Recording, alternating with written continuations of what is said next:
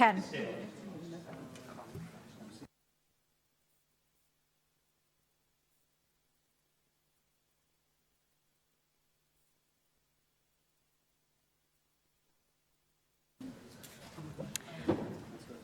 Galw'r aelodau i drefn. Ddoi cytunodd y cynulliad o gynnig o dan reol sefydlog 17.2 a i ethol cadeirydd i'r pwyllgor newid hinsawdd amgylchedd a materion gwledig o'r grŵp llafur ac i ethol cadeirydd i'r pwyllgor deisebe o grŵp UKIP. Rwyf nawr yn gwahodd enwebiadau o dan reol sefydlog 17.2F mwyn ethol y caderyddion yma i'r pwyllgorau hynny. Dim ond aelod o'r grŵp gwleidyddol a neilltuwyd i'r pwyllgor dan sylw all gael ei enwebu fel cadeirydd, a dim ond aelod o'r un grŵp plaid gaiff enwebu. Pan fo gan grŵp plaid fwy nag 20 o aelodau, mae'n rhaid i'r sawl enwebu'r gael ei eilio gan aelod arall yn yr un grŵp, yn achos grwpiau plaid sydd â llai na 20 o aelodau, nid oes angen eilydd. Yn gyntaf, felly, rwy'n gwahodd enwebiadau ar gyfer cadeirydd y pwyllgor newid hinsawdd amgylchedd a materion gwledig sydd i'w ethol o'r blaid lafur. A oes enwebiadau? Mike Hedges. Nominate Mike Hedges.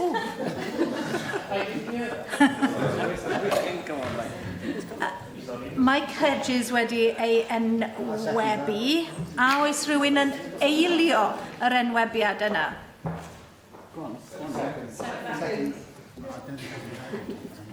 A oes rhagor enwebiadau? Nagos.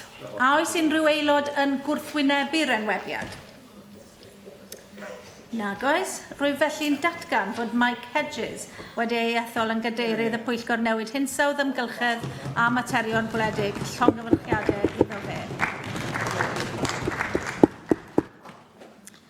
Rwy'n gwahodd nawr enwebiadau ar gyfer cadeirydd y pwyllgor deisebe sydd i'w ethol o'r blaid UKIP.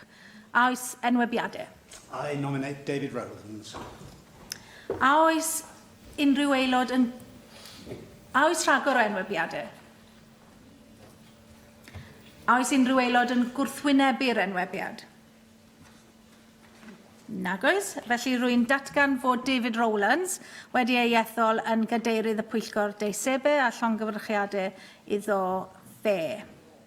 Dyna ddiwedd felly ar y proses enwebu ag ethol cadeiryddion. Yr eitem nesaf yn agenda ni yw'r cwestiynau i ysgrifennydd y Cabinet dros yr economi a seilwaith. A'r cwestiwn cyntaf, Gareth Bennett. Diolch, Llywydd. Will the Cabinet Secretary make a statement about the staging of the UEFA Champions League final recently held in Cardiff? Yes, the UEFA Champions League final was the spectacular culmination of a 4-day celebration of football in our capital city, and the eyes of the world were on Cardiff for what was a spectacular Team Wales effort delivered by an excellent team from across the capital. Thanks for that statement. There have been moans, perhaps inevitably, from some residents and traders, but of course most of us appreciate that there are long-term benefits from the decision to host the final. I wonder if you could just perhaps briefly illuminate some of them. Absolutely. It's quite timely. Last week I listened to Jason Mohammed give a speech in North Wales where he talked about his pride on the evening of the Champions League final in his city, the city that he grew up in. In fact, he was an Ely boy. And it struck me that the event not only served to encourage economic prosperity, but also to enhance pride in our capital city and in our nation. I understand and appreciate that some businesses in Cardiff and some residents in Cardiff will have been limited in terms of how they could move about the city and in terms of how many people they could attract to their premises and their facilities. However, the economic impact is estimated to be £45 million to the capital region. There are many legacy projects that have stemmed from the event, and I think it's fair to say that it was a monumental success.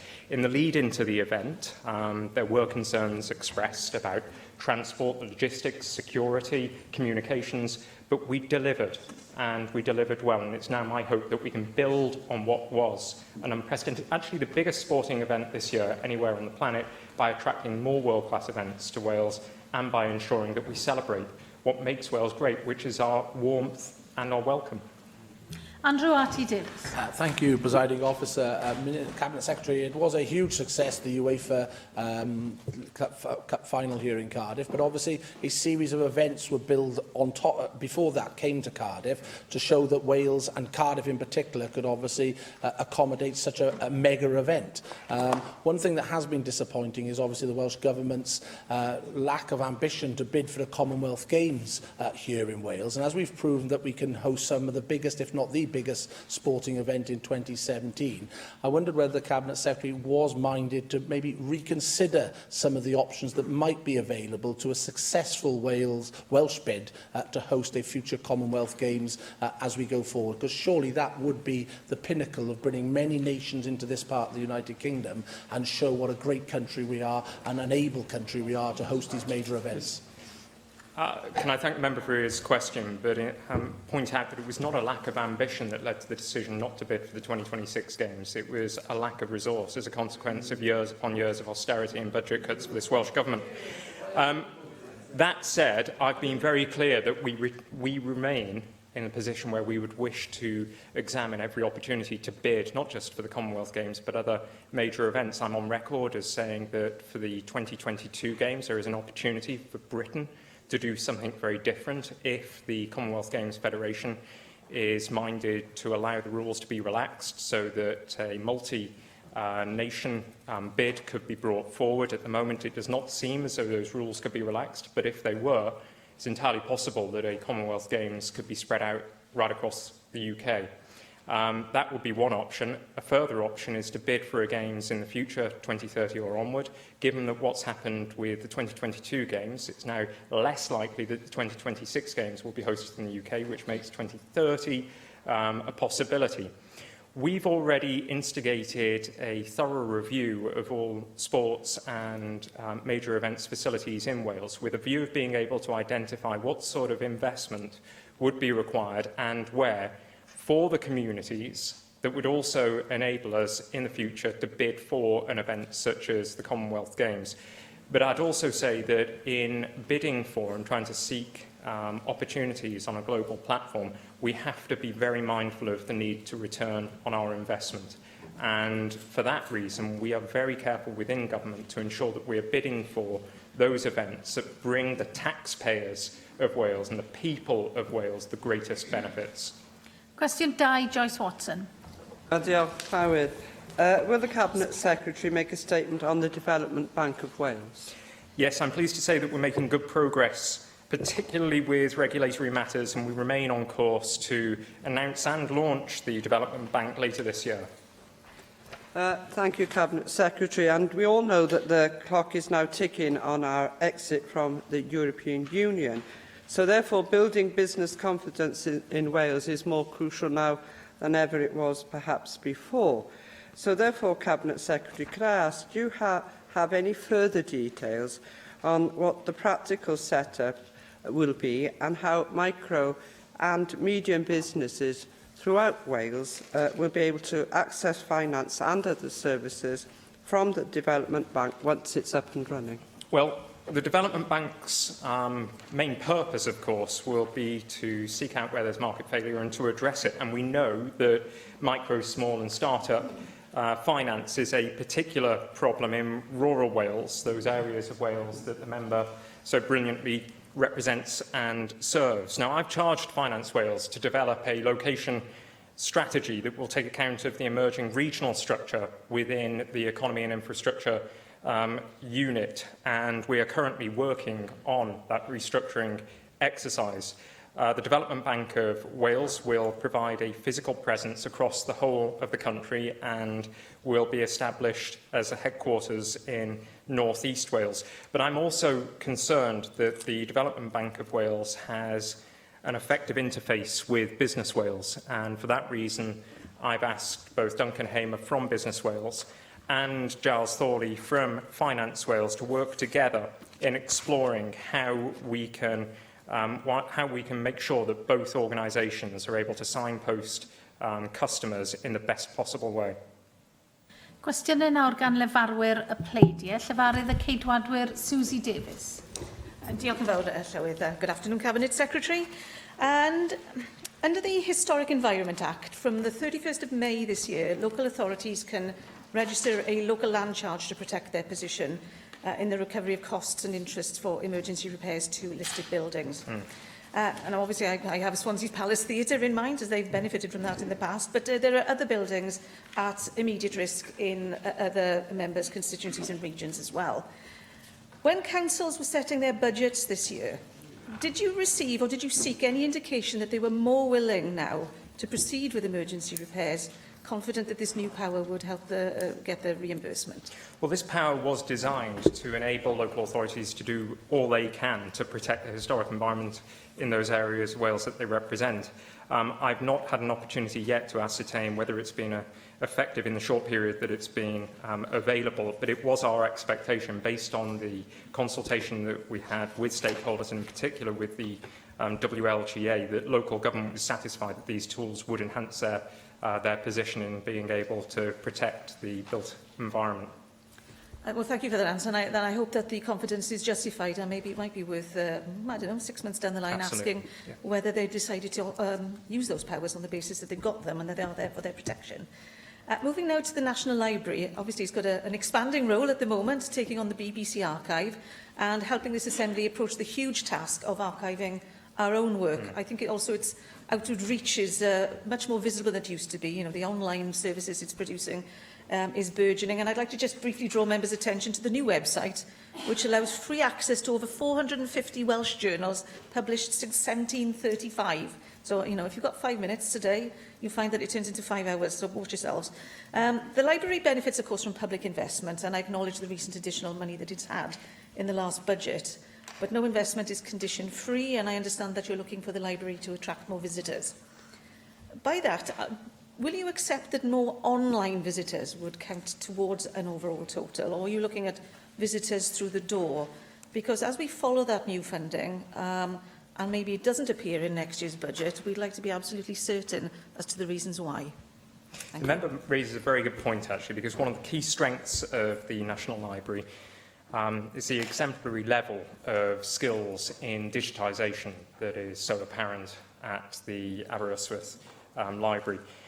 In terms of visitor numbers, I wish to see an increase in both online visitors and visitors to the actual library itself.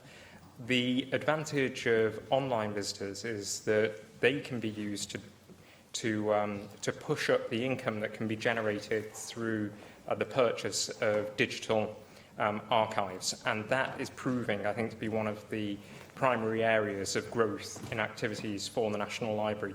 In terms of driving up visitors to the actual library itself, I do believe that the outreach work in terms of education has a magnificent effect on schools and colleges and universities, but it would be advantageous for more people to visit the library, not just because it is a unique and magnificent place, but also because commercial activities at the library through sales of goods purchased is incredibly important in terms of the revenue that it raises. Thank you very much for that answer. I'll see what happens this time next year. Just finally, the Year of Legends, of course, has hopefully sparked a great interest in Wales as a film and TV location. I'm already aware of their back catalogue, so I don't particularly want to hear about that, but I am keen to know what Welsh Government is doing to support the future for the 2 main film studios in my region. The creative industries in Wales are an incredible success, and we should applaud the leadership within the sector. The sector is growing faster here in Wales than anywhere else in the UK, and that's down to a relentless focus in promoting Wales and the skills within the sector in particular for television drama.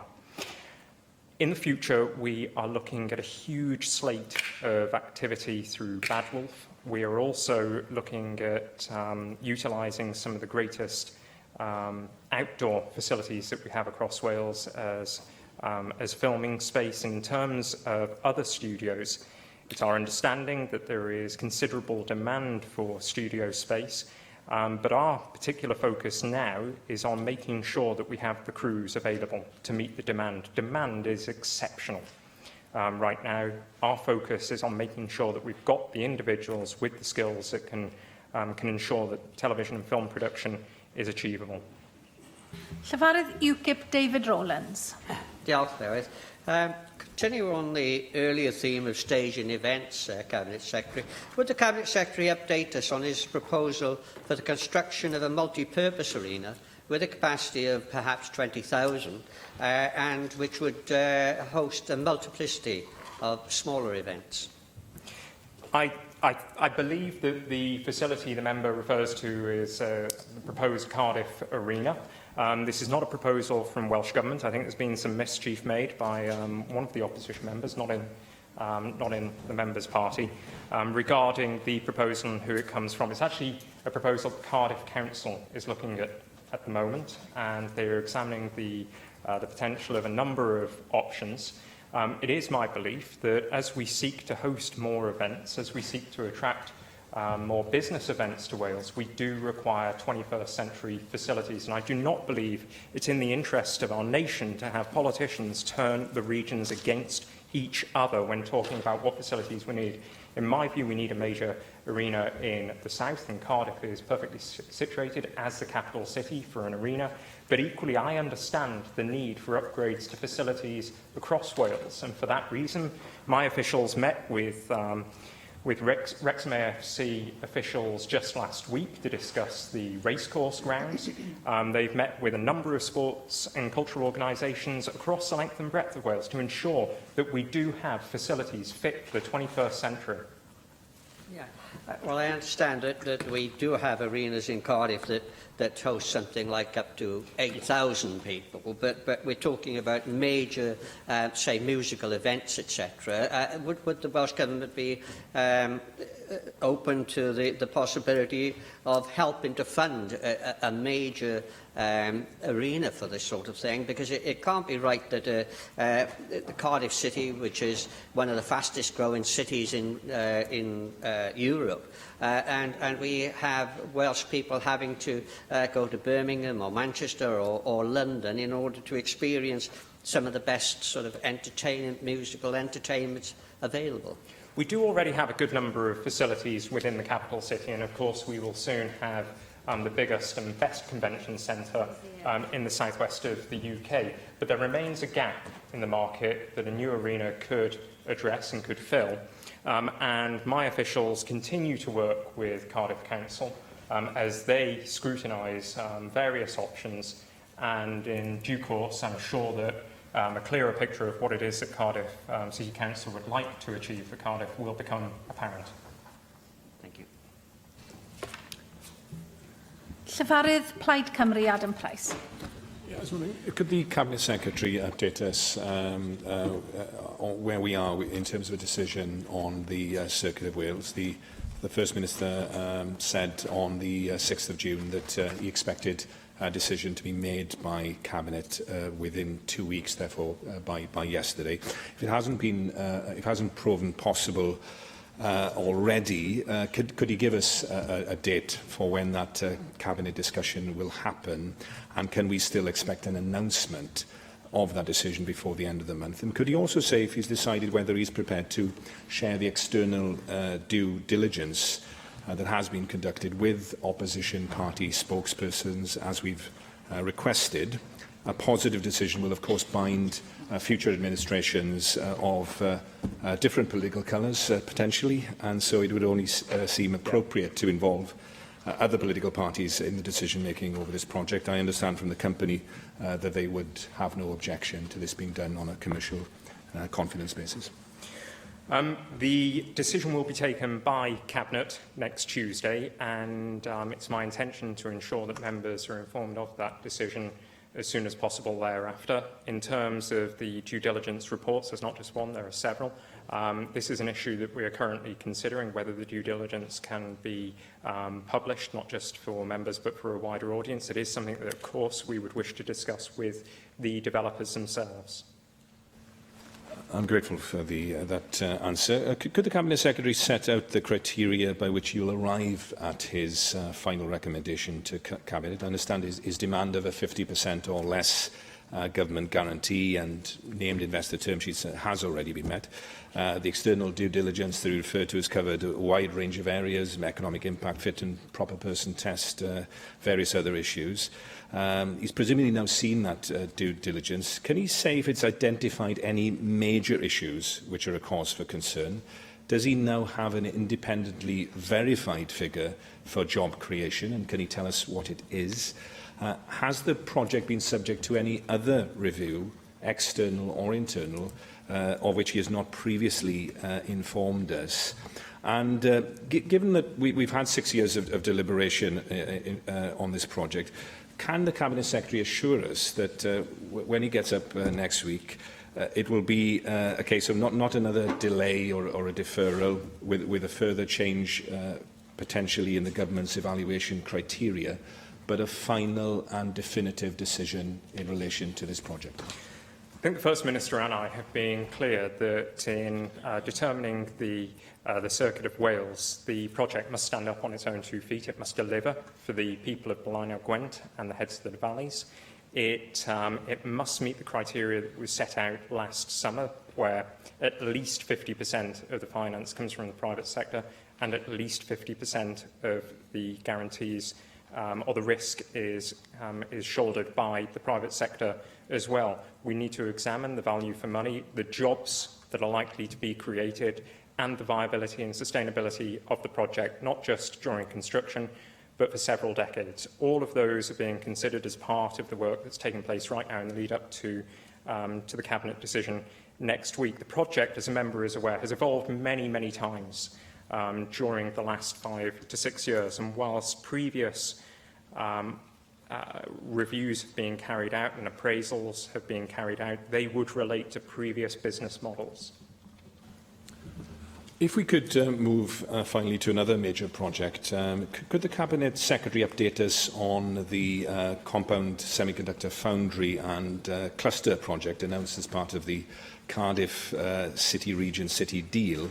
I understand that City Region team are in negotiation with your own property team over the acquisition of the P&T packaging and testing building on the old LG site, which has been empty since 1996. Now, this project, linked as it is, according to industry sources, with a major IQE contract for its VC cell technology, which will be intrinsic to the 3D sensing camera in the new iPhone 8, has huge potential, transformative potential for the Welsh economy.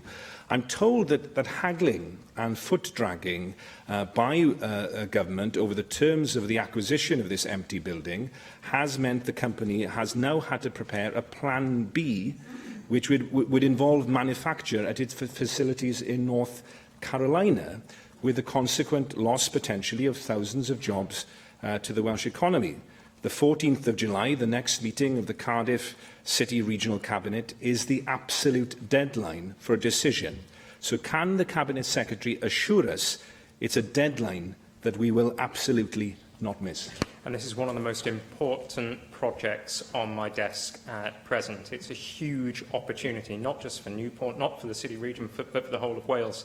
This represents our move, our transition to the economy of the 21st century, where automation, where robotics, where IT will become ever more important. And my officials are in contact with IQE, but I am personally as well, with a view of ensuring that this incredible opportunity is delivered for Newport and for the rest of Wales.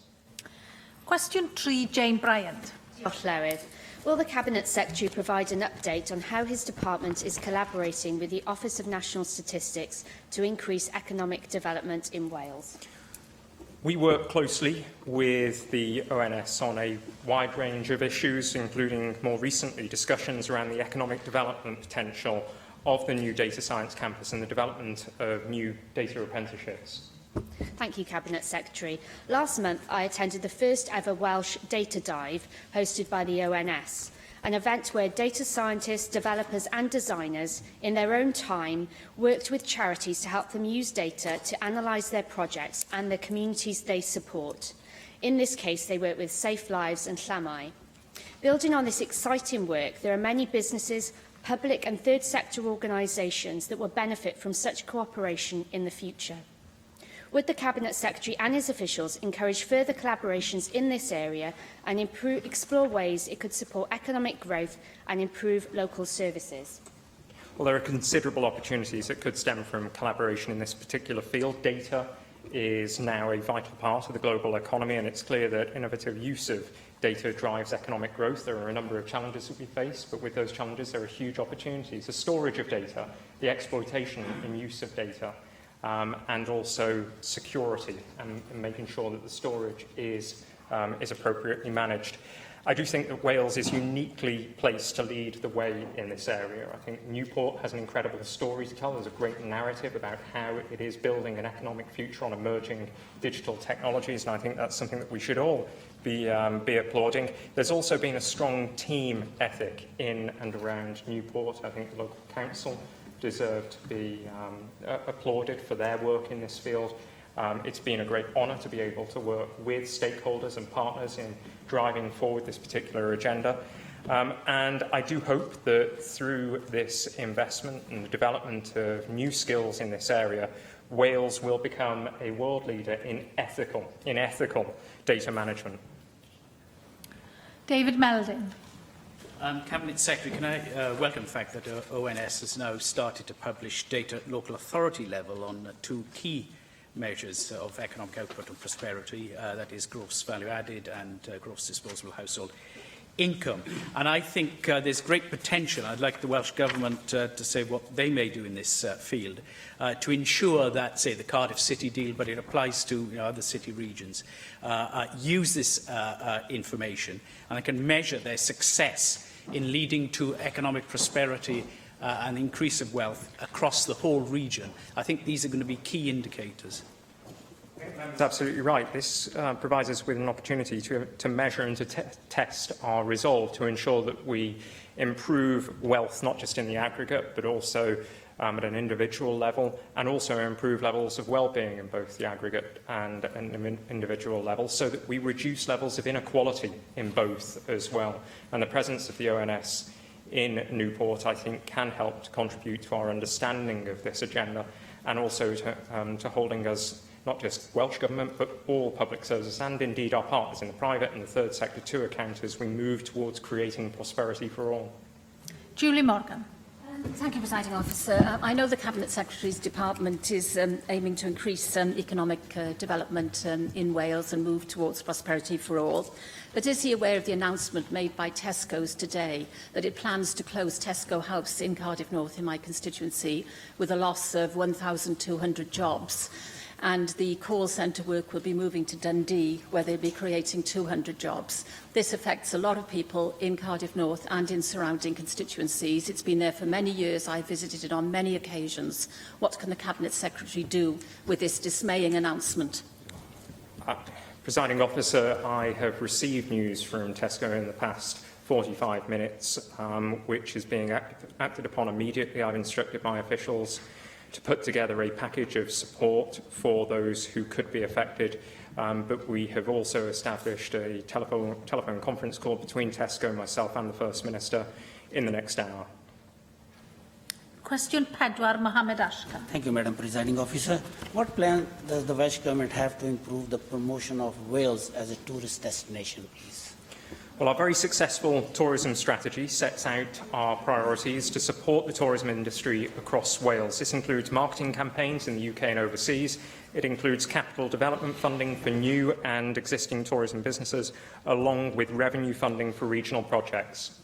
Thank you very much for the replies, Cabinet Secretary. Welsh Government support is vital for effective marketing for Wales as a tourist destination. Yep. The Welsh Tourism Alliance has said that the current £10 million marketing budget for Visit Wales is inadequate to realise the potential of the industry in Wales. The budget for Visit Scotland, for example, is around £55 million. What plan does the Cabinet Secretary have in conjunction with Visit Wales to address these concerns and to ensure that full potential of tourism in Wales is maximised as we got more castles and more churches here rather than more inhabited islands? Thank you. and chapels, indeed. Many more chapels than anywhere else. Look, I think we should just first of all recognise the success of the sector. Right now, today, we're seeing a record number of people visiting from overseas. We're seeing a record number of people visiting from across the UK, spending a record amount. And in terms of the marketing budget, yes, it's gone up by 38% this year. But you can't look at marketing in isolation from the other activity that drives up the value of the sector. Our investment goes way beyond. You have to make sure that the marketing is aligned with the product. And in turn, you have to invest in the product too. So, for example, we know that one of the primary reasons that people come to Wales is to experience the historic environment. In turn, for that reason, we've been investing heavily in transformational projects at some of our best and most fantastic castles and places of worship. Now, in terms of the marketing effort, it's not just how much you spend, but also in what way you spend it, how smart you are. And the traditional view that you have to spend a huge amount of money on print and broadcast advertisements is becoming increasingly redundant. Yes, there is still a call for that, but of increasing significance is the role of social media. That is far more cost-effective. And in order to capture the imagination and the attention of a global marketplace, you have to have a very strong product. You have to have a very strong marketing exercise. And I have to say, if I had a tattoo for every award that the Visit Wales team has won for the marketing programme, I'd have 2 full sleeves by now, because they have been doing an excellent job in promoting Wales here in the UK and abroad. And it bears out with the figures. The figures are astonishing, and I'd very much welcome any discussion that members have in terms of the ideas that they may have for promoting Wales still further at home or abroad. Hannah Blythen.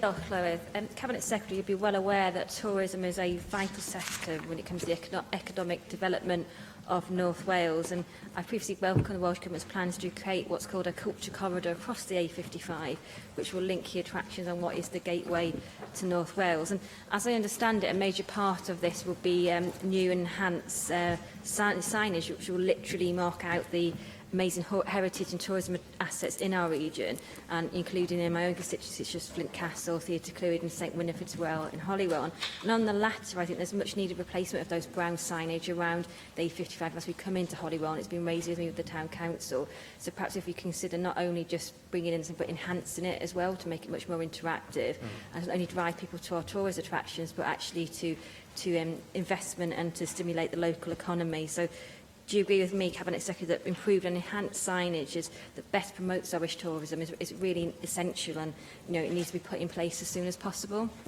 The member makes a number of important points. In terms of the culture corridor, the A55 is one of 3 new international focused tourism routes to be launched as the Wales Way in late 2017. The North Wales Way, the A55, which is a culture corridor, will be joined by the Cambrian Way, the A470, and the Coastal Way, the A470. What they are going to be striving to do is to capture the unique selling points of the respective regions and promote them even better to a national and international audience, and make the visitor experience not one of just visiting places, but also experiencing a journey. The routes are the main arteries of significant parts of Wales, and they'll encourage visitors to meander off-piste and to visit some of our most spectacular locations. But the member is right that we need to look afresh, I think, at signage, particularly in a digital age. And with specific regard to brown signs, I can tell members today that I've recently asked my officials to review the application process, as I am aware that there have been some delays. Those delays have been raised in this chamber, I think primarily by Darren Miller, but also by others. And we're working on improvements which will enable us to have greater control regarding the speed and delivery of those brown signs. We'll be assigning the necessary resource to help expedite and close out those schemes that are still outstanding. Heritage, though, and the member pointed to the value that castles and major heritage locations have, contribute something in the region of £900 million to the Welsh economy every year. And they employ in total something in the region of 41,000 people. They actually account for 61% of the purposes of visits to Wales by tourists. So they're incredibly important, and it's my view that as we develop the culture corridor, the Cambrian Way and the Coastal Way, at the very forefront of our consideration will be how to make best use of our magnificent historic environment. Question 5, Jenny Rathbone. What's the Welsh Government's overarching strategy for tackling poverty? Supporting a strong economy that generates sustainable employment opportunities that are accessible to all is fundamental to our ambition of delivering prosperity for all. The evidence is clear that fair, sustainable work provides the best route out of poverty and also the greatest protection against poverty for those most at risk. Cabinet Secretary, we couldn't disagree with that analysis, but unfortunately the complexities of enabling everybody to be work ready and then to sustain work is very complicated. And the winding down of the Communities First programme has raised many concerns that the place-based strategies for strengthening the resilience of deprived communities to both articulate their needs and be involved in solving their problems may be completely undermined. And the government seems to be relying on the competencies of public service boards in line with the Future Generations Act and the lead delivery bodies for the Communities First programmes to pick up those programmes that have worked well. It seems that we are taking a very substantial risk in terms of complementing the employment-focused strategies that I know that you've just spoken about a moment ago. So I wonder if you could say how the government is determined to ensure that those place-based strategies that have really contributed to the community are going to be retained. The member may be interested to know that with the proposed regional model of economic development, we'll be bringing together on a similar footprint those activities that relate to employment and skills training and skills provision, so that we have a more place-based approach to economic development and the delivery of skills provision. But there will continue to be programmes, of course, that are based on need. What we're keen to do is to make sure that every barrier to employment, every barrier to prosperity is torn down, whether it be the barrier of transport through the provision of metro in the south, a better rail franchise across the rest of Wales, better buses, or whether it be through childcare, through the rollout of the most generous childcare support anywhere in the UK, or through the provision of skills training, through the rollout of a new employability plan. The key thing is that we have a sensitivity to regional idiosyncrasies and requirements, whilst also making sure that there is equitable provision for every individual right across our country. Bethan Jenkins. Cabinet Secretary, it's clear from independent evaluation with regards to Communities First that the Government has failed in its aim to decrease general poverty in these areas. With scrapping of Communities First, how will you deliver on the specific goal of decreasing poverty? Because, and I quote the Cabinet Secretary from this morning's committee evidence to us, he will be relying on a jigsaw of different projects to come together via the Council's funding mechanisms and via employability programmes, specifically looking at individuals from your portfolio. So it's a question of how will you deliver on tackling poverty now that that key delivery body that you set up to be able to do that has fundamentally failed in that goal? Well, let's just look at the figures first of all, and then I'll come to answer the specific point about what we're going to be doing moving forward. In terms of gross domestic household income, we've seen it rise faster than the UK as a whole in terms of GVA per head, likewise index of production, index of construction. What's important is that we've also seen a reduction in the poverty rate as well during some of the most brutal austerity years that any of us can remember. But we are determined to ensure that there is prosperity for all. And for that reason, we're going to have, as the Cabinet Secretary told you this morning, we are determined to have a mix of programmes that are place-specific and those that are available across the whole of Wales, that are able to make interventions in people's lives that help them overcome the barriers that I spoke about a little earlier. I do believe that the rollout of an all-age employability programme will be crucial. Likewise, a most generous childcare offer and the retention of other programmes where they have proven to be effective. Some of the programmes that have proven to be effective and will continue have been relatively inexpensive as well. It's not always the most expensive programmes that are most effective. We know, for example, that the Fusion programme that brings together communities with cultural institutions has been delivered for a relatively small amount of financial resource, but the impact is considerable, with a huge number of people who are previously economically inactive, gaining the skills, gaining the experience to get into work or to go on to higher and further education. And I think that's a valuable contribution to some communities that perhaps have felt left behind as the world has transitioned from the old economy to the new. Question 6, Mark Isherwood. How is the Welsh Government increasing transport infrastructure in North Wales?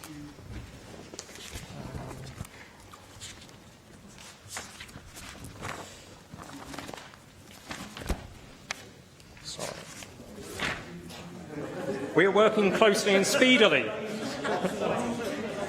with partners to deliver one of the most generous packages of investment in North Wales, more than £600 million, that will improve the infrastructure right across the region. Well, thank you for that. Without commenting on the adjectives you use, because this isn't the opportunity to do so, you have said that the initial assessment of possible new stations has prioritised the proposal for a station at Deeside Industrial Park and Northern Gateway for further appraisal. How do you respond to the statement by the Wrexham Bidston Rail Users Association that a key factor behind what was their proposal also for a Deeside Parkway is the ability to provide a car park of sufficient capacity adjacent to the station, accessible to the sizeable population of Deeside, which Harden Bridge, Shotton and Harden can't do? Well, I think the user group, the passenger group, are absolutely right that we need to invest in rail infrastructure in the northeast of Wales. Of course, historically, UK government, who's responsible for it, have shown scant regard to the needs of the region in terms of investment in rail infrastructure. That can be said for the rest of Wales as well. What we have done is to ensure that so that those stations are in a position to attract funding, we have developed business cases, and we continue to develop them to a phase where they are ready for UK government investment, should it be available. As I said, we are constantly arguing for a greater share of that resource. Now, Deeside Industrial Park, Northern Gateway, is a project that would enable people, a larger number of people, to use park and ride facilities. We're incredibly keen that that part of Deeside can be utilised not just for road and rail transport, but also for active travel. And for that reason, the Welsh Government has granted Flintshire Council funding to look at how to improve active travel in the area. We're working with all stakeholders across the north of Wales and indeed across the border to ensure that we have better services that are more reliable and more frequent. And indeed, as a result of the engagement that I've had with the user group, we've actually been able to ensure that Network Rail carries out the maintenance that's required on the Wrexham Bidston line, so that, in all hope, next winter we will not see the sort of delays, unacceptable delays and cancellations to services that so many people in North Wales and across the border rely on. Nathan Gill. Thank you, Sarah. Cabinet Secretary, if I had a tattoo for every hour I had spent in a traffic jam, I would have more than 2 full sleeves. On Friday, I got caught up in the horrendous chaos on the A55, only to turn around and then be caught up in hours of delays on the A5 near Chirk, which has, I believe, is only just reopening fully today. What are you going to do to ensure that when we have these accidents and when repairs need to be made, that we actually have a 24/7 service where engineers and contractors can move in swiftly and quickly and get this sorted, and with the emphasis on the weekend as well, please? I am totally sympathetic to the concerns that the member has and the concerns that have been expressed widely in social media, and the frustration that's been expressed on social media and in newspapers. I've asked for an urgent piece of work to be carried out and to be presented to me with recommendations before the recess on how the response to the repair of damage can be improved, and to investigate options and costs for providing an improved emergency response to various scenarios, the types of which we have seen recently. In terms of the actual events themselves, the A55 incident that the member referred to first led to a road closure. I will be issuing a statement that will detail what happened in the aftermath of that incident, but officials worked as fast as possible to remove, or try to remove, what was on the surface of the road. It ultimately required further work to be done to clear the surface, but we were able to open the road as soon as possible. The incident that happened earlier in the month on the A55 near Bodlewyddan was a most unfortunate one, and it did involve a vulnerable person on a bridge over the A55 at Bodlewyddan. I'm sure the member would agree that we can't compromise when lives are at risk, and it is unusual for such an incident as this to be as prolonged as it was. But North Wales took the lead in managing the incident. Likewise, the incident that the member was caught up in himself last week was managed in part by the air ambulance, who requested emergency services, requested closure of the roads. Again, we cannot compromise on safety. And in terms of the A5 incident between Halton and Gledrid on the 19th of June, this occurred when a vehicle struck a parapet on the viaduct itself. Local diversions were put in place, but we could not open the road without suitable protective barriers in place. I and my officials have been pressing for work to be carried out urgently so that the road can be reopened. There has been a great challenge in identifying the specialists that are required to carry out that work, in part because of the extraordinary amount of work that's now taking place on bridges and other facilities in London. But it's my hope that the diversion will be removed by Friday morning so that that road can be opened. But as I say again, a written statement is due to be released shortly, and I have asked for that urgent piece of work to be brought to me before recess with a set of recommendations so that in the future we are able to respond to incidents such as this far quicker and resolve them sooner. Question 7, Jeremy Miles. Business Wales meeting the business support objectives of the Welsh Government? Yes, Business Wales continues to evolve to ensure the service is meeting the objectives of the Welsh Government now and into the future. Business Wales offers a gateway to business support, along with providing direct advice, accelerated growth support, information and guidance to SMEs in Wales. I thank the Cabinet Secretary for the answer that he's given and for the time he's given over to discussing with me issues in the economy of Neath and the region. He'll know from those discussions that small businesses, as I've reported to him, often find Business Wales not to be user-friendly to small businesses and to be overly centralised. And yet, for larger businesses at a different stage in their growth cycle, if you like, they're often looking for finance and business support to be joined up and integrated in a seamless offer, and yet we provide. What steps can the Welsh Government take to address some of those challenges so we ensure that we provide the best possible support for companies that we want to grow, indigenous companies in Wales? I'd like to pay tribute to the passion that the member shows concerning business growth, not only in Neath but across the whole of Wales. We've already taken steps to make it easier for Welsh businesses and aspiring entrepreneurs to access information through Business Wales. But moving forward, I do believe that there needs to be a greater alignment of activities concerning Business Wales and those of the Development Bank of Wales, so that support and advice and access to both is much clearer to small businesses and those wishing to start up businesses. It is worth saying that Business Wales, in the 4.5 years that it's been operating, has improved its outputs year on year. There is a great success story to be told about Business Wales, having helped to create 10,000 new businesses since 2013. But I am concerned that we make sure that all services delivered across government, across local government and with our partners are closely aligned, so that a business or a business start-up entrepreneur only has to access one door, and no matter how complicated the wiring might be behind it concerning the support or advice that they are seeking to draw down, they have one point of contact and one door to walk through. Yn ôl ar cwestiwn 8, Steffan Lewis. Will the Cabinet Secretary make a statement on investment in the rail network? Yes, we provide over £180 million a year in franchise subsidy payments and funding for additional services across the Wales and Borders network. Rail infrastructure is not devolved, but since 2011 we have invested over £200 million into rail infrastructure in Wales. Diolch. Llywydd, I declare an interest that my sister is an employee of Network Rail.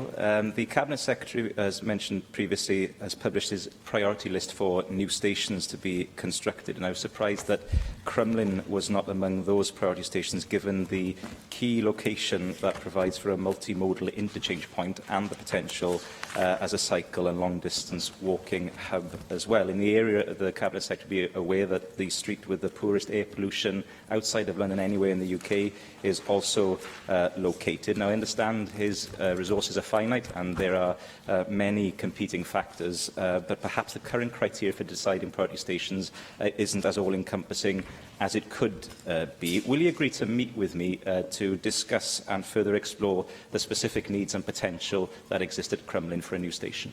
I'd be more than happy to meet with the member and any other member who would like to discuss stations in their particular regions or constituencies. I've already done that in other areas. I've had a number of meetings now concerning Newport provision, and I'd be happy to meet with the member. I should just say that this is an ongoing process, and once the assessment of the priority list is completed, there will be an opportunity to then consider the next group of regional stations.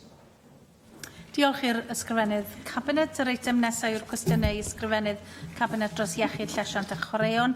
Cwestiwn cyntaf, Jenny Rathbone. What sustainable alternative to cars for getting children to school in urban areas?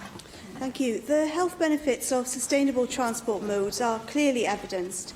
These include better air quality and mental and physical health and well-being. Journeys to school are a focus for our effort to increase the use of sustainable transport, with substantial investment in walking and cycling routes to schools, funding for pedestrian and cycling training, and promotion of active travel.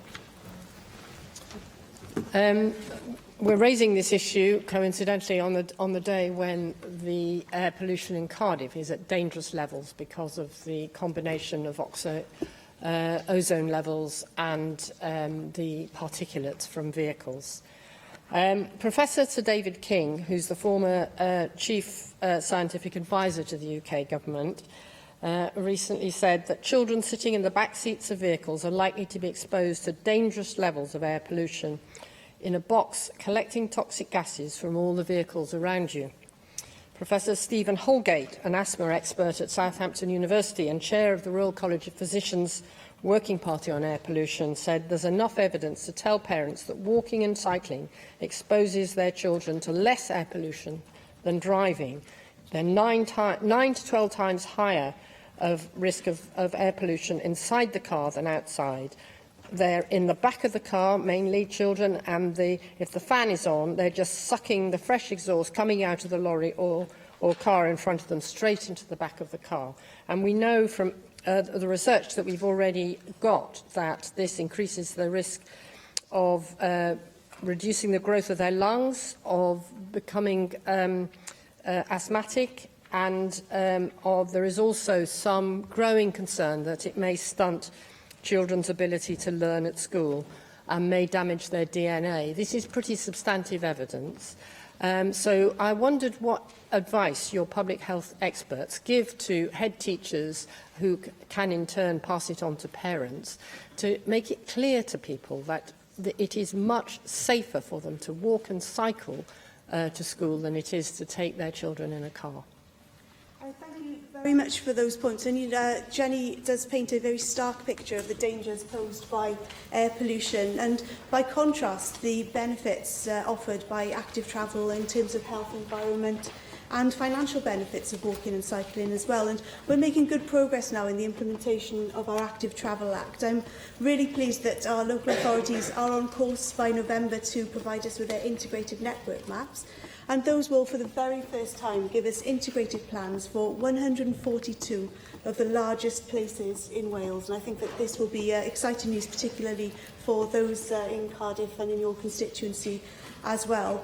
Public Health Wales is making a different report, does identify that cycling and walking in urban areas could actually save the NHS nearly £1 billion in Wales over the next 20 years. So as well as having that personal benefit in terms of health, there's actually a benefit for the wider NHS as well. But I'm really pleased with the work that we are doing with an organisation called Living Streets.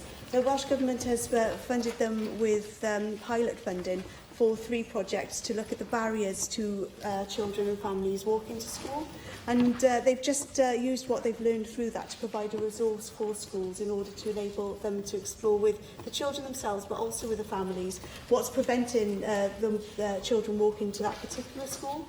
And I'd be more than happy now, when that resource is ready, to send copies to all Assembly members, and we can all promote it in our own communities as well. Likewise, great exciting work going on with an organisation called Sustrans, who I'm sure that you're really familiar with through their Active Journeys programme as well. So all of this links in very much the promotion and the prominence that we are giving to active travel, and I'm really pleased to start to see the benefits of this Act. David Melding. Minister, the European Urban Audit placed Cardiff as the highest-ranking UK city, the 6th most livable capital city in Europe. Copenhagen was first, 45% of inhabitants there right to work.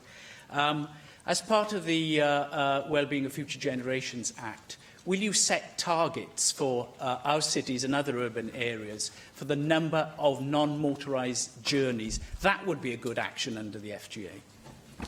Thank you very much for that question. Obviously, that would be a matter for the Minister with responsibility in this area to consider.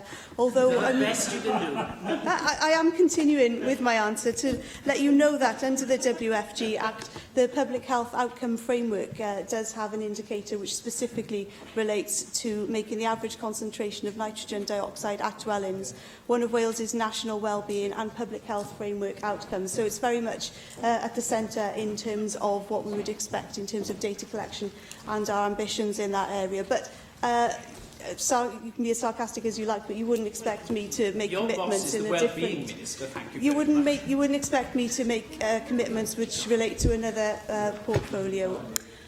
Tynwyd cwestiwn 2 yn ôl, cwestiwn 3, Steffan Lewis. Will the Cabinet Secretary make a statement on waiting times in the Aneurin Bevan University Health Board area? Thank you for the question. Waiting times across Aneurin Bevan Health Board in general terms have improved across almost all main measures in the last year. For example, referral to treatment times improved to 90.5% at the end of March this year. Over 80% of relevant scores responded to in April 2017 within target, and the most recent 62-day cancer performance was 92%. But naturally, I expect the Health Board to plan and deliver further improvements. I thank the Cabinet Secretary for his answer. Recently, a constituent came to see me who'd been waiting an unacceptably long time on a waiting list for cardiology care, and I noticed it upon further inspection that the maximum waiting time in cardiology in Aneurin Bevan has increased from 34 weeks, I believe, in 2011 to 105 plus weeks last year. So given the seriousness of conditions that require cardiology services, can you update us on interventions that you are considering taking to bring down waiting lists for these very serious conditions? Well, this is part of what we expect health boards to plan and deliver, to understand what they're currently doing and where it's not actually delivering an acceptable level of care, and where waiting times are important, as I accept they certainly are in a range of conditions, or they plan to deliver and improve those, whether that's commissioning services from other health boards and other areas, or actually think about how they do that. And actually in cardiology, the successful role of community cardiology, actually piloted in the Abertawe Organic Health Board area, has shown to improve waiting times for people in secondary care cardiology, because people are getting a different service that is actually appropriate for them in a primary care setting, and that means people that really do need to see a consultant in a secondary care setting are more likely to be seen more quickly. So there are ongoing initiatives, but I'll happily write to you with more detail on what's happening in the Aneurin Bevan Health Board area. Mark Reckless. What impact does the Cabinet Secretary expect the Specialist and Critical Care Centre to have on waiting times over the medium term? And can he confirm when building of this will start and when he expects it to actually open for patients? I look forward to attending the turf cutting for the currently referred to Specialist and Critical Care Centre during the summer. So building work is starting. I've already indicated in my previous statements I expect to be open, I think, for 2021. In terms of its impact on waiting times, I'm rather more interested in its impact on the whole system and what it means in terms of delivering greater quality of care. And I think this is part of our challenge. We talk about quality of care in the National Health Service. We often get stuck into talking about volume and time, and actually that is not always the best metric of improvement of what quality looks like. I certainly expect that the new hospital will be part of a high-performing health board in Wales terms to continue to deliver and to improve the quality of its care on a range of measures, including elective care and unscheduled care. But of course, there will still be roles for other hospitals within the wider Gwent area, as well, of course, as our long-stated ambition to see more care provided in a primary care setting in any event. Cwestiynau nawr gan Lefarwyr y Pleidiau i'r ysgrifennydd Cabinet, Llyfarydd Plaid Cymru, Rhina Piorwen. Diolch, Llywydd. Mae sawl achos wedi cael eu tynnu i'n sylw fi o feddygon hyfforddwyd yng Nghymru sydd eisiau gweithio yng Nghymru, ond oherwydd, ydych chi am i aros am eiliad? Na, ond oherwydd... Mi ddechrau eto, mae sawl achos wedi cael eu tynnu i'n sylw fi o feddygon wedi hyfforddi yng Nghymru, a sydd eisiau gweithio yng Nghymru, ond oherwydd i bod nhw wedi gweithio dramor, neu wedi derbyn hyfforddiant pellach y dramor sy'n ei chael anodd iawn i gofrestru i weithio eto yng Nghymru. Yn un achos, nes i sgwennu eto rhaglennydd ynglyn â hi, mi nath hi orfod mynd yn ôl i Zeland Newydd ar ôl symud yn ôl i Gymru oherwydd y trafferthion yn cofrestru'n barhaol, a hynny'n golled mawr i'r NHS. Mae'r unigolyn diweddarau gysylltu yn sôn am gannoedd o dudalennau i'w llenwi, angen mewnbwn gan gyflogwyr, ond efo gwaith gweinyddol mor drwm ar hynny, mae rhai yn Awstralia yn sicr yn gwrthod cymryd rhan. Mae na sôn am angen am ffurflen geirda gymleth gan 6 o gyflogwyr. Dwi'n clywed am ddryswch ynglyn â'r wybodaeth sydd wedi angen i gofrestru. Mae'n ofynion o ran ail hyfforddi, cyfnod pellach o oruchwylio ac yn y blaen. Ac mae Cymru yn cael ei gweld fel gwlad sydd ddim yn gallu rhoi sicrwydd ynglyn â lle bydda rhywun yn cael gweithio. Be sy'n cael ei wneud erbyn hyn i hwyluso'r broses o ail gofrestru meddygon yng Nghymru mwyn i ni allu denu meddygon Cymreig yn ôl neu meddygon eraill o dramor o ran hynny? I think it's an important point in terms of our ability to recruit and retain doctors from around the world, including those who may have been trained, whether in Wales or the wider UK, and want to come to live, train and work in Wales for the future. And there's a balance here about the assurance we should probably want in terms of a doctor's professional competence and their previous record, where they are currently or most recently have been working, and actually making it as easy as possible for highly trained and welcomed individuals to come and provide a service that we do need in this country. And that's why, as part of the Train, Work, Live campaign, this was actually part of the feature in trying to make this easier.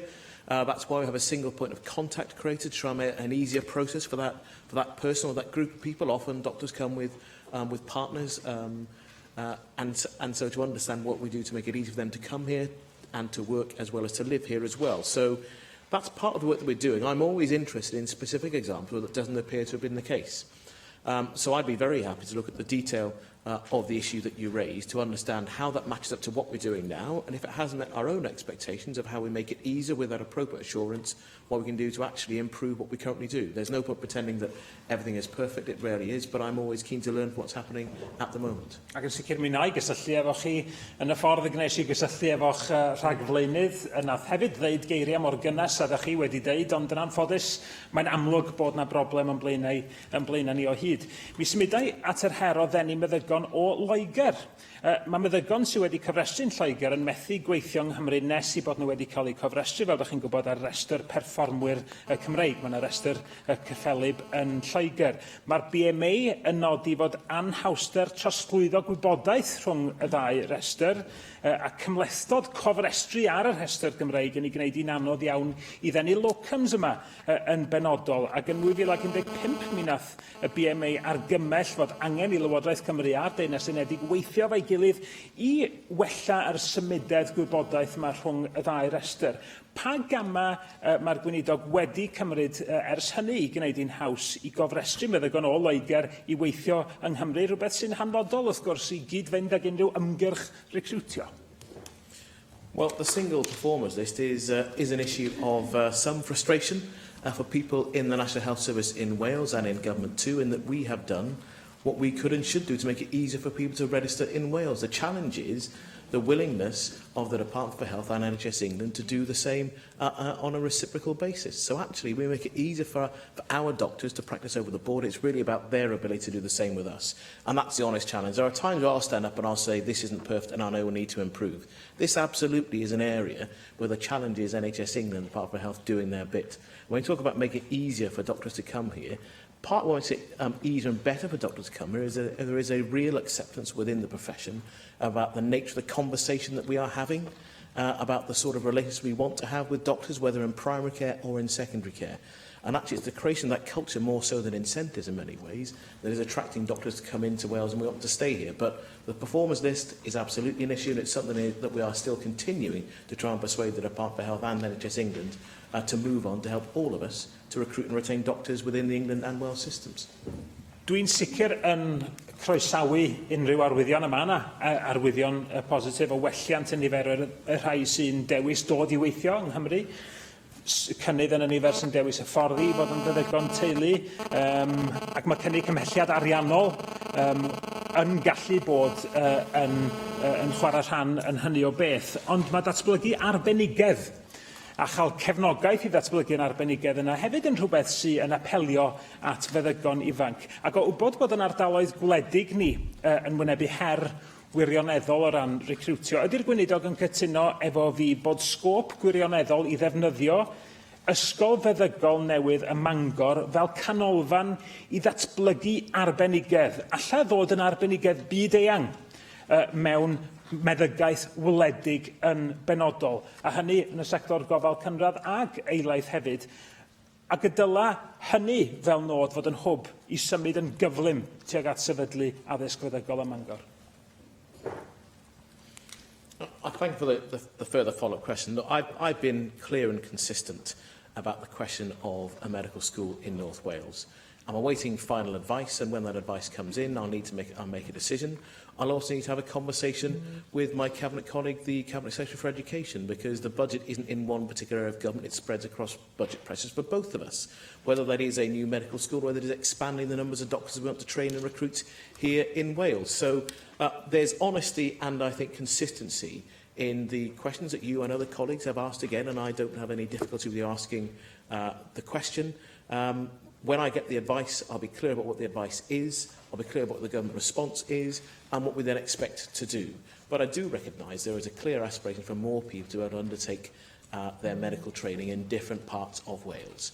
And of course, rural Wales isn't just an issue for North Wales, but there are other points of questions as well about how we both keep people in whether it's West Wales or North Wales who want to train to become a doctor, but also about how we get people to come back into the system. If you're 18 or 19 and live on the island of Anglesey, you may want to go to London or Liverpool or somewhere else to do your training, but we need to be better at getting people to come back into our system. So it's more than one thing, so I don't want to try and pretend that a medical school is the only answer or the answer to resolving some of those challenges. We see work in this already, for example, in the curriculum programme the Cardiff University developing, where they recognise there's more they could do about the speciality of rural medicine that will be attractive to some people who want to become doctors now and in the future. There's lots of different work ongoing, and when there is advice and a response from myself that I'll sit down and agree and discuss with my colleague Kirsty Williams, we'll need to cover all of those in pointing out what the response is going to be. Llyfarydd y Ceidwadwyr Angela Burns. Diolch, Cawith. And of course, Cabinet Secretary, one of the ways that we can attract more people into medicine is by ensuring that people have the opportunity to have a good work-life balance. And I'm quite sure that you will agree with me about the importance of ensuring good work-life balance for all workers in the NHS, a very stressful job at the best of times. The recent undertaking to attract more GPs into Wales has been successful, and I do praise you for that and your government. But we are still struggling to... Yes, I'd write it down too. It doesn't often happen, but I will give praise where it's due. But we are still struggling to attract physicians. The route from undergraduate to consultant physician can take over 15 years. And with such a time commitment, especially when you're starting out so young, an individual's career, their needs change. They might end up meeting the person of their dreams and marrying children, the whole lot. That is a huge commitment to go straight from 18 and planning your life forward.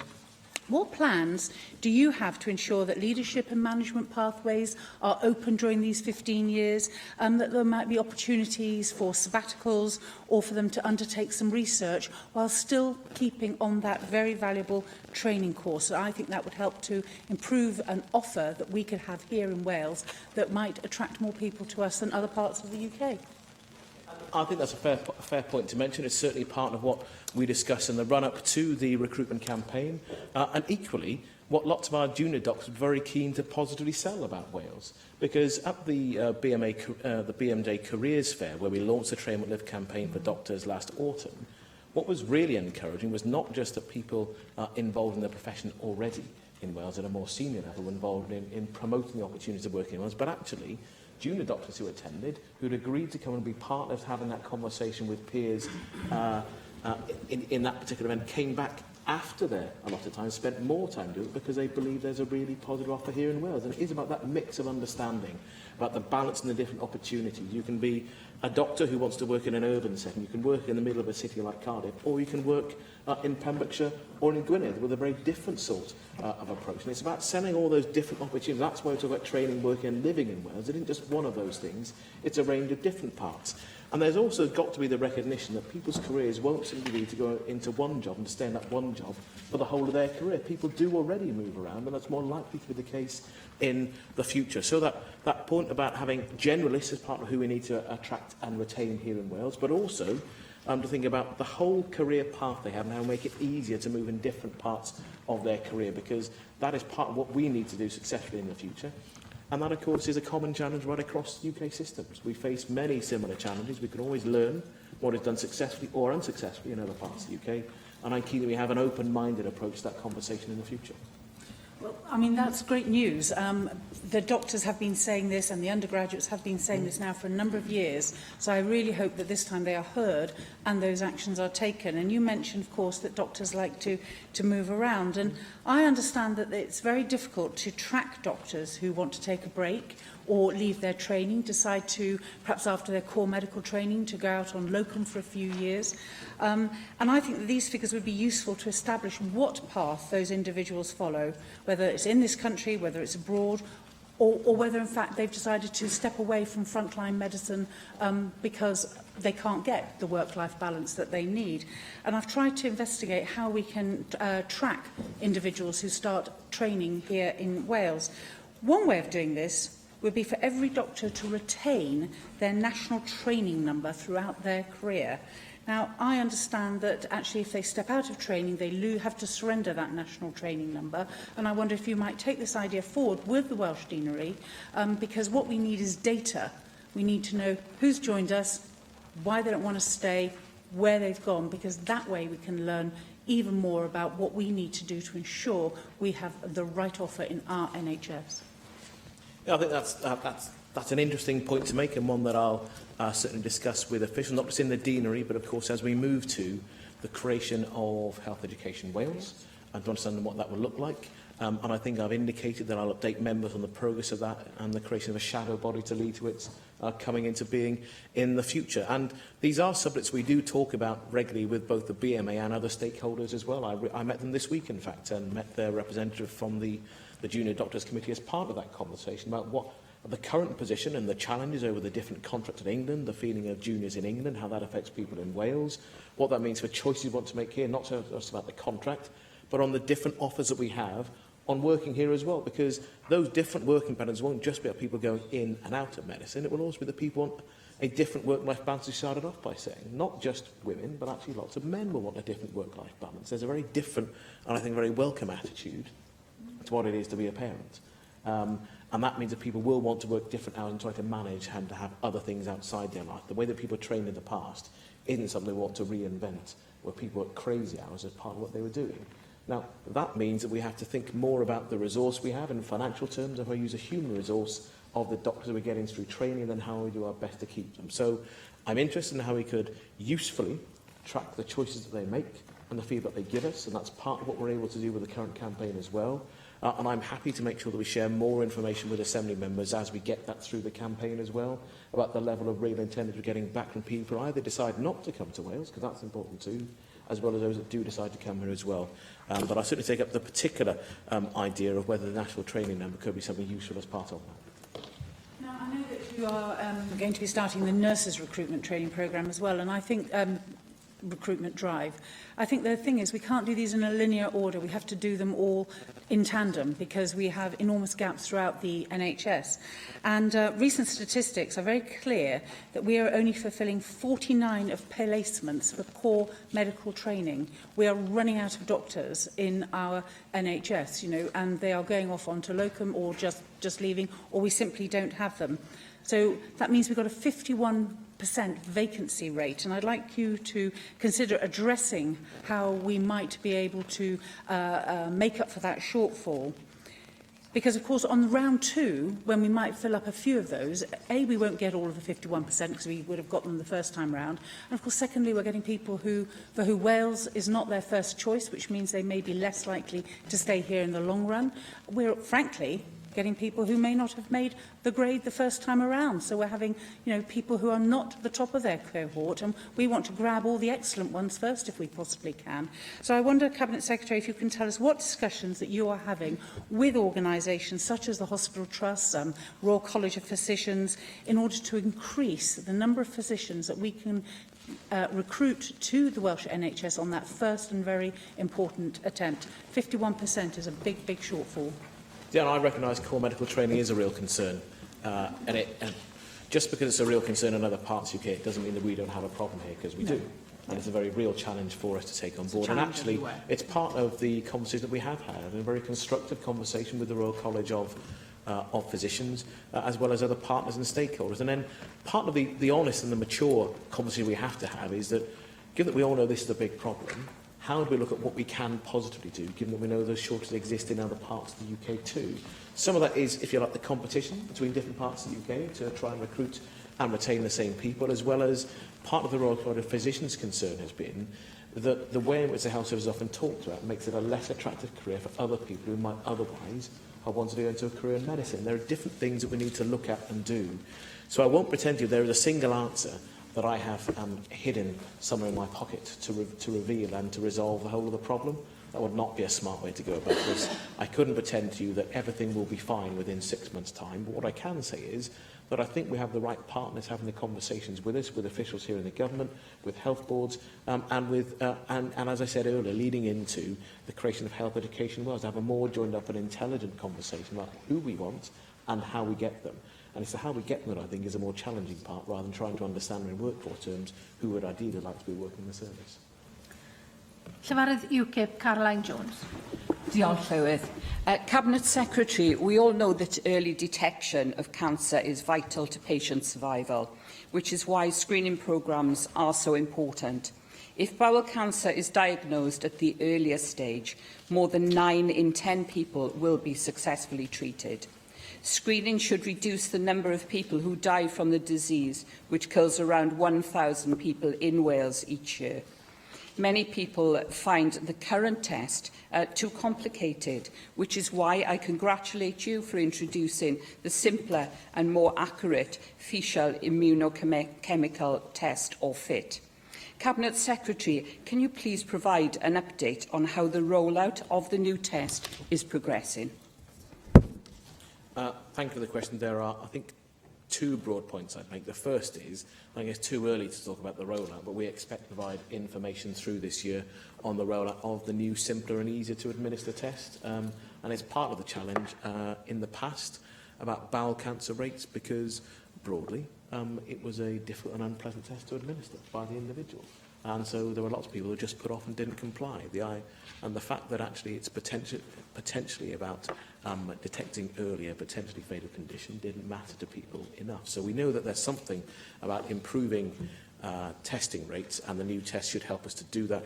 And my colleague, the Minister, will take a lead on providing that information with her responsibility with screening programme. The second point that I'd make is that When we talk about earlier testing, there is always a challenge and a demand to have more testing and more screening and surveillance programs. And this is really difficult because we as with other parts of the UK, we follow the expert advice that we have about where is the appropriate point and the appropriate group of people to test to actually save the greatest number of lives, because there's potential harm that's done in the testing programs as well. And we're making choices about our use of resources. Now, that is always difficult, because as people in this chamber will have known, with the recent passing away of Sam Gould at a young age, that's someone who is younger than our standard bowel cancer testing programme. And that's because we're acting on the advice we're given about how to get the best return for the public and the health service, about how we save the greatest number of lives.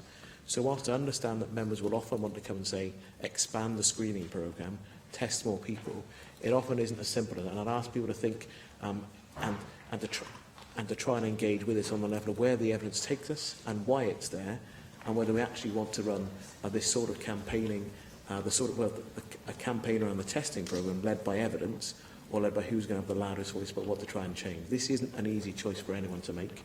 And I think that anyone in my position now, or in Rebecca Evans' position, would still have to be led by the evidence what is the right thing to do for the service and the public. Thank you for that answer, Cabinet Secretary. Wales has opted to set a much higher sensitivity threshold for the FIT screening. While it is lower than the level set in England, it is double the level set in Scotland and 8 times higher than the threshold set elsewhere in Europe. Cancer Research UK states that the reason for the much higher threshold is due to the lack of endoscopy capacity here in Wales. Wales routinely sees around 1,000 patients waiting more than 8 weeks for a colonoscopy. If we are to maximise the benefits of the FIT test, we must increase endoscopy capacity. Cabinet Secretary, what actions are you taking to increase capacity? And will you consider lowering the FIT screening threshold once we have sufficient colonoscopy capacity? Well, I have to deal with both parts of that. I'm certainly not aware that we've set the threshold in the test on anything other than evidence-based on what is the right thing to do for patients. If she wants to write to me with specific issues that have been raised by Cancer Research, so either myself or the Minister can respond, we'll happily do so. In terms of endoscopy capacity, we do know that we have a particular challenge in the southeast part of Wales, and we've actually made significant progress on reducing waits and improving capacity, but also improving quality at the same time in West Wales, in Mid Wales and in North Wales too. Our challenge is for South East Wales, where most of these waits exist, in the Cardiff and Vale, Cwmtaf and Aneurin Bevan Health Board areas. And whilst they've made progress over the last year that is really significant, there is still much more to do over the course of this year. I expect them to make a real and significant difference again into the backlog they have, so we then have a much more sustainable system where people are seen within their target times. Thank you, Cabinet Secretary. Bowel cancer screening is offered to those aged between 60 and 74. Scotland has opted to screen those aged between 50 and 74. Bowel cancer can, however, strike at any age. A few weeks ago, we sadly lost a colleague to bowel cancer, and he was aged only 33. Cabinet Secretary, does your government have any plans to offer routine FIT screening to those deemed to be at a higher risk of bowel cancer, whatever their age, and to roll out screening to the over 50s as they do in Scotland? As I think I said in the second part of my first answer, we have to be led by the evidence. And if there is evidence that changing the age limits is the right thing to do, then you can expect the government to do that. But what I don't think we can do is to set an arbitrary limit on age that is driven by a campaign that isn't supported by evidence. And that's really difficult, because I understand the emotionally understandable impact for people that are outside the screening programme window, but nevertheless acquire conditions including cancer. But I just don't think that any responsible company is going to be able to say that we'll make a choice about running a national screening programme outside and without due regard for the evidence that exists on what to do with what we recognise are finite resources in the health service and the real harm that is done potentially by screening for those who don't need it, as well as a real gain to be made by an appropriate, resourced and high-quality screening programme undertaken across the country. Cwestiwn 4, Vicky Howells. Llywydd. What are the Welsh Government's priorities for tackling childhood obesity in Wales? Our priority is to take a preventative approach to tackle childhood obesity. We do this through a range of approaches, including campaigns, programmes and legislation. Examples include our Active Journeys programme, the Healthy Child Wales programme and Public Health Wales' 10 Steps to a Healthy Weight campaign. Thank you, Minister. The Cwmtaf Health Board area has the worst childhood obesity rates in Wales. Over 1 in 4 children in my constituency of Cynon Valley is obese. And as well as posing health challenges, we know that this also impacts on both their social and educational lives as well. Innovative and inclusive practices like the Daily Mile can encourage healthy activity. And I know that yourself and the Education Secretary wrote a letter to primary schools in January encouraging take-up of this. What progress has there been on this issue? We have seen a large number of schools expressing a lot of interest in the Daily Mile scheme and accessing the online bilingual resources which we have. I don't want to give quite a number yet, because when we get to a landmark number, I'd like to make an announcement then. But I will say that there has been great interest in this scheme, and those schools which are doing it are reporting that they're already seeing a difference in behaviour in class and so on. It's very popular amongst teachers themselves, also the children, and amongst parents as well. I've been working, as you say, with the Education Minister to explore how we can roll out other things within the school environment as well. And one new programme, which I'm very excited about, which has been built up over a period of time of pilot projects, has been the School Holiday Enrichment Programme, which will be taking place in schools right across Wales over the course of this summer. And that's a really fantastic opportunity to give children the opportunity to have a healthy meal during the school, during the holiday, during the holiday, but also to address things like holiday learning loss, because we know that some pupils return to school after the end of the summer holidays and actually have slipped behind in their learning and so on. But the School Holiday Enrichment Programme is really about making the school environment a fun environment to spend time with over the summer, and also to keep up your learning, but also to have access to a healthy meal and fun activities. Angela Burns. I mean, this is really great news. It's very positive, and the Daily Mile is a very useful tool. However, let's be frank, we've had endless debates in this chamber about the risk of obesity, about how it's becoming the public health challenge of the future, about how all of the consequentials from being too overweight have on people, especially in their later life, and where we've got to stop it is with the young children. So my concern is that whilst you're encouraging schools to take up these kind of options, while you're encouraging these holiday activities, what I think we need to put into place, and what I was wondering if you've had many discussions with the Cabinet Secretary for Education along these lines, is making it not optional and not boring.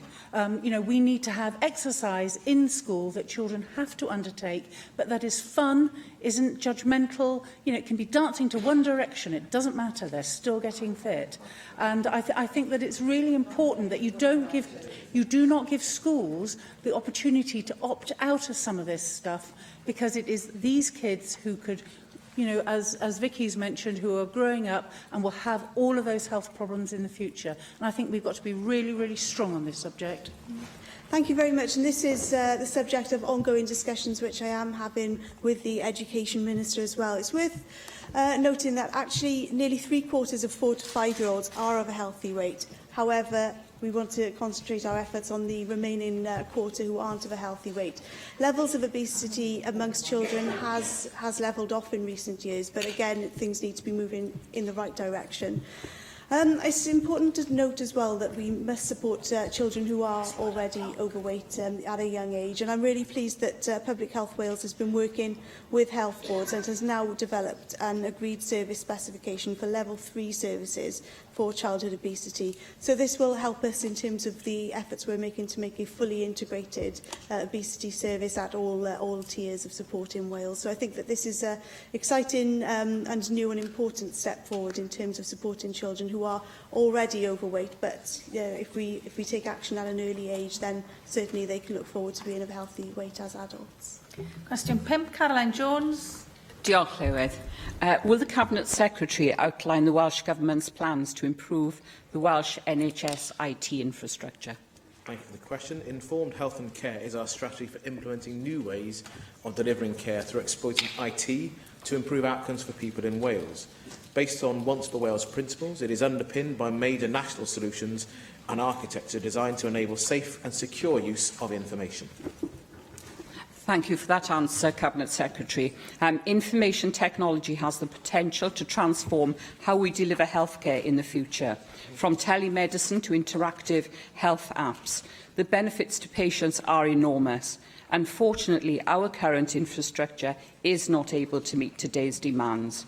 With doctors and nurses forced to use age-in IT, unable to instantly share diagnostics or access patients' records, it is clear that we need a complete overhaul of our IT infrastructure. Cabinet Secretary, what can your government do to ensure that we have an efficient and secure IT system that is suitable for today's demands and future needs? Well, that's a very clear the clear goal of this government in our informed healthcare strategy. We've got a range of national systems that are now in place to allow a much easier transfer of information across the healthcare world. And, Choose Pharmacy is a good example of that. It's not just creation of the architecture, but what it allows and enables people to do, both to put services in that make best use of a pharmacist's expertise, as well as taking pressure off GPs. There's a much greater ability to see a version of the GP record in unscheduled care in a hospital now as well. That's a recent delivery. So there's more that is happening. With each year, you'll see more and more of this in Wales. And again, the national systems are a really important strength for us. Rather than having 7 or 8 different systems trying to talk to each other across health board boundaries, we're insisting on a genuinely national approach for Wales, and that is delivering real and tangible benefits. It's also part of the rollout of an information system between health and care as well. I'm trying to think about the particular acronyms.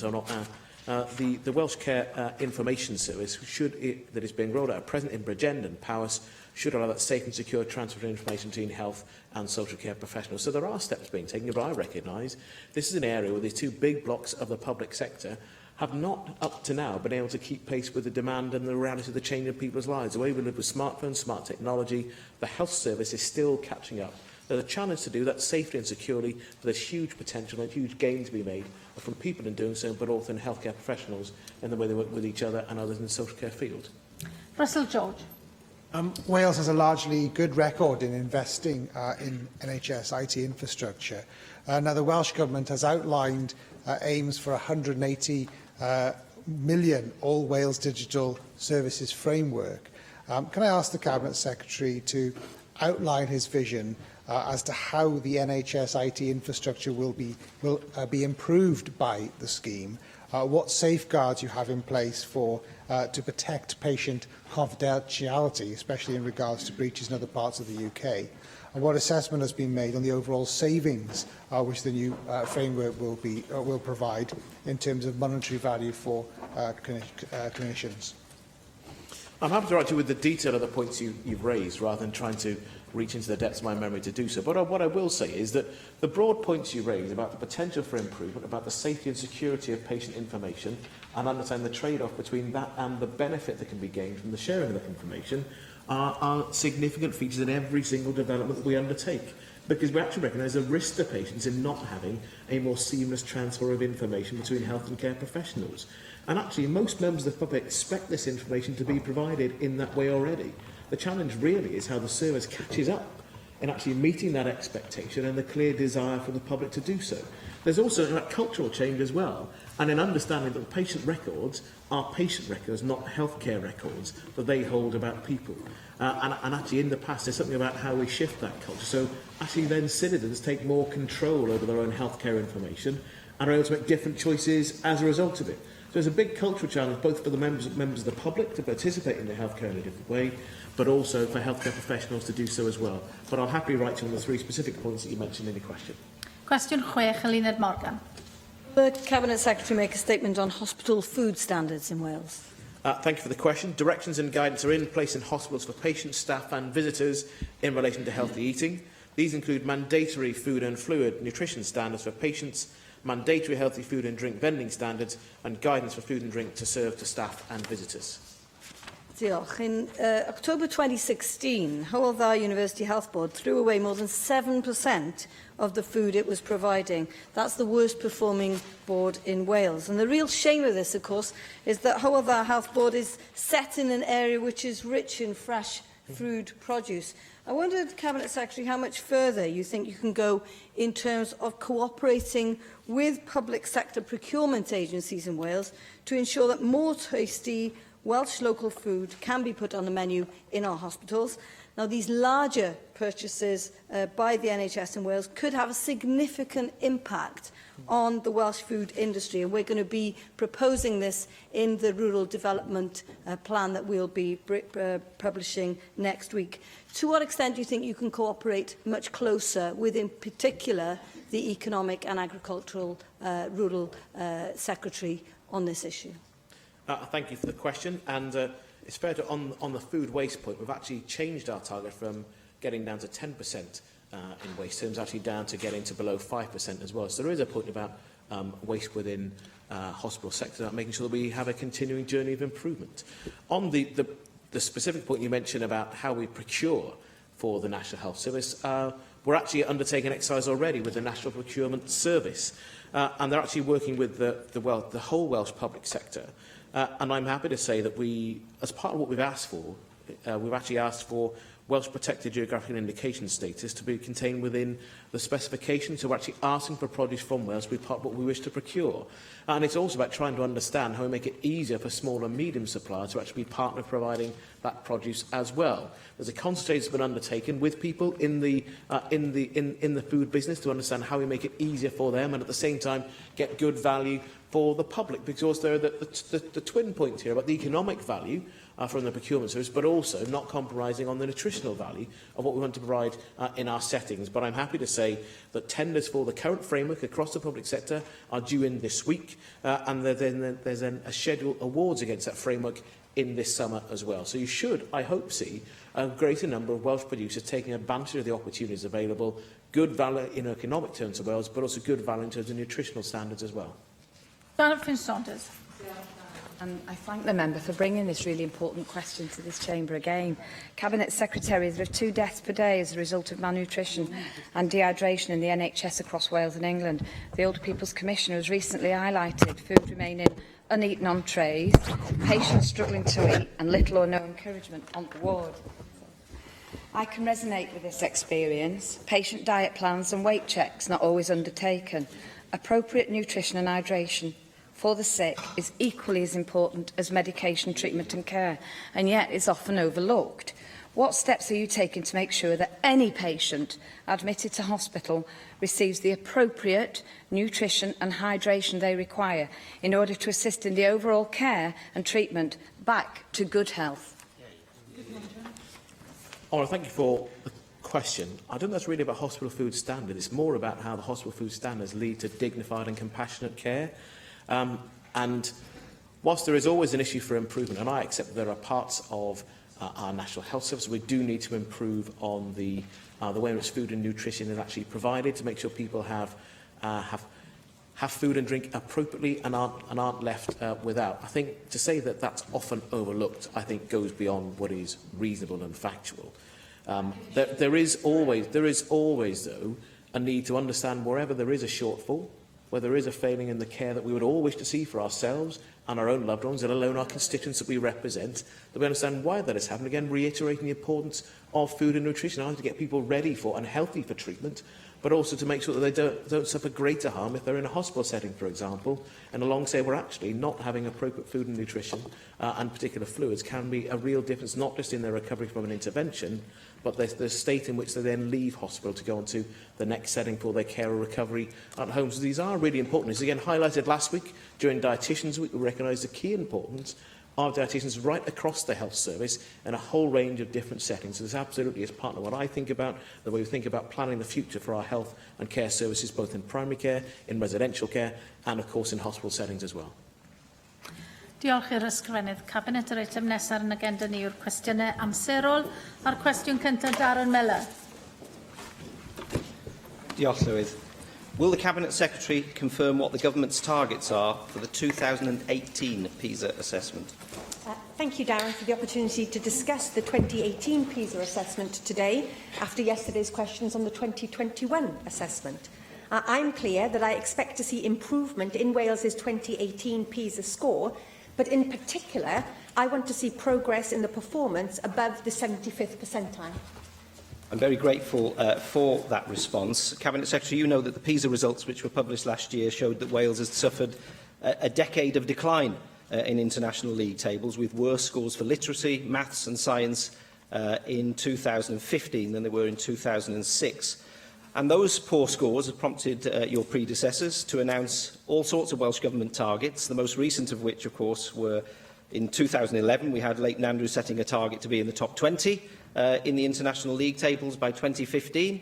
That, of course, was highly unlikely and, as a result, was scrapped by his successor, Hugh Lewis, who set a new target of achieving scores of 500 at least in each of the subjects by 2021. Now, at the time of that announcement, you criticised the then Welsh Government's decision, saying that it was, and I quote, an example of absolute poverty of ambition, and you accused the government at that time of settling for mediocrity.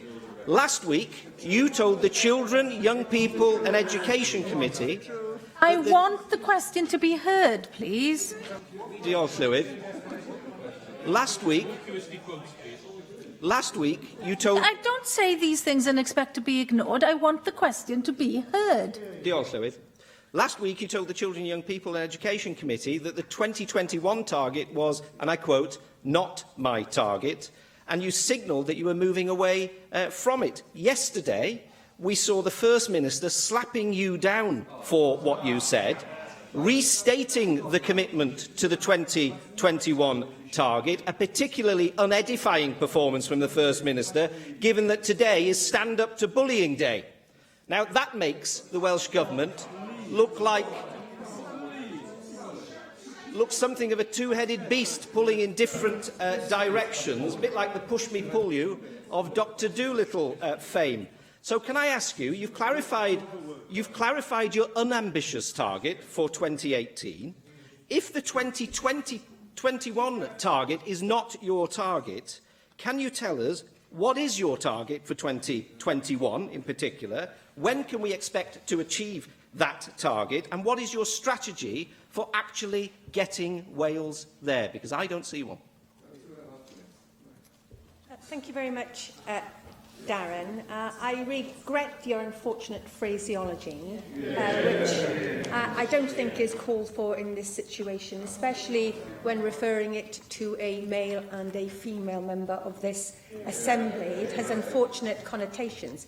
However, you are absolutely right. Wales's current performance in the PISA rankings is not good enough. It wasn't good enough when I sat over there, and it certainly isn't good enough now that I sit here, and perhaps more importantly, have the opportunity to do something about it. Targets are, of course, important, but you can hit the target, Darren, and you can miss the point. Action is more so. Action is more so. I am very clear that I expect to see improvement in the next set of PISA results. But as the OECD said themselves, PISA should be used as a diagnostic tool, and it isn't just about one score. Using PISA data, it is clear to me that what we need to be doing more is to support what the OECD described as the 75th percentile. I am actively looking and scoping the introduction of a targeted scheme to better support our more able and talented pupils that will link to the successful SEREN network. This will complement the work with the Maths and Science Network, which I announced since the last PISA reports, so that we can focus very much on developing the skills of our teachers to support our more able and talented children. As you will be aware, as you take great interest in this, reading is the focus of the next PISA test. In the last PISA test, Wales had 3% in the top two levels, and I would be extremely disappointed if that number did not increase next time round. Prif Iorwerth. Diolch yn fawr iawn. Mae hyn berffaith amlwg i fi bod y Llywodraeth mewn cryn bicil ynglyn â'r mater yma. Mi gadwa i yn sylwadau yn fyr iawn. Mi oeddwn ni yn cyd-fynd â chi pan ydych chi'n eistedd ar y meinciau yma. Pan ydych chi sôn am ddiffyg uchelgais gweinidogion llafur o'ch blaen chi. Ond O fod wedi gwrando ar eich atebion chi heddiw, dydw i ddim yn clywed ydych chi hyd yn oed yn dal yn ymrwymiedig i'r targedau a dwedodd y prif weinidog ddoe yn berffaith glir yr oedd o wedi ymrwymo iddyn nhw. Mi roi gyfle unwaith eto i chi ddweud a ydych chi yn cadw at y targed yma Carwyn Jones yn sicr yn ei barchu o hyd. Yn tei, a ydych chi'n dal yn cadw at y sylwadau wnaethach chi o'r meinciau yma bod angen i'r uchelgais fod yn fwy na hynny? Thank you, Wyn. As you heard yesterday from the First Minister, 500 remains... Well, if you let me finish. 500 remains the long-term goal of the Welsh Government for the next but one set of PISA results. Therefore, we need to make progress in the next set of PISA results if we're to hit that next target. And that's why I, quite rightly, whilst I'm in this position, are focusing on interventions that will make a difference to the next set of PISA results, which will be an important waymark to the next set. Diolch i'r ysgrifennydd Cabinet. Yr cwestiwn nesaf gan Angela Burns. Diolch, Presiding Officer. Will the Cabinet Secretary make a statement on the commercial access deal between NHS Wales and Roche, which will mean that breast cancer patients in Wales can access their cadeirio'r drug? Thank you for the question. I'm delighted to announce that the commercial access agreement for cadeirio'r commences in Wales today, exactly the same time as in England, and is identical to that negotiated with NHS England. This is the type of medicine that the £80 million treatment fund was set up to support. Thank you, Cabinet Secretary. Your decision to enable access to cadeirio'r is a welcome development, and I would like to pay tribute to all the campaigners throughout the UK who have fought for so long to have access to this life-extending drug. This targeted therapy is vital for those who have certain HER2 positive breast cancers, but it originally came with a very high financial cost, and we all recognise that it is incumbent upon NICE to ensure that taxpayers' investment in modern drug treatments has a measure of cost effectiveness. Of course, it's not just about the money, as those who use this drug to have more time with their loved ones will attest. My understanding is that one of the reasons that cadeirio'r was able to gain NICE approval was because of the revised methodology used to compare its efficacy against different combinations of treatment. Are you able to give an insight into the methodology process used by NICE? Is the principle behind the revised methodology process for green lighting cadeirio'r able to be used in connection with other drugs that are currently not available or can be, for example, comes to mind? I appreciate that you will not be able to disclose the detail of the commercial agreement between Welsh Government and Roche. However, I would be interested to know if it is the same deal as the one NHS England secured.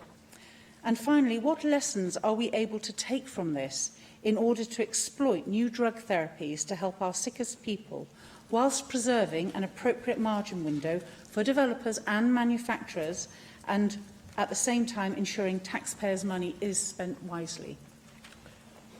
Thank you for the three distinct points of question. On the first of understanding whether there's been a different approach to the technology assessment undertaken by NICE on both the clinical effectiveness but also the cost effectiveness in terms of improved life outcomes.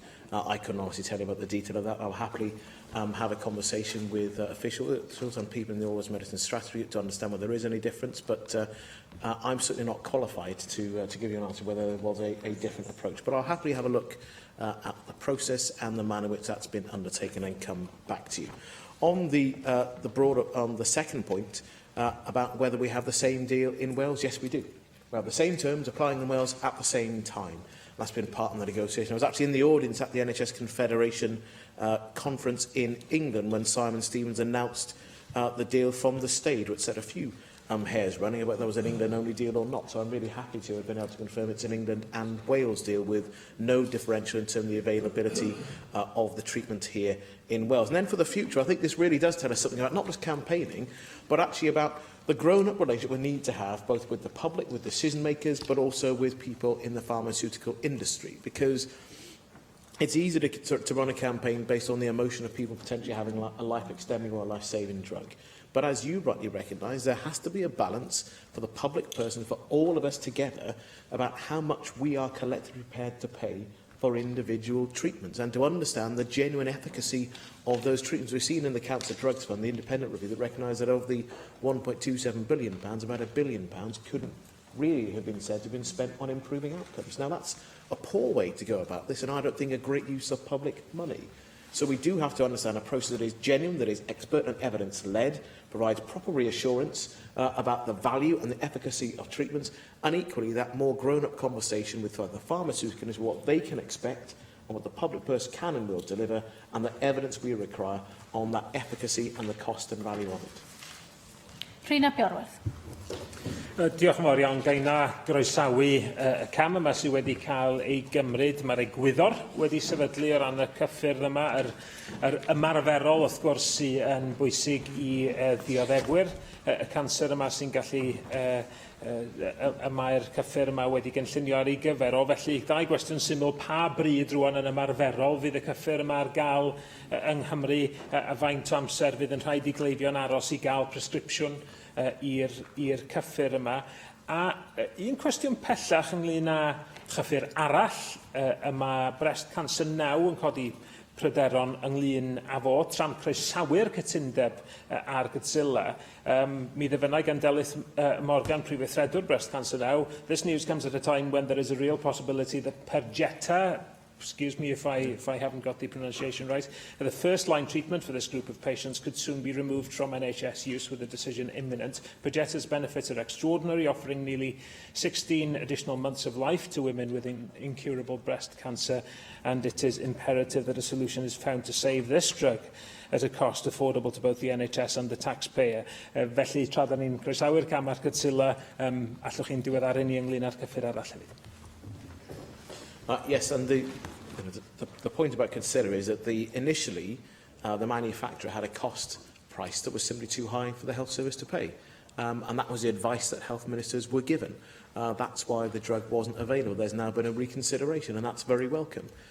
The challenge is for any indication, whether it's Perjeta or any other drug, the balance between, like I said, effectiveness in clinical terms and the cost effectiveness of it as well.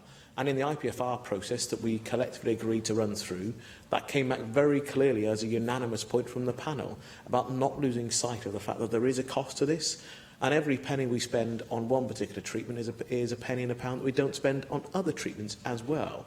So that balance has to be maintained. And I would again encourage manufacturers to get involved at an early point to discuss the effectiveness and the cost effectiveness of their treatments. And what that means is in having genuine access to the service, to actually understand more about the development of the treatment as well as more people take it. Because otherwise we'll continue to have these emotionally driven campaigns about people who think that a drug may offer them a chance to extend life or to save life. But all of our understanding that actually you can't simply pay any price for any treatment. And that's really difficult, where if you look someone in the eye and you say, I think that this potential treatment that you want to have is too expensive. But if we don't do that, then our service becomes unaffordable.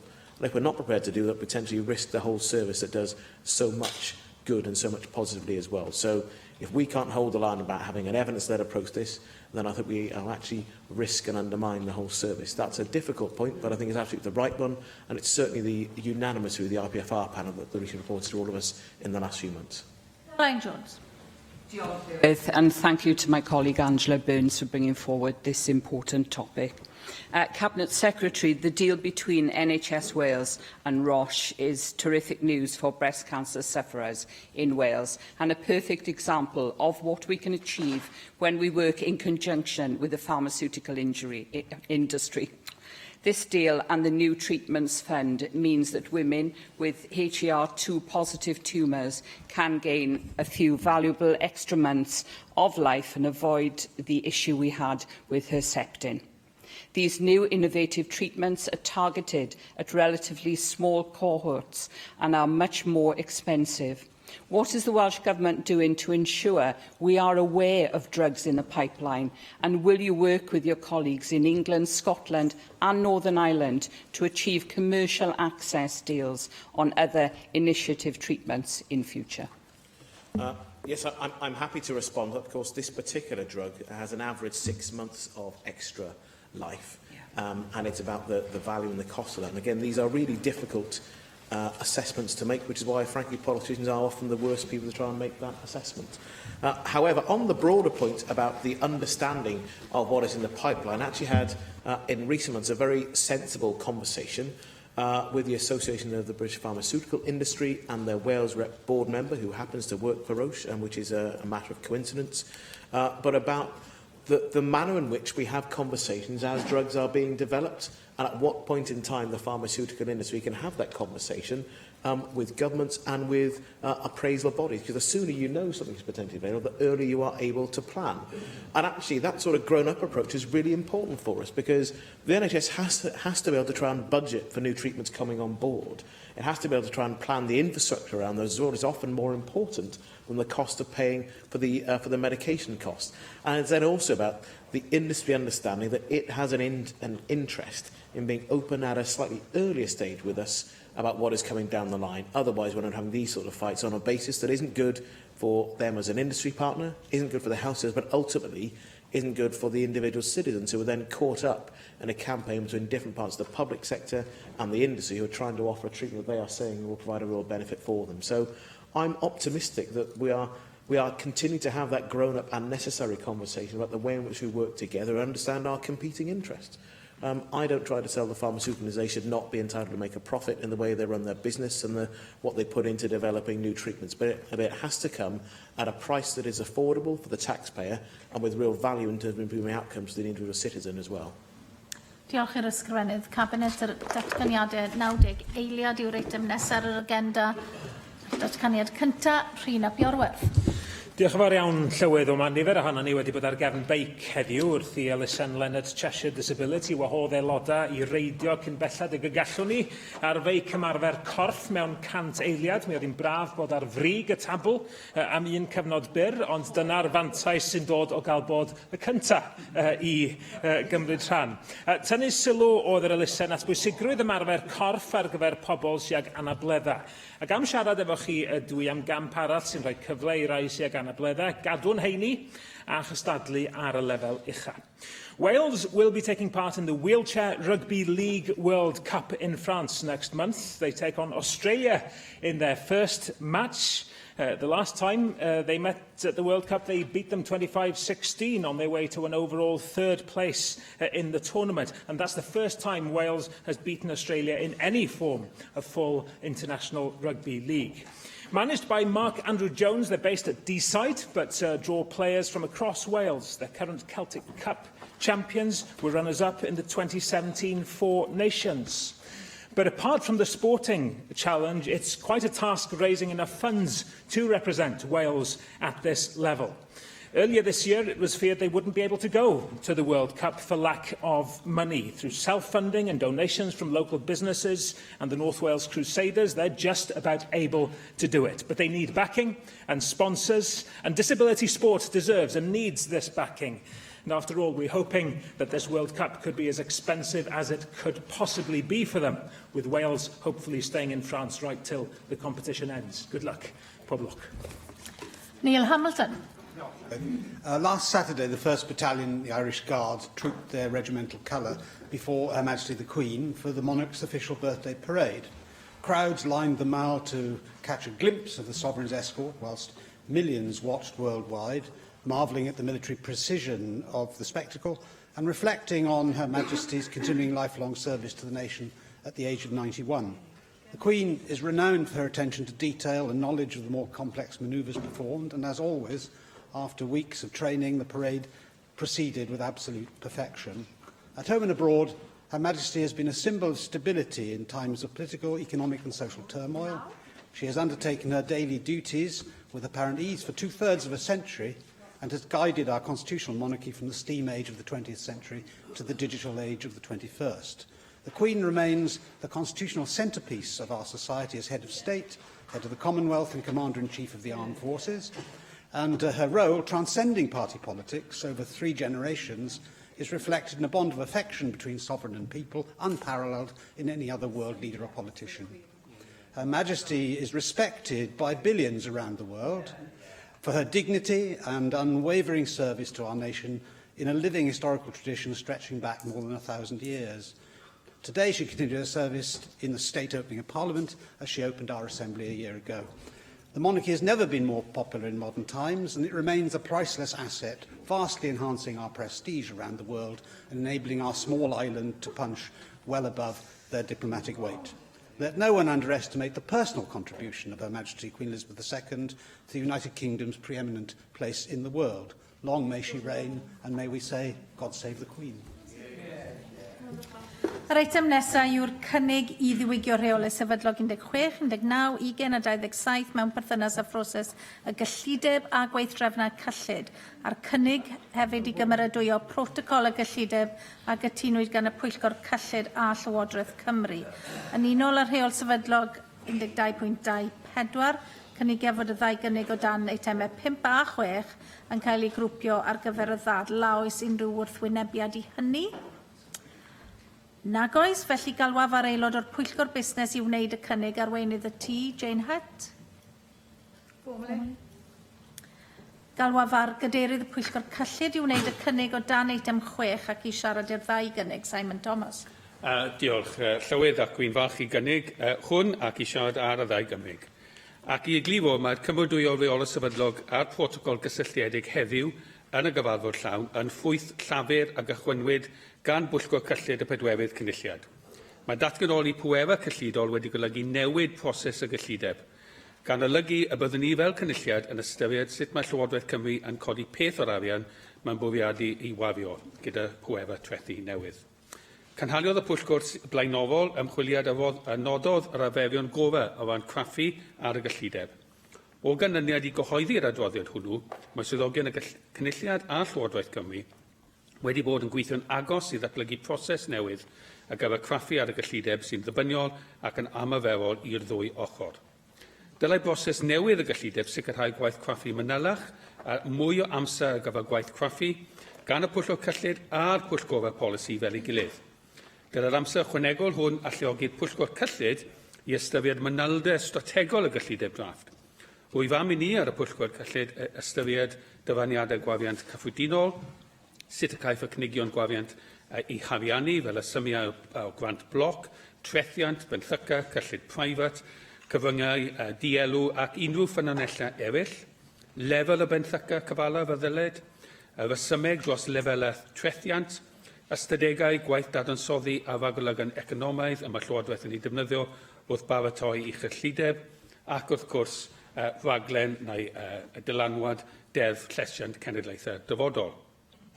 Mae rôl y Pwyllgorau Polisi wrth graffu ar gyllideb drafft yn bennaf yn nwylo pob un o'r Pwyllgorau unigol.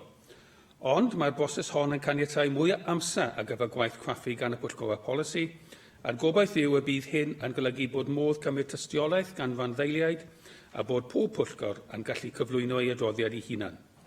Hefyd mae pwyllgorau bellach yn gallu awgrymu newidiadau I gynlluniau gwariant a gallant awgrymu ffyrdd o ariannu cynlluniau hyn drwy drethiant a benthyca. Rhaid gweld yn awr sut mae'r broses newydd yn gweithredu, ond bydd angen I ni ystyried sut y gall y Pwyllgor Cyllid gadw ei rôl o ddychwilio a sut y gall pwyllgorau gydweithio I ymgysylltu'n well ar cyhoedd ym mhroses y gyllideb. Wrth wneud argymellion ar gyfer proses newydd y gyllideb, aeth Pwyllgor Cyllid y Pedwerydd Cynulliad ar ymweliad ar Alban I weld y broses yno ar gyfer craffu ar y gyllideb drafft. Mae'n addas iawn felly fod y Pwyllgor Cyllid Presennol, y 5yd Cynulliad, newydd bod yr ymweliad ar Alban y wythnos diwetha I'n gwrdd yn chwa'r Pwyllgor yno a thrafod ei broses ar gyfer y gyllideb. Argymhellion Pwyllgor Cyllid Pedwerydd Cynulliad oedd y dylen ni fel Cynulliad newid y broses cyllideb I un ddeddfwriaethol, ond nad oedd hynny wrth gwrs yn bosib ar y pryd hynny. Nawr, wedi I Ddeddf Cymru fwy o diweddar gael cysyniad brenhinol, mae gan y cynulliad hwn y cymwysedd erbyn hyn I symud I broses ddeddfwriaethol. Mae'r ymweliad ar Alban wedi cadarnhau fy marn I, mae dyma yw cam nesaf y dylem fod yn ei gymryd yng Nghymru. A bydd y Pwyllgor Cyllid yn cychwyn ymchwiliad yn fuan a fydd yn ystyried sut y bydd hyn yn gweithio a phryd y dylem fod yn ystyried symud I broses ddeddfwriaethol lawnach. Hoffwn ddiolch I bawb sydd wedi gweithio tuag at datblygu proses newydd y gyllideb, y Pwyllgor Cyllid Presennol wrth gwrs, ond y Pwyllgor blaenorol yn ogystal, yr ysgrifennydd y Cabinet dros gyllid ac wrth gwrs Jane Hutt fel gweinidog blaenorol. Hefyd hoffwn ddiolch i'r swyddogion yma ac yn Llywodraeth Cymru am weithio mor galed tu ôl i'r llenni I lunio'r cynigion hyn. In short, Presiding Officer, these new arrangements allow all committees to spend a great deal more time, up to 8 weeks, looking at the draft budget of the Welsh Government, preparing financial reports on that draft budget, and I hope that this will empower the Assembly to hold the Government to further account. Galwaf ar arweinydd y tŷ I ymateb, Jane Hutt. Diolch, Llywydd. The Welsh Government's next draft budget will implement a different type of budget making in Wales. It will not only set out the Welsh Government's spending plans, but also how some of those finances will be raised, as Simon Thomas says, using both our new tax powers, the first for 800 years, and our new powers to borrow. And these are fundamental changes to the fiscal framework in Wales, and it's right that we have a process which continues to provide robust scrutiny of the Welsh Government spending plans, and now also its financing plans. We look forward to putting this new process into practice in the autumn, and I'm pleased that the Finance Committee and the Cabinet Secretary for Finance and Local Government have worked together to agree these proposals. Indeed, we started on this path, as you say, in the Fourth Assembly. We also had a visit to Scotland on that occasion as well, and of course your recent visit, I'm sure, was very enlightening. However, as we move forward, as we bed our new tax-raising borrowing powers, our budget will evolve. These changes to standing orders and the budget protocol provide flexibility to ensure that the scrutiny of the budget continues to be meaningful, proportionate and robust.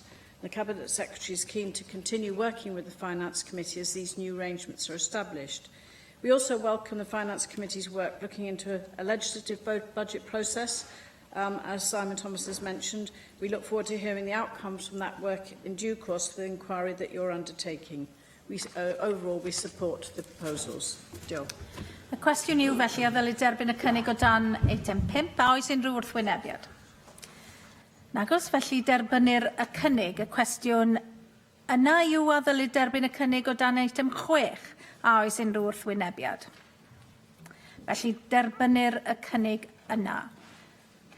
Y ddadl ar adroddiad y Pwyllgor Cydraddoldeb Llywodraeth Leol a chymunedau ar ei ymchwiliad I fforduriad a cheiswyr lloches yw'r eitem nesaf, a dwi'n galw ar gadeirydd y Pwyllgor I wneud y cynnig. John Griffiths. Diolch yn fawr, Llywydd. I am very pleased today to have the time during Refugee Week to debate our committee's report on refugees and asylum seekers in Wales. The context for the inquiry is the tragedy of war, instability and displacement. The latest UN study, published on Monday, found that 65.6 million people were forcibly displaced worldwide at the end of 2016. On average, 20 people were driven from their homes every minute last year, or 1 every 3 seconds. And the total number of people seeking safety across international borders as refugees topped 22.5 million, the highest number since the Second World War. The images and stories of people escaping war and persecution in Syria, Iraq and other countries is tragically familiar. The perilous journey many of them take in crossing the Mediterranean in small, overcrowded boats has resulted in countless people, many of them children, dying before they make it to shore. As the committee heard, those who survive to reach the UK, including unaccompanied children, are likely to have experienced hugely traumatic events which leave lasting psychological scars. And at this extremely vulnerable time in their lives, they face a fresh set of major challenges. We were told that a phrase often used by refugees and asylum seekers is, "I used to be someone." We made this powerful and telling statement the title of our report. We were mindful when we decided on how to approach our inquiry that asylum policy is the responsibility of the UK Government. However, the experience of refugees and asylum seekers in Wales depends largely on the accessibility and quality of devolved services, and so within the remit of Welsh Government. During our inquiry, we looked at the Welsh Government's Refugee and Asylum Seeker Delivery Plan and Community Cohesion Delivery Plan. We also took evidence on the resettlement in Wales of Syrian refugees, as well as support for unaccompanied asylum-seeking children who face particular challenges. As well as taking written and oral evidence, we visited Cardiff and Swansea and Glasgow and Edinburgh. We also corresponded with the Home Office and the provider of asylum accommodation in Wales. We found evidence of good practice across Wales. It is clear that in many places and in many ways, both public services and the third sector are working effectively to help refugees and asylum seekers to adjust to life in our communities and to get the support they need. However, we also heard evidence that in a number of areas, the Welsh Government needs to do more to help delivery partners. It needs to make representations to the UK Government, refresh its strategic direction, and get directly involved in delivery. It is gratifying that the committee's work made a significant impact during the inquiry, even before we had drawn our conclusions. We were pleased to hear of two key developments before we published our report. First, the expansion of the role of the Welsh Government's Operations Board to cover all refugees and asylum seekers, not just the Syrian resettlement programme. And second, stakeholders reported to us that as a result of the representations made to and by the committee, there is meaningful engagement between the private and third sectors on asylum accommodation. So our work is already having a real impact on people's lives. These are important and welcome steps, but we face wide-ranging and complex challenges. That's why we made 19 recommendations to Welsh Government, 18 of which have been accepted in full or accepted in principle. Therefore, it is important for me to put on record at this point that while we strive for consensus in our committee work, on this occasion one member was not able to agree the report. Nevertheless, the agreement of the other 7 members represents a powerful majority for the changes we want to see. We have called for an updated and improved strategic approach. This has 3 main elements, each of which was the subject of a committee recommendation which the Cabinet Secretary accepted. First, reviewing the Refugee and Asylum Seeker Delivery Plan. I would be grateful if the Cabinet Secretary would confirm that the plan will contain measurable actions, timescales and resources, as well as best practice from Scotland, including service standards. Second, ensuring the Operations Board meets regularly and openly. I hope that the Cabinet Secretary will share the Board's forward work programme with the committee. And third, preparing for the implementation of the UK Immigration Act. It would be helpful to know what stage the Cabinet Secretary has reached in his discussions with stakeholders and the UK Government on this important matter. We also asked the Welsh Government to do more to facilitate integration. The Cabinet Secretary has agreed to update the Community Cohesion Plan, and I would welcome confirmation that this will include a Wales-wide publicity campaign similar to the one in Scotland, which impressed the committee. Alongside our recommendation on the Cohesion Plan, we called for action on the specific areas of concern raised by stakeholders.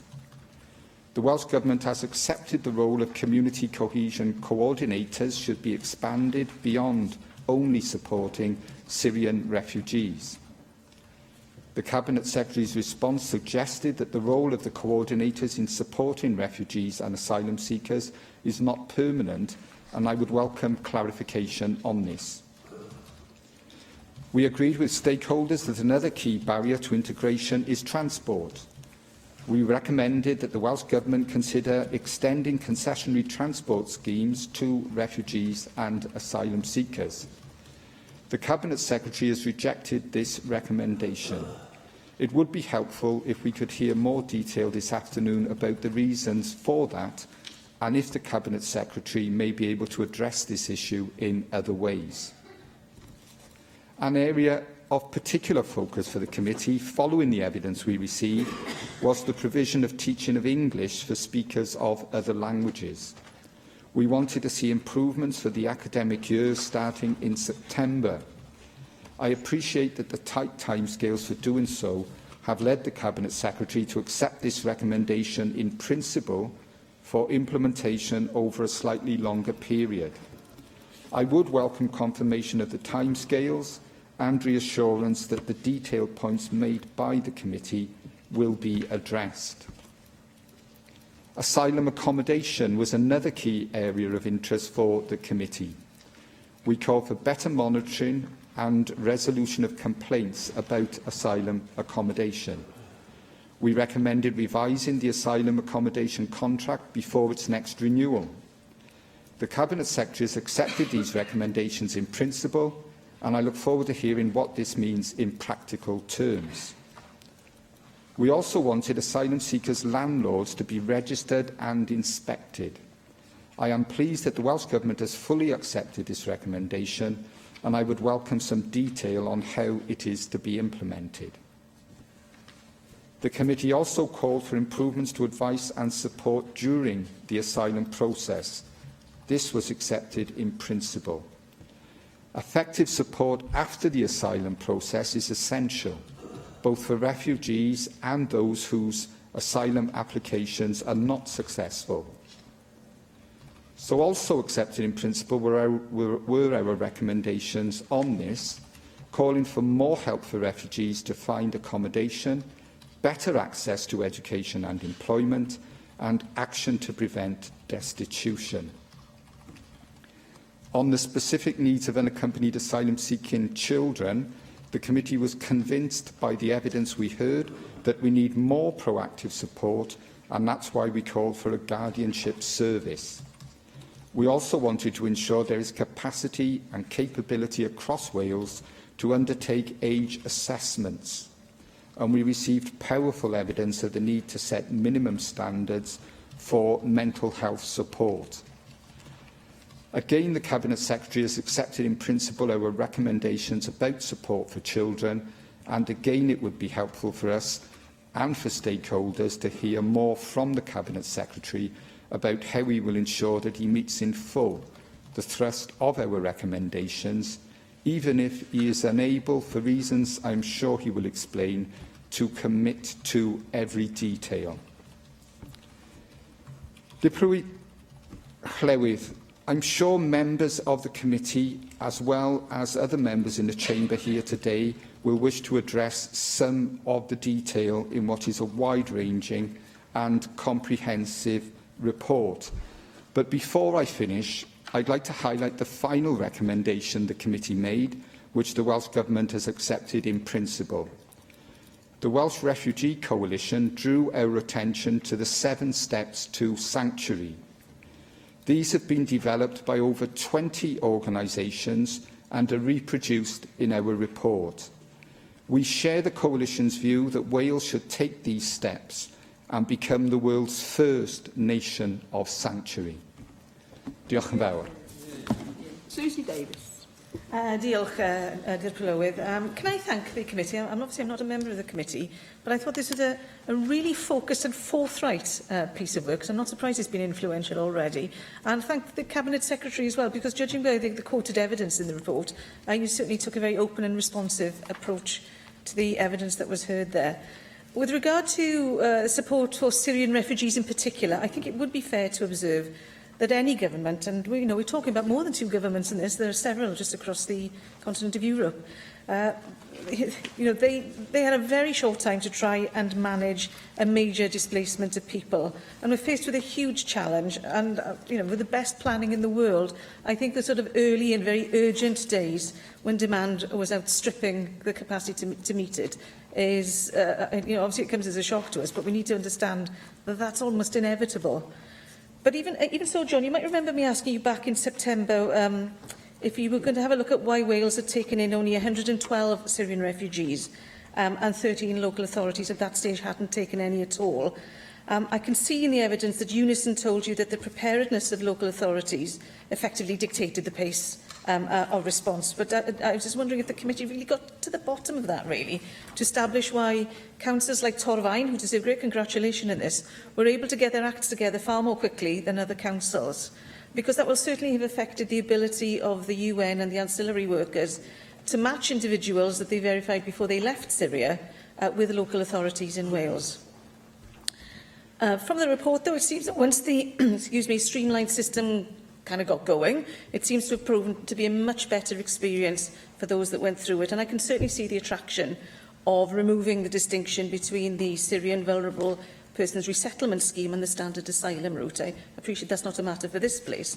But there is a question, I think, whether the distinction can be removed safely without the beginning of the process being located in, or at least very near, the country of origin. Nevertheless, I really do wish the Welsh Government's Operations Board only the very best in trying to square that circle, if in fact there is a circle there to be squared. It does kind of sit a little at odds with the concern that you raised, John, about the future of the cohesion coordinators. There seems to be a little bit out of kilter when you were talking about equalising two systems. That doesn't stretch as far as the coordinators. The point made about the 56-day move-on period certainly caught my eye, as did the various recommendations to help with integration from the perspective of the asylum seeker and refugee, and members of the community, of course, into which they're coming. It goes without saying, I think, that the community cohesion plan needs to get to grips with the myths that are surrounding asylum seekers and refugees, their right to the financial support, their ability to work and so on. But I think it also needs to be really bold and unshakable when we're talking about children, accompanied or otherwise. Because, yes, there are children in Wales who have serious needs and lives that we should all feel culpable about, that we still have children living as they do. But children are children, and I don't care where they're from. Their rights under the UNCRC are rights we've all committed to observe. And the patch of earth on which you come into this world should not really determine the level of support you can expect if you happen to find yourself a child in Wales. And an unaccompanied child who will have had no responsibility for the decision about why they came to this country and the way in which it was done, who probably endured tremendous trauma before the journey even began, cannot be overlooked just because a child who lives here already also has grave needs. Cabinet Secretary, it's these later recommendations in the report, which I hope have really made an impression on you, as they have on me. And I recall it was actually Leanne Wood, I think, who brought one example of a story that you'd heard about an unaccompanied child and the horrors that they'd gone through, coming in from Calais, that was. But, that is a child. I don't care where they come from. Nobody should go through that experience.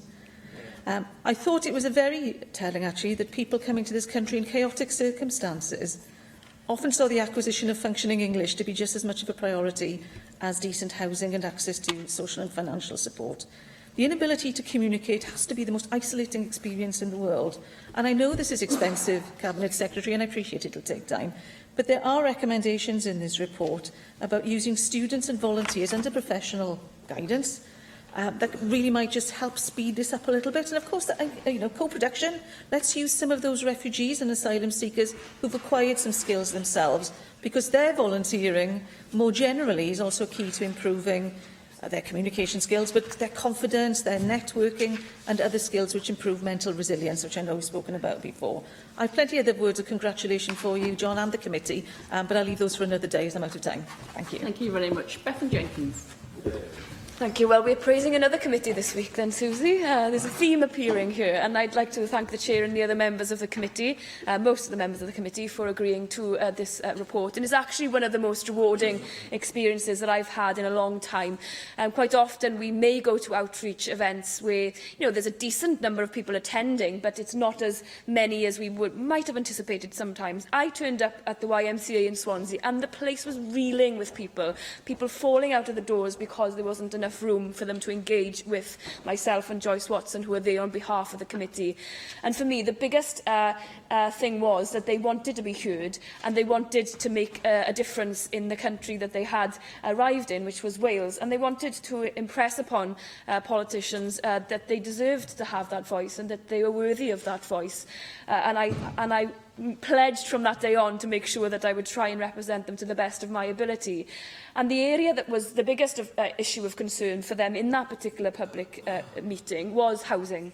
And so I do thank the Cabinet Secretary actually for being quite forward-thinking. He's allowed for me to meet with civil servants to discuss these particular issues. I've also met with Swansea Council, who have said to me directly that because of the changes and the recommendations of the committee, that they too are putting forward protocol changes in how they inspect properties.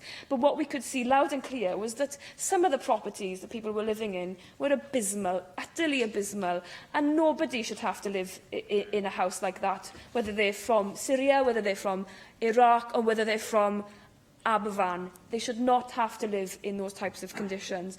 And so I've personally met with Clear Springs on many occasions now to make home inspections, and they are changing their practices. And I think it's important that we make sure that the recommendations in the report are heard loud and clear by Clear Springs, and that they are heard by the UK Government when they go forward in renewing that contract.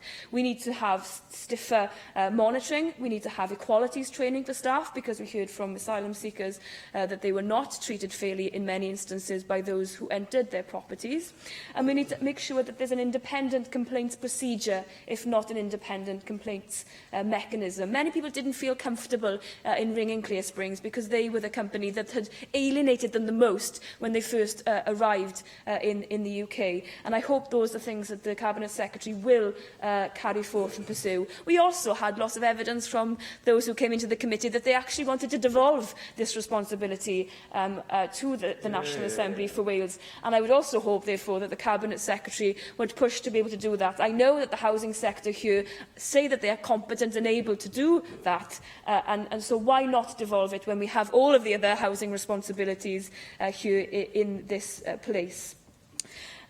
With regards to other areas of interest, I thought it was really harrowing to hear one psychiatrist who came and gave evidence. He said that a lot of young people who arrived in the UK had sexually transmitted diseases. And this for me was something awful to hear as part of an evidence session. So I note your response in saying that more money is going into CAMS, but what can we be doing in particular for these people who have gone through trauma that we will never be able to understand, and have gone through experiences that we will never get to grips with? So what specific training are you going to be able to provide for those CAMS officials that would be different to how they would deal with potentially other conditions here in Wales?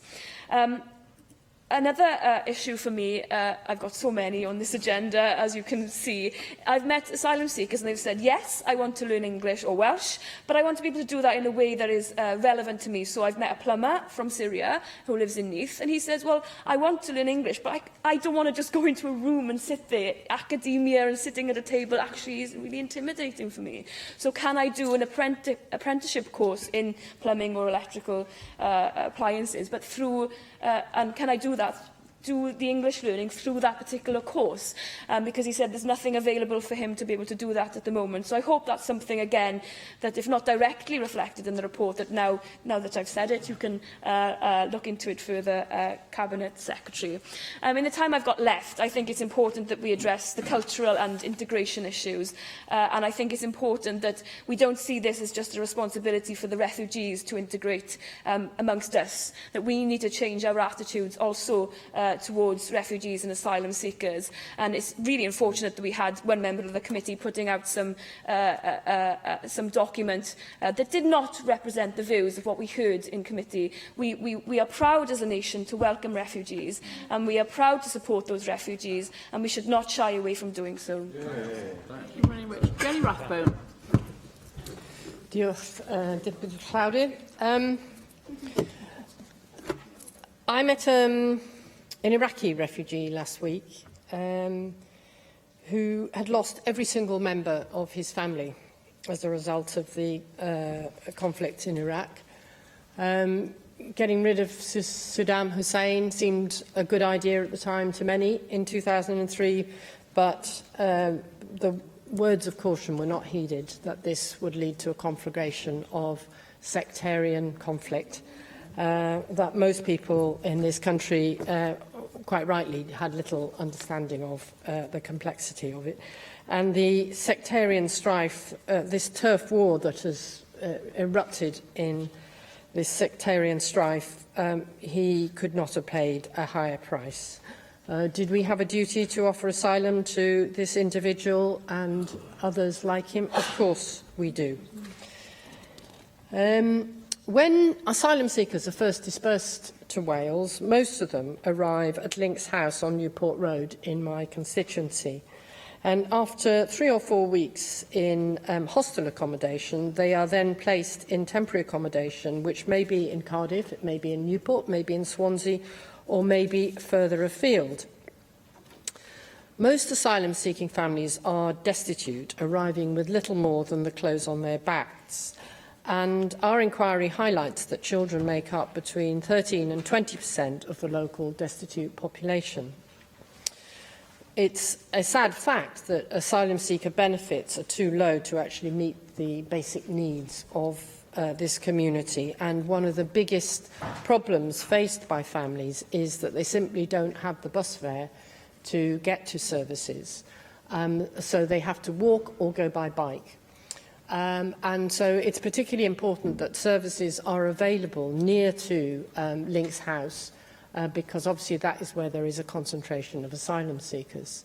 And I just want to pay tribute to members of the community who have risen to the challenge and who are providing services on mainly on a voluntary basis, picking up on the fact that Cardiff is a city of sanctuary for those seeking refuge from war and persecution, and that is a network of people who are prepared to promote mainly voluntary partnerships to support people seeking sanctuary here.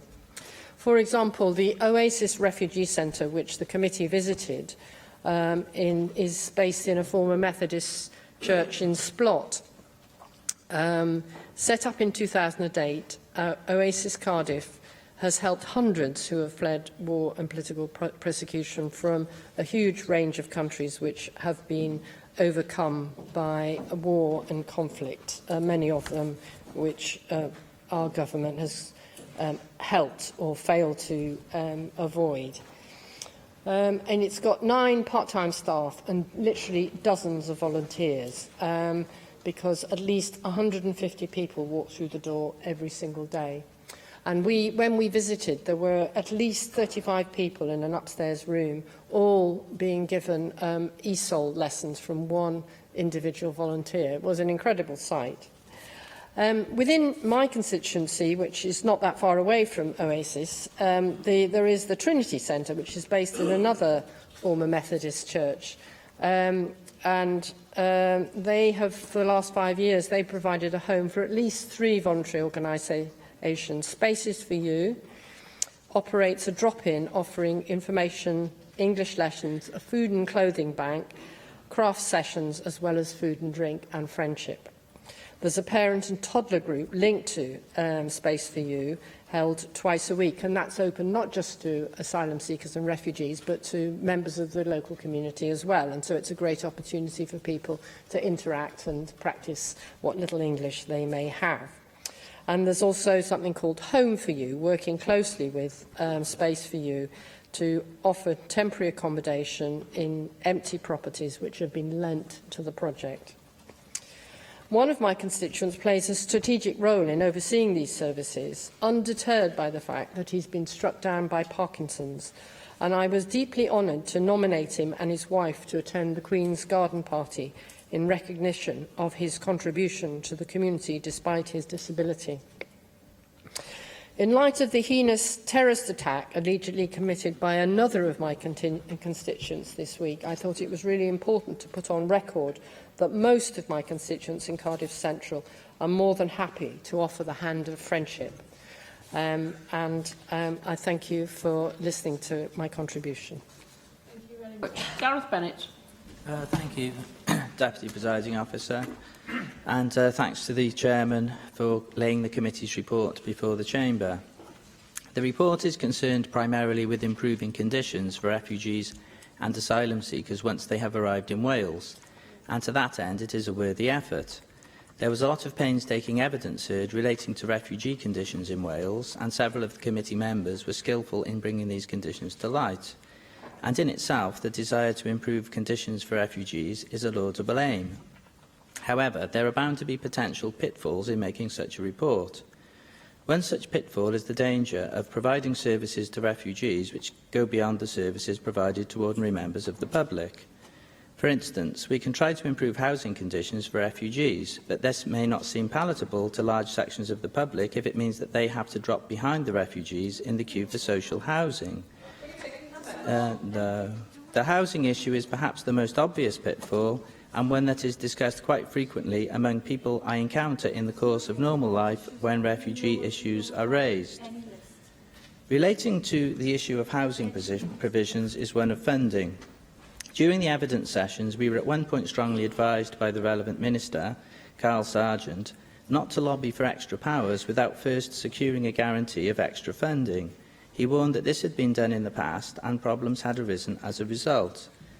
When I look at the recommendations that are now coming, I struggle to see that there is any sign of any extra money coming from the Home Office or from any other department in Westminster. The Welsh Government itself is looking at setting up a small grants fund to avoid destitution for failed asylum seekers.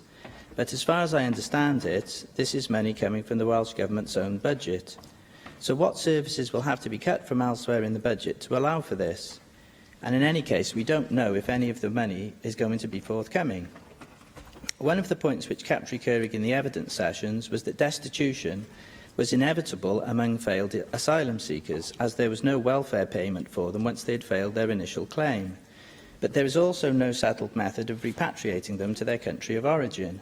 Most of them don't have the money to fund their own repatriation. Many of the failed asylum seekers, as a result, remain in the UK and simply disappear off the map. It is truly an absurd system. We cannot hope to change this system in Wales, as the powers to do so do not lie with us. But with this report, we are attempting to become the world's first nation of sanctuary, which may encourage many more asylum seekers to try and come here.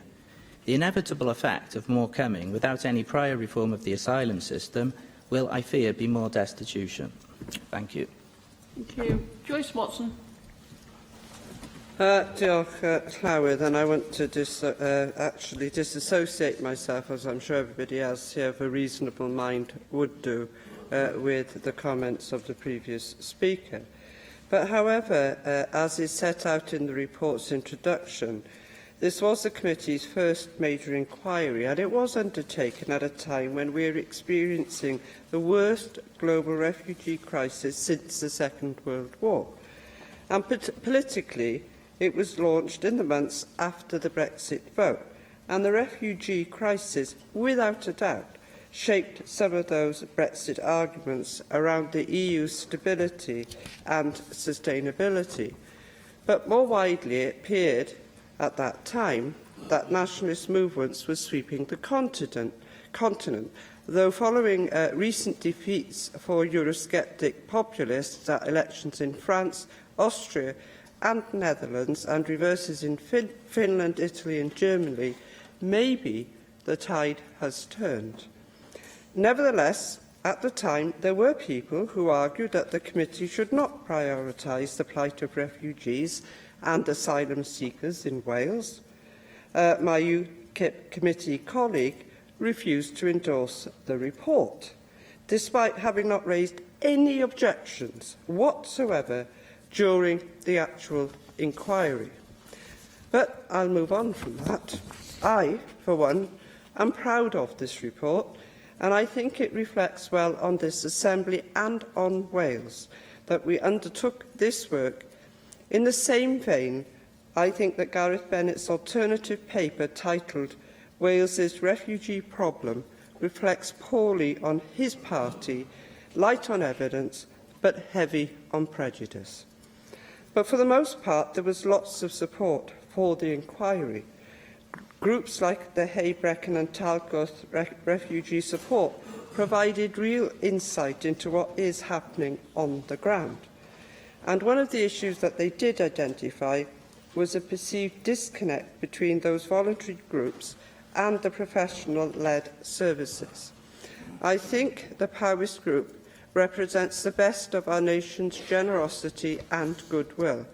And while we, of course, need professional coordination, it would be wrong to squash grassroots enthusiasm with bureaucratic heavy-handedness. And I'd like to put on record my thanks to every volunteer, whoever they are, who give help and support to the most vulnerable people in society, and a warm Welsh welcome. I'll return to the report and I shall pick up on a couple of the recommendations. As Chair of the Assembly Cross-Party Group concerned with human trafficking, I am particularly concerned about the plight of unaccompanied asylum-seeking children. So I am encouraged that the Government has accepted in principle the recommendation for Child Guardianship Service for Wales. The Minister will know that is something that the cross-party group that I chair has campaigned for a very long time.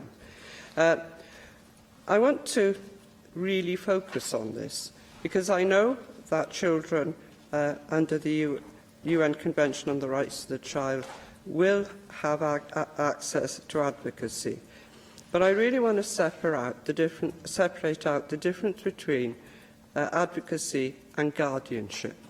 And guardianship does mean that somebody, whomsoever they are, has the legal recognition to speak on behalf of the child, whosoever they are, so that they don't have to repeat their harrowing stories time and time again when they are trying to access the services that they so desperately need. And I think we need to think about that in terms of their welfare and their well-being and their mental health capacity to do that. And I want to give an example when I had the privilege to meet a young person who'd come to the UK as an unaccompanied minor. And they told me that they intend to train to become a doctor. That young individual demonstrated humility and compassion despite the treatment that they had endured on their journey here.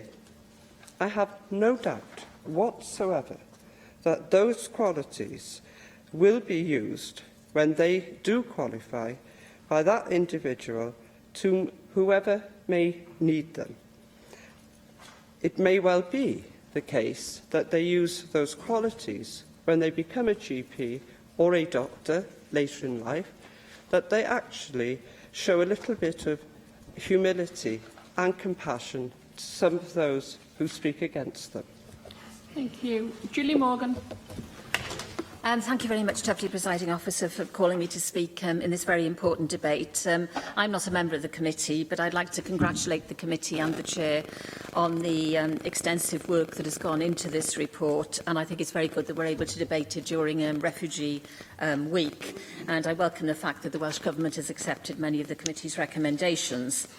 And although, as the report clearly says, overall asylum policy is, of course, the responsibility of the UK Government, I agree that it's absolutely important that we do our utmost here in Wales to make people's and their families' lives better when they arrive as refugees and asylum seekers, especially when the services that they use are our responsibility. So I think we have a clear role in this process, because we do know that refugees and asylum seekers do face a host of problems when they arrive in this country, from poor housing, problems with language, and also, I think, often a lack of understanding from us, from the public, about what are the circumstances which they have left. Because I think there is a general lack of understanding of some of the horrific circumstances that asylum seekers have left.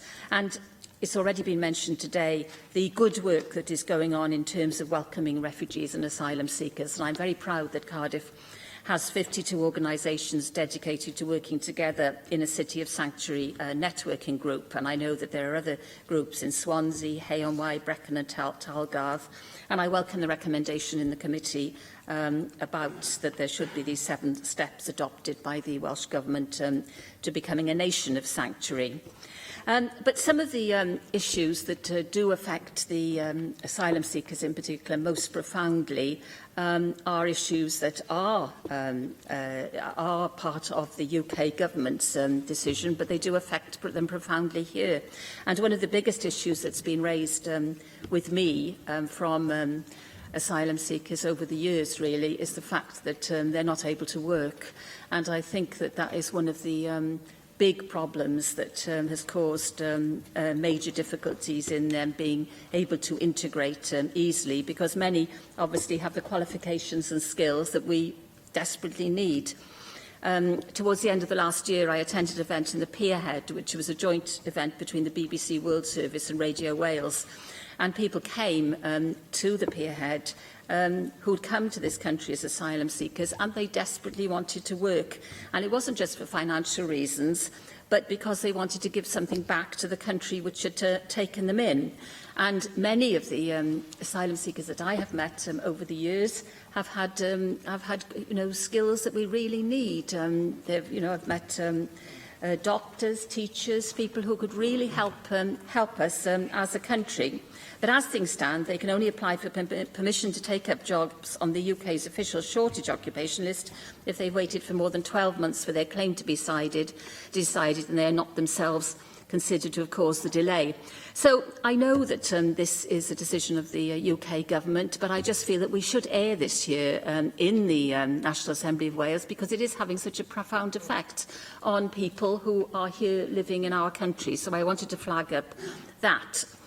There's already been quite a bit of discussion about housing, and I'm really pleased about the progress that has been made and that the Cabinet Secretary has moved forward. But one of the recommendations of the report is to make an immediate assessment of the UK Immigration Act 2016 and its effect it's going to have on Wales. And I know that this has been brought up with the Cabinet Secretary quite a lot by the committee. And I just wanted to ask whether there's any more information about when the right to rent checks will be introduced, or will they be introduced in Wales?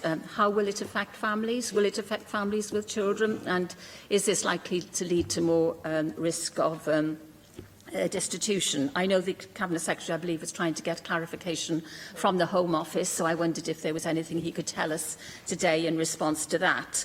And finally, I wanted to end on the issue of the children.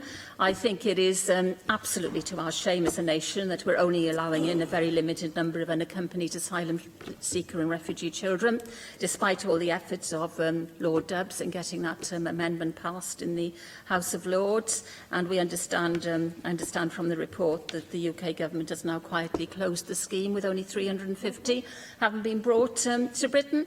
So I think this is an absolute disgrace, an absolute shame, because as other people have said in this debate, children are children are children, and whatever's happened to them, wherever they've come from, they need to be welcomed here in Wales. And I think it is a great shame that the UK government has limited them in this way. Rhiannon Passmore. Diolch, Llywydd. As a member of the committee, I also want to welcome this report. It is indeed a comprehensive piece of work. The committee has been very ably chaired by John Griffiths, and I also want to put my record of appreciation for the work of our committee staff who have ably assisted us. In my contribution, I wish to focus on some of the recommendations contained within the Ice to Be Someone Refugees and Asylum Seekers in Wales report. Recommendation 4 called on the Welsh Government to review the Community Cohesion National Delivery Plan 16-17, and its emphasis that the new improved plan should include a communication strategy that emphasises the benefits of immigration to Welsh society and dispels myths and inaccuracies about refugees and asylum seekers. We have seen some of these portrayed earlier. We have seen in the past few traumatic months how within these islands extremists of various warped ideologies have sought to sow division and hate. And we've also seen the overwhelming community response of unity and love from across different community groups and from individuals. And I note the Welsh Government's response that they've funded the Asylum's Rights Programme through the Equality and Inclusion Programme to work with refugees and asylum seekers to co-produce media reports which challenge negative stereotypes. This is vital. And I'm sure that members will have seen the public concern and disquiet in how the recent terrorist attacks have been reported within the mainstream print media. The heinous attacks in Manchester, Westminster and London Bridge were portrayed as an act of terrorism committed by terrorists. Yet the Times newspaper just yesterday had on its front page headline an emotive phrase of lone wolf to describe the latest terrorists in the UK, whilst also prominently referencing potential mitigating issues of mental health suffering of that white suspect. For all our citizens, there must be no differentiation. Terrorist attacks are committed by terrorists, no matter what their skin colour. And I stress this because it is vital that there is no perception that we are stigmatising one community over another. Recommendation 15 seeks that the Welsh Government should do more to help refugee and asylum seekers across education and employment by three principal moves. Firstly, promoting the credit and qualification framework for Wales as widely as possible. Secondly, requiring Welsh universities to treat refugees as home students. And thirdly, to create more opportunities for public sector internships. And I'm heartened that the Welsh Government, in its response, emphatically recognises the importance of education and employment for effective integration into society, and that it will update the ESOL policy for Wales and map ESOL provision as of current. I note that the Welsh Government Strategic Equality Plan includes the aim for the Welsh Government itself to become an exemplar of diversity and inclusion by 2020. That also has to be right. The Welsh Government and we here as members of the National Assembly for Wales must model to the Welsh nation that Wales will always be an open, tolerant, multicultural and diverse country. I was struck by the quality of the representations also made to the committee, and I also, as others, have met asylum seekers and refugees as part of this work and outside of this, and of the Children's Society, who helped clearly illuminate to me some key issues around the implementation of the 2016 Immigration Act in Wales, which Julie Morgan has already mentioned. This is engendering great concern in England. It is right, Cabinet Secretary, that Welsh Government, in its response to our report, is in favour of an evaluation of the Immigration Act 2016 on right to rent checks in England, that this rollout should be evaluated by the Home Secretary prior to any rollout across Wales, due to rises in reported concerns from landlords, refused tenants and the work of the Joint Council for Welfare of Immigrants report. All such matters will no doubt contribute to the increase in both registered and reported hate crime.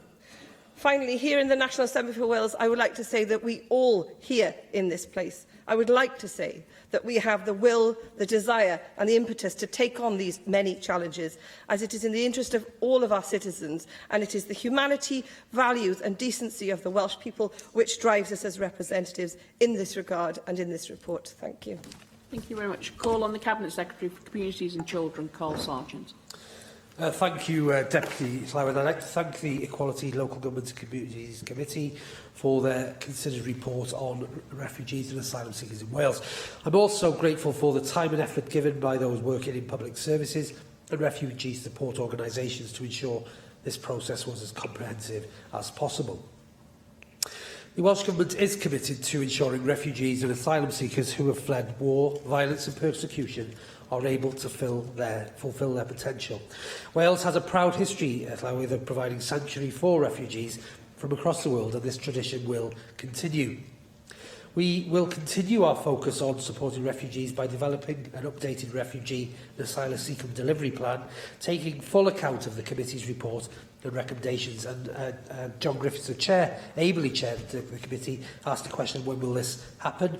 We will consult on the draft plan in the autumn, including the refugees and asylum seekers in that process.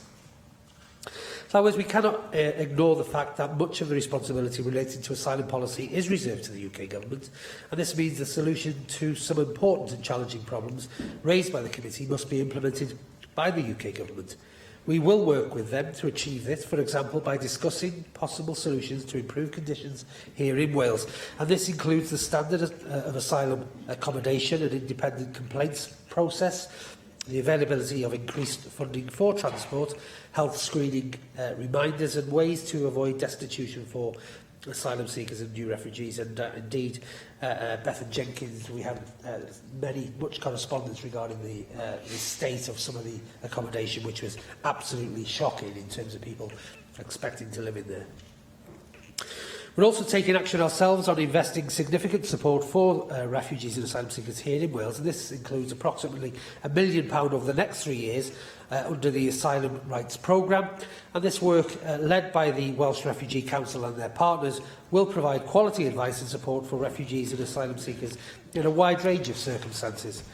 I've also provided funding for the resettlement of vulnerable children under the DUB scheme, and I, like Julie Morgan, is also disappointed about the closure of that scheme by the UK Government. This will support the capacity building in social services departments to ensure they can respond to the needs of these children, and these children are children, as Susie Davis pointed out. The Welsh Government also provides funding for Refugee Well Housing Project, support individuals who have been granted refugee status to integrate into Welsh society, and additional funding has recently been invested in training of mental health clinicians in treating PTSD in child and adult refugees and asylum seekers. The committee produced a number of recommendations relating to the devolved matters, and I will pick those up now. I recognise the committee's concern about the emergence of a two-tier system since the introduction of the Syrian refugee programme. We will do everything we can to minimise this, working to ensure all refugees are eligible to access integrated schemes in Wales. Although we are constrained again by the UK Government funding conditions, we have to work within those constraints, but we will do what we can to help that. We've already expanded the remit of the Wales Refugee and Asylum Seekers Task Force and Operations Board, and we'll be careful to ensure that any schemes and guidance we produce, including the Delivery Plan and Community Cohesion Plan, meet the circumstances of all refugee groups as far as possible.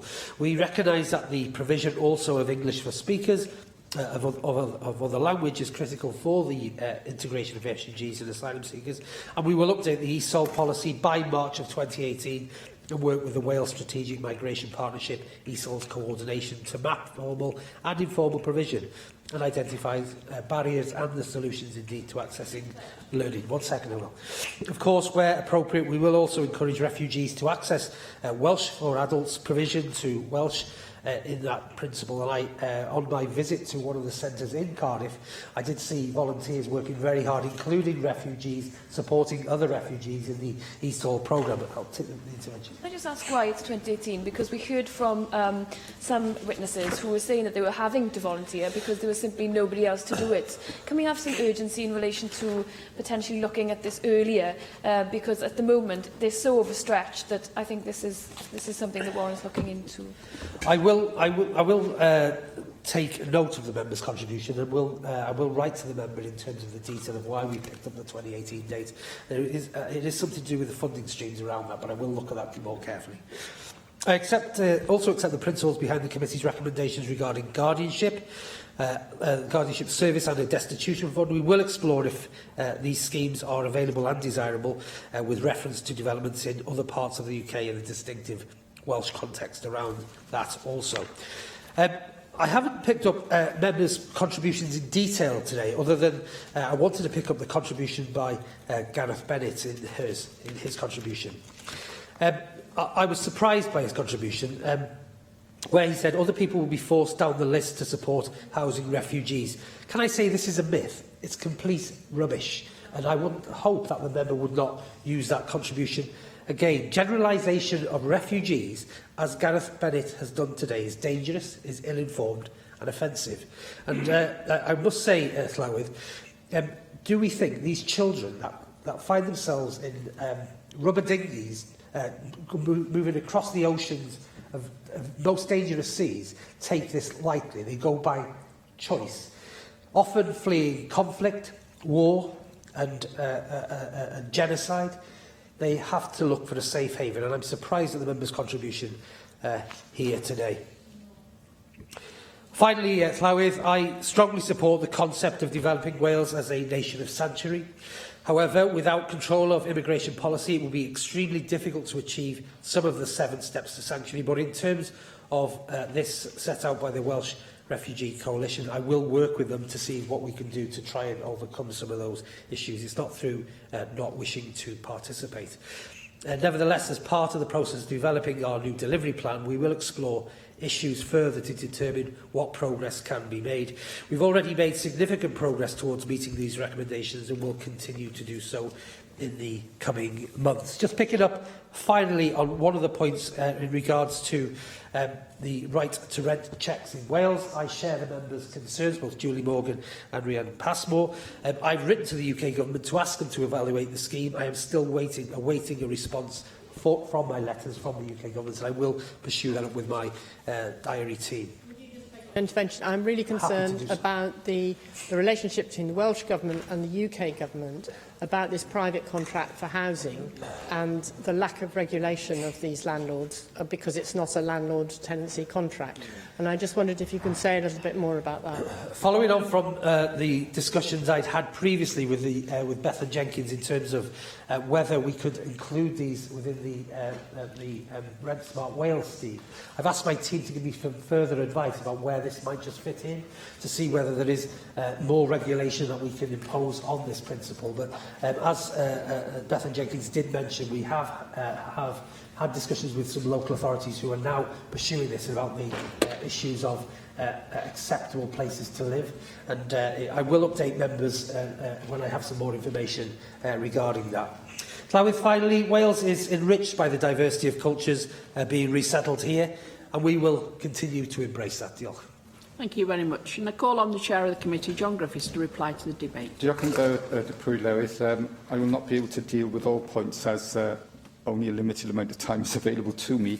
But can I begin by very much welcoming the wide-ranging and passionate debate we have heard this afternoon. I do believe it's reflective of the importance of these issues and also reflective of the commitment that committee members and clerks and those who gave evidence and engaged with the committee's work have demonstrated in addressing these issues and helping us develop possible ways forward. And I think it's a great testament, actually, to Wales as a whole that what we have found across the country in taking evidence and making visits is communities really wanting to welcome refugees and asylum seekers to Wales and wanting to support them when they are here. And when there's that personal contact, host community, as it were, refugees and asylum seekers, stereotypes and myths very quickly break down, and it's been a very encouraging and positive experience. I'd very much like to thank Susie Davis for highlighting some of the issues around preparedness of local authorities. I think we did find that there were communication difficulties there that need to be resolved, and there's further work to be done on that. Bethan showed great commitment and passion around the accommodation issues and indeed the issues in general, which brought real urgency and I believe effectiveness to the work of the committee. And a lot of the issues around ESOL and the flexibility are crucially important, because obviously if you haven't got the standard of English that is necessary to fully function as a citizen here, then it restricts you in terms of employment, in terms of volunteering, in terms of understanding the services that are available and making necessary communication. So that, I think, overlay everything that we heard and everything that we'd like to see done. Jenny, the Oasis Centre in Splot was hugely uplifting, and the commitment from volunteers, as you mentioned, heartwarming, I think, to us all. And Joyce, again, the commitment to children and accompanied asylum-seeking children and the guardianship issues through your work on the cross-party group and on this committee is very, very important. And I think Julie Morgan, in pointing to these issues around being able to work, not being able to work, the restrictions involved, really went to the heart of much of what we heard and indeed gave the title to the report, I Used to Be Someone, because these people have so much experience, such high-level skills. They offer so much, and it's a great shame that there are these restrictions in place that stop that great offer to Wales coming to fruition in the timely way that it should.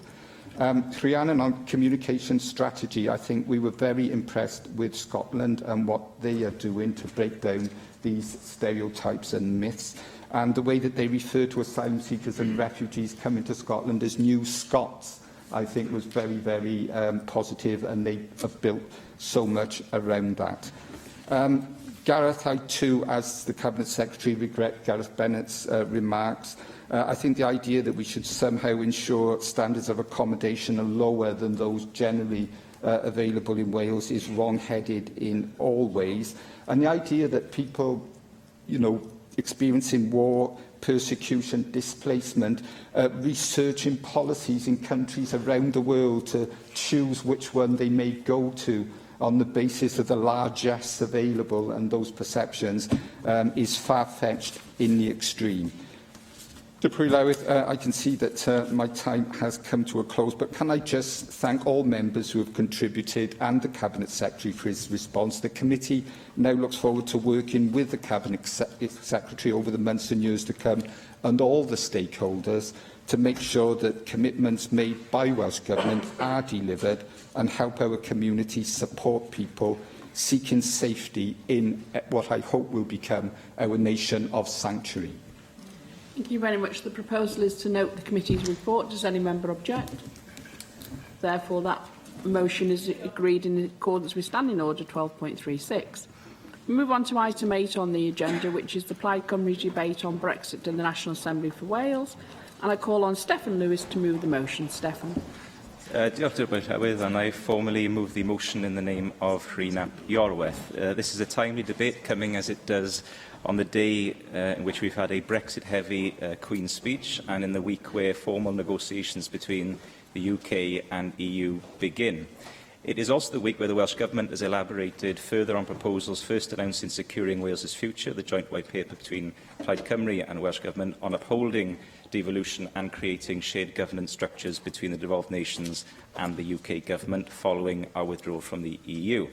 And before going any further, Deputy Llywydd, I want to take the opportunity on behalf of Plaid Cymru to set the record straight following exchanges between the First Minister and my party leader yesterday on the issue of single market membership. Yesterday, the First Minister said, and I quote, "Her party has already agreed that you can't be a member of the single market without being a member of the EU. That is what we agreed, if she remembers." In the strongest possible terms, I want to place on record that that is not true. It has never been true, and it never will be true either. Plaid Cymru's position since the day after the referendum last year has been for the UK to remain a member of the single market following our departure from the EU. On the 21st of September last year, we tabled a motion in this Assembly calling for such an outcome, which was sadly defeated, making this Parliament the first in these islands to back a so-called hard Brexit. The position of the Welsh Government was that single market membership did not exist outside the EU. That is not a position shared by Plaid Cymru. However, both parties engaged constructively in a process that led to the publication of the joint white paper, recognising that full and unfettered access to the single market, the preferred term of the Welsh Government, and single market membership, the common shorthand term used by almost everyone else, were potentially one and the same in actuality. That is why throughout the joint white paper, a new term, single market participation, was adopted to accommodate both those positions. That provided the basis for respect and cooperation in the national interest. Llywydd, it is a matter of integrity for me that my position and the position of my party is not misrepresented, and it is a matter of deep regret that it was yesterday. It is important because the issue of single market membership is now the defining issue of our time. A Tory minority government in Westminster, with a bloodied nose after the recent UK general election, has provided all of us who seek to avoid a hard Brexit with an opportunity to ensure a future relationship with the EU that upholds our economic interests and ensures a continued political partnership with our continental friends and allies, an opportunity that seemed remote just a few weeks ago. Indeed, I very much welcome a piece published in yesterday's Guardian by more than 50 politicians calling for continued single market membership. Its authors included many from Wales, including Madeleine Moon, Stephen Doughty, Lord Hayne, Anne Clwyd and Chris Bryant. Our motion today reaffirms this Assembly's commitment to the Welsh White Paper, which remains, in my opinion, the most comprehensive publication published in the UK for a future relationship with the EU and the framework for defending the Welsh Constitution.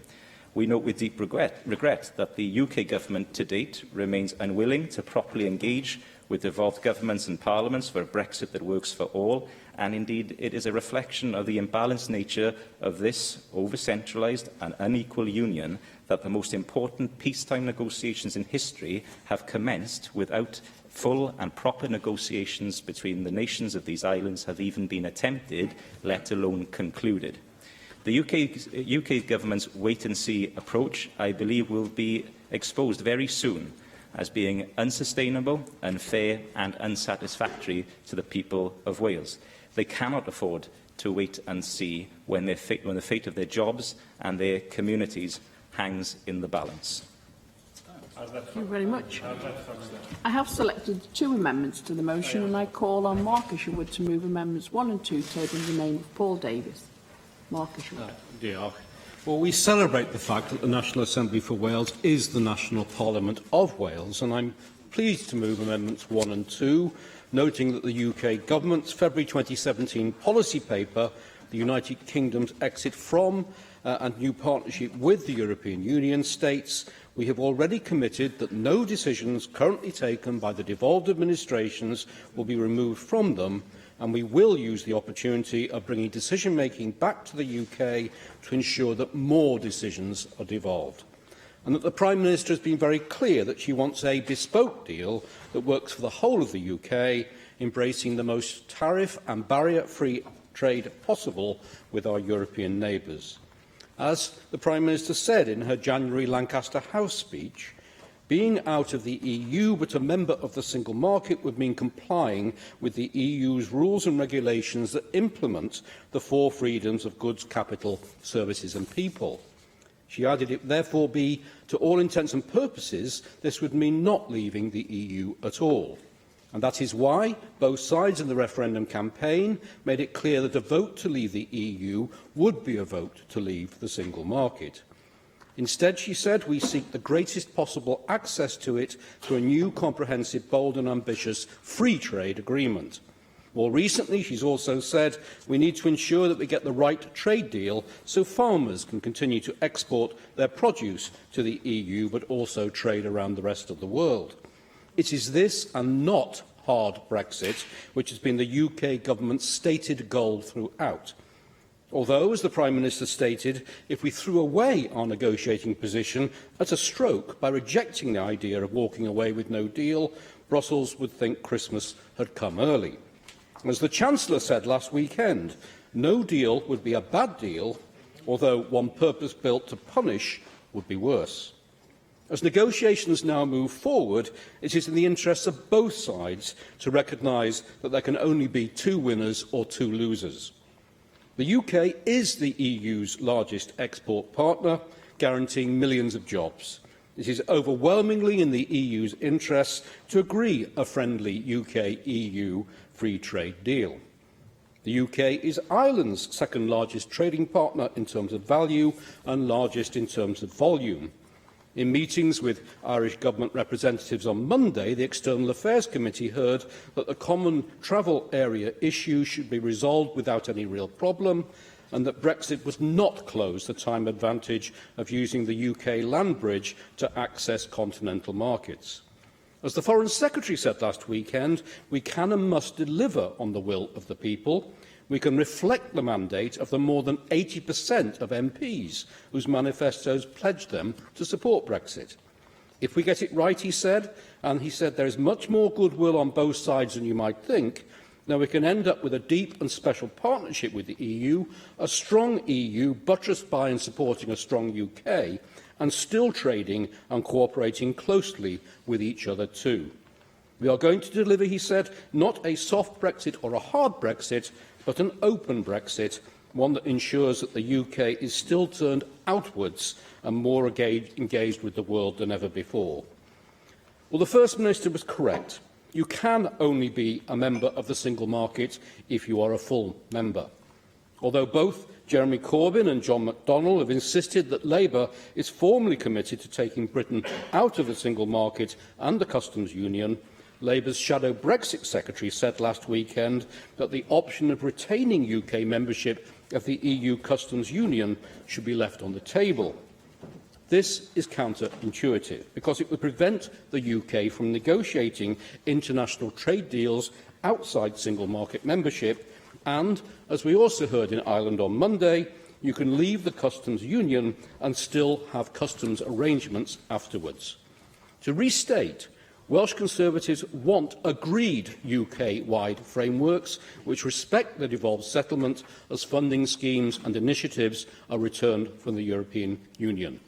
We therefore welcome confirmation in notes accompanying today's Queen's speech that the repeal bill, transferring existing EU legislation into UK law, will be a transitional arrangement to provide certainty immediately after exit and allow intensive discussion and consultation with devolved administrations on where lasting common frameworks are needed.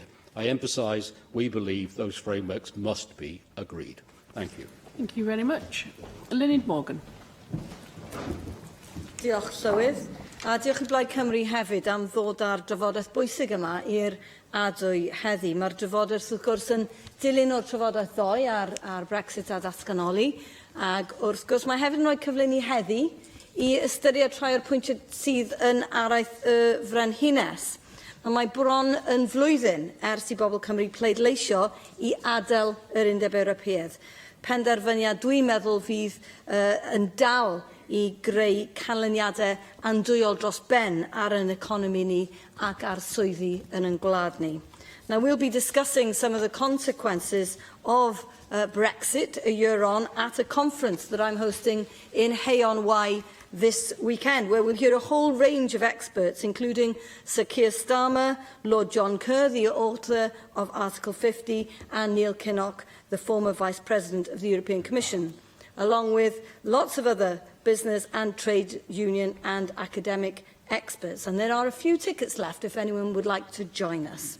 Nawr, un peth fyddwn ni yn trafod yn y gynhadledd yw y ffordd mae canlyniadau yr etholiad wedi newid y sefyllfa. Rwy'n credu ac yn gobeithio fod Brexit caled ar ben.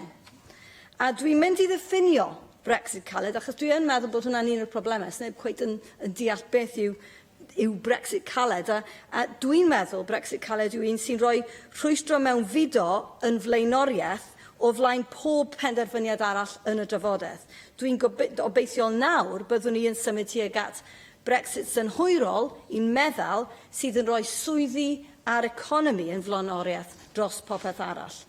Ond ni fydd gobeith i ni ennill y ddadl yma os nag ydy pleidiau ni yn cydweithredu lle mae hynny'n bosibl. A dwi'n falch i glywed bod Steffan Lewis yn cytuno hynny heddi, a dwi'n meddwl bod yn bwysig i ni gydweithredu. Mae angen i ni tawelu'r rhethreg, dwi'n meddwl, os yn bosibl. Mae'r mater yma yn un bwysig dros ben ein gwlad ni. Mae'n rhoi rôl ein gwlad a'n pobl gyntaf. Y ffaith yw, ni mewn trafodaeth gyda 27 o wledydd eraill, so mae 27 yn erbyn 1, ac bod fi'n teimlo'n angerddol tuag at yr Undeb Ewropeaidd, dwi'n teimlo fwy o angerdd byth tuag at yng ngwlad i, a dwi'n meddwl bod e'n bwysig bod ni'n cael y gorau posibl i Gymru ac i'r Deyrnas Unedig. Heddi ni wedi clywed yr araith frenhinol beth yw blaenoriaethau Llywodraeth Prydain. Mae'r prif weinidog wedi gweud bod hi eisiau gweld Brexit sy'n gweithio i Brydain oll. Ond sut mae hynny'n bosibl os nag yw hi wedi siarad gyda Chymru? Does dal ddim trafodaeth wedi bod gyda Llywodraeth Cymru ar y Great Repeal Bill, fod yn araith y frenhines heddi, a dwi'n siŵr bod drafft ohono ar gael. A dwi'n falch i weld bod Carwyn Jones wedi cyhoeddi ddoe fod Llywodraeth Cymru yn edrych nawr ar baratoi Continuity Bill rhag ofn fod y Great Repeal Bill yn sefyll ar draed Llywodraeth Cymru. Mae'n holl bwysig fod y pwerau sy'n perthyn i Gymru ac a fenthycwyd i'r Undeb Ewropeaidd pan sefydlwyd y cynulliad yn dod yn ôl yn uniongyrchol yma. Does yna ddim nodi yn araith y frenhines heddiw mewn perthynas ag amaeth na physgota fod unrhyw rôl gan Llywodraeth Cymru, jyst brawddeg bach yn cymryd i'n ganiatawol y bydd polisiau cenedlaethol newydd yn cael eu cyflwyno. Bydden ni'n... Just ar y pwynt yna, ydy hi'n rannu'r pryder sydd gen i fi bod y frawddeg sydd yn afaith y frenhines sy'n dweud na fydd pwerau'n cael ei tynnu oddi ar y cynulliad ddim yn unrhyw ateb i beth ddaw o'r pwerau hynny sydd nawr ar y lefel undeb Ewropeaidd a ddylai dod yn syth i'r cynulliad hwn yn sgil gadael yr undeb Ewropeaidd. Wel, dwi ddim yn meddwl bod beth sydd yn araith y frenhines yn gwneud hi yn ddigon clir yn union ble ffaith dyle'r pwerau yna ddod yn uniongyrchol nôl ato ni.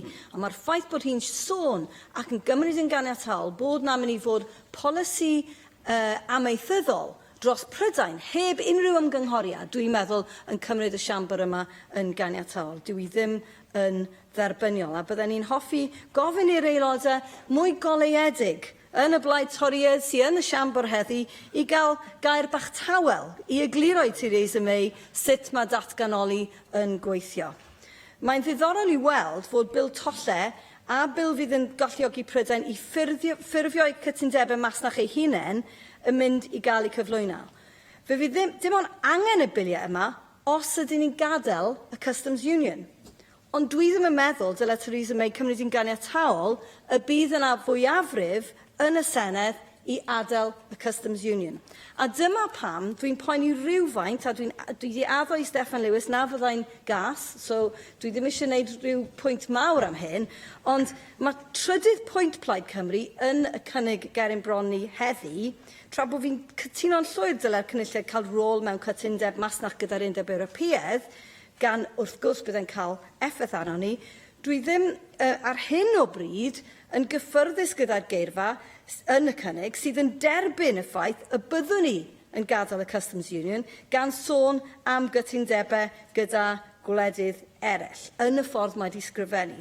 So dwi'n gobeithio bydd Plaid Cymru yn derbyn y pwynt am y resymau dwi wedi egluro, ond dwi ddim eisiau gwneud pwynt mawr ohoni, ond dyna pam mae jyst dy fi rhywfaint o ofid ein bod ni yn derbyn bod Customs Union bod ni dal yn mynd i adael, a dwi ddim yn meddwl dylen ni. Diolch. Thank you very much. Adam Price. Dear Llywydd, thank you for that. Of course, following on from that point, I mean, the paving legislation in the Queen's speech today, which is referred to the trade deals, they created an entire department, of course, for this very purpose. So they are clearly, the UK government is clearly still wedded to this path. The point about the customs union is well made, of course. It isn't true, of course, that single market membership and trade deals are incompatible. Indeed, the EFTA members, all of whom effectively by different mechanisms are inside the single market, either through a bilateral arrangement in the case of Switzerland or through the EEA, are free, of course, to engage in agreeing trade deals, either collectively or indeed individually. And I think that the Switzerland, for example, has just ratified a trade deal last week with the Philippines. And it's open to other EFTA members to want to do that. So, single market membership, and we often hear this from the hard Brexiteers that it would prevent, the trade deals. Well, actually, single market membership doesn't prevent the trade deals from being embraced at all. The key point. Yes. I just want one clarification. We keep talking about single market membership. Is there a legal definition of single market membership? So we're clear as to what it actually means. Well, yeah, I mean, I don't want to detain people on this point, because I think Steffan Lewis set it out very admirably. I almost feel as if I'm in an Alice in Wonderland moment here, when I hear mature politicians, actually refusing to accept the term that everyone else in the world uses. Including European Union officials, including the Institute for Fiscal Studies. There was even actually Fact Check, which actually does a laudable service during the election campaign, actually catching politicians out when they're economical with the old actualité. They even said, yes, single market membership does exist. It is this. Single market is a binary. Yeah, you're either in it or you're outside of it. And that is the issue. No, you can choose your own language if you like. And there we were charitable in Plaid Cymru in coming up with this term that nobody else uses, by the way, participation in the single market. But what you can't say is that single market membership doesn't exist, because the entire rest of the world calls it that. But look, let's get back to the core. Well, even Stephen Kinnock gives his single market membership. You want to have a word with him? I mean, let's get back to the core point of the third paragraph of this motion, which is the voice of Wales. So if there are going to be trade deals, who's going to be listening to us? And, of course, we have to contrast our situation with the situation that the Walloon Parliament was in. Of course, remember the comprehensive economic trade agreement between Canada and the European Union, and, of course, they were holding it up because of some concerns that they had back in February. What people may not realise, actually, the same process then has been followed in Canada. And actually, it's only in the last week that CETA has been ratified in Canada, because it had to go to every single province and territory, and Quebec was the last province to support it. The same principle applies in Australia. The Singapore-Australia Free Trade Agreement, for example, the provision of mutual recognition of goods between Australia and New Zealand. All of the territories, the states and territories of Australia had to agree to those agreements, and that's despite the fact that in Section 92 of the Constitution of Australia refers to trade, commerce, and intercourse between the states being absolutely free. They recognise the importance in a federal situation of actually recognising the interests of those devolved state territories. And yet what we get from the UK government at the moment is the promise of the return of the Board of Trade and Her Majesty's Trade Commissioners. It's back to the 18th century. I was almost wondering whether they're going to bring back the East India Company as well. We have to. I'm all for the politics of the United Front. And this is a front where we have to join forces, because we cannot allow a situation where our legitimate and distinct economic interests are ignored by the centre. Hamilton. Thank you, Deputy Presiding Officer. From looking around the chamber today, I think we're suffering, apart from Plaid Cymru and UKIP, with Brexit weariness, but at least we're here to engage in the argument. We have no difficulty, of course, in supporting Plaid Cymru on the first 2 points of this motion. As I've said many, many times before, the Brexit process should not in any way be used to undermine or to row back on the devolution settlement which the people of Wales have voted for twice in referenda. And that would be a betrayal of everything which we stand for. But point 3 is totally unrealistic. The difference, of course, between Canada and Australia is that in their federal systems, they don't have the massive imbalance of population which we have in the United Kingdom, between England, Scotland, Wales and Northern Ireland, where England is 85% of the population of the country. It's inevitable in those circumstances the United Kingdom government is not going to accept what this motion asks for, and therefore I simply can't understand why it's being put forward. All that you do in those circumstances is to undermine the good point, which is that, of course, the interests of Wales should be properly considered and taken into account by the United Kingdom government, because they are inevitably different from other parts of the country, in particular in agriculture, as we know. And the import-export position in Wales is different from the United Kingdom as a whole. And even though we are massively in deficit with trade with the EU, we export to them £250 billion a year of goods.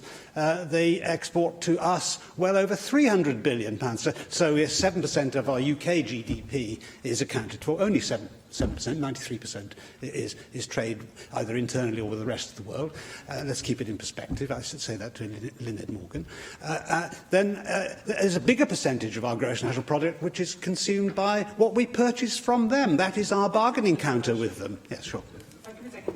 Do you accept that it is vital to focus on what we can do and where we can try to influence? And when you say that we are in a huge deficit, we in Wales are not. We have a surplus. I said that a moment ago. But to carry on debating on the basis that the United Kingdom has the slightest possibility of adopting this policy is a complete and utter waste of time and actually undermines the good points that we could make. That is the burden of what I want to say in this debate. And the idea that single market membership, however defined, is going to be a runner is again not practical politics. You know, why are we flogging this dead horse? I mean, we would be in the single market on that basis, but unable to take part in the decision-making processes. I mean, that in a sense is worse than what we've got now. And not only that, we would be making a financial contribution, which was one of the arguments for leaving the EU in the first place, because we contribute, as we know, net every year £8 billion,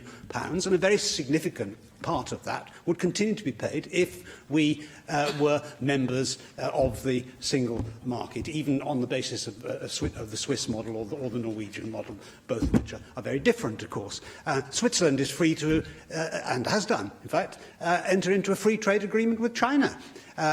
Whereas the EU has been wholly unable to agree one in the last 50 years. And you look down the list of the 56 countries that the EU have trade agreements with, they include Jersey and Guernsey, for example, Andorra, Montenegro, San Marino. You know, they don't have any trade agreements with any country of any serious size in the world, apart from South Korea and Mexico.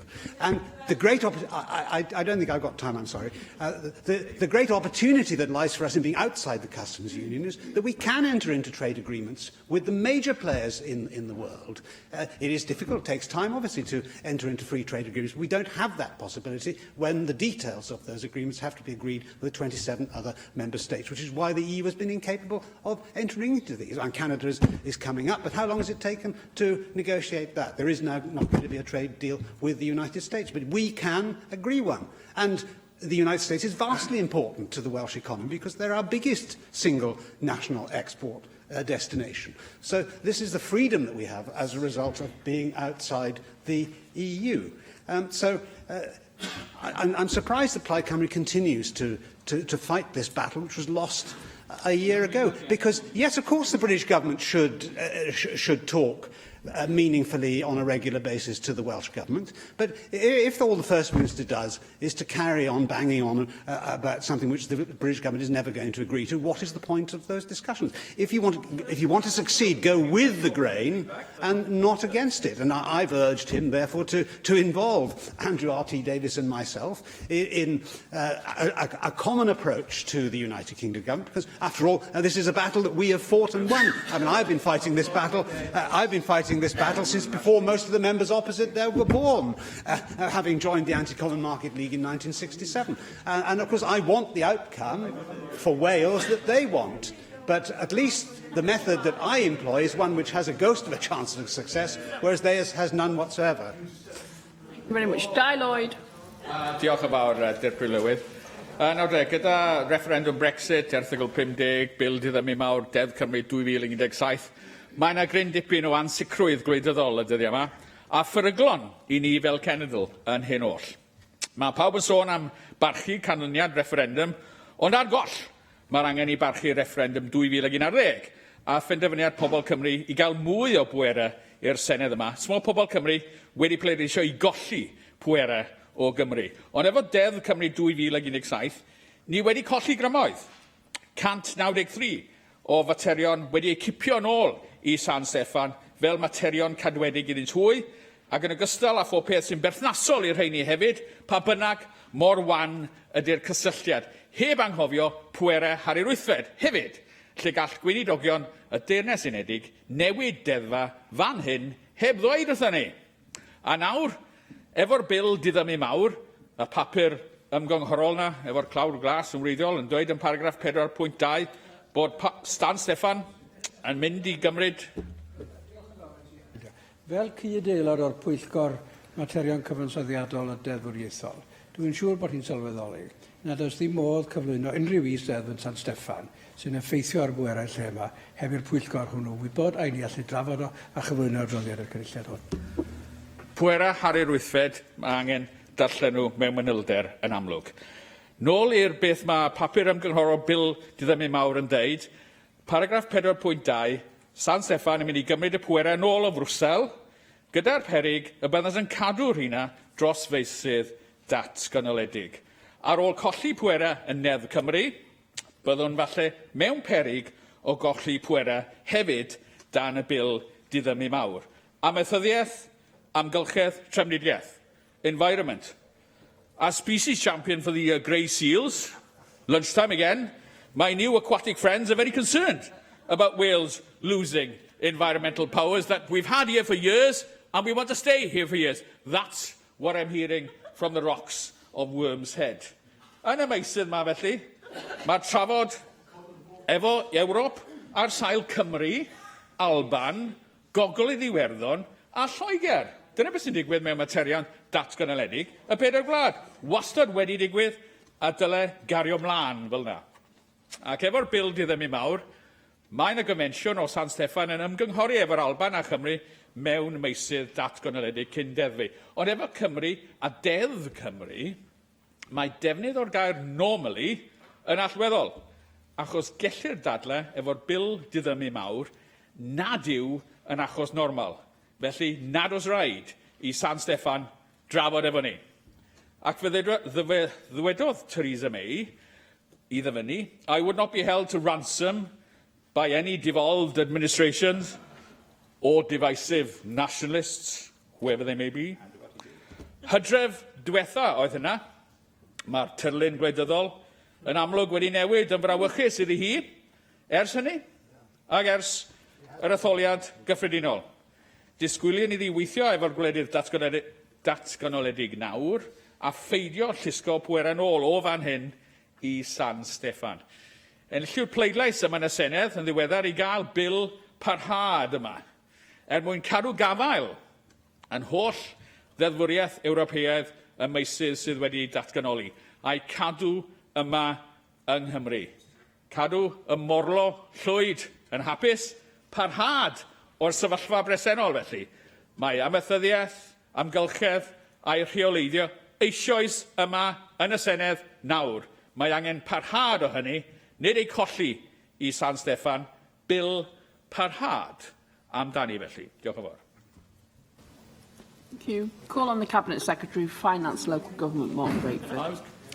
Diolch yn fawr, Deputy Llywydd. Well, 2 weeks ago on the Wednesday before this month's general election, I had to explain to the Chamber that the Government would be unable to support some elements in a detailed Plaid Cymru motion on Brexit, because at the time I said that I thought it was very important that as we entered the post-election period, that we stick to the fundamental case which we set out in taking Wales forward as agreed between our two parties.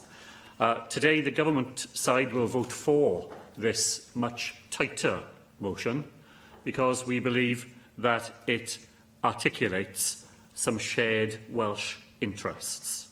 And I was very glad to hear what Steffan Lewis said in introducing the debate about the way in which our joint white paper continues to represent the best statement of our joint view. Deputy Llywydd, I should be clear that the Government would not support either of the two Conservative amendments. They appear to have been drafted as though the general election had never taken place. Indeed, they reflect the position of the Conservative Party more generally, trapped in the headlights of a car crash of their own making. It is simply not good enough to repeat the position taken by the Prime Minister in the days before she threw away her majority. That position was put before the electorate on the 8th of June. We were told that it was the key question that had motivated the calling of the election, and when the public has decided otherwise, the UK Government cannot simply carry on, as the Conservative Party amendments to this debate do, as if nothing had happened. Now, the motion before the Assembly asserts our democratic credentials in representing Welsh interests.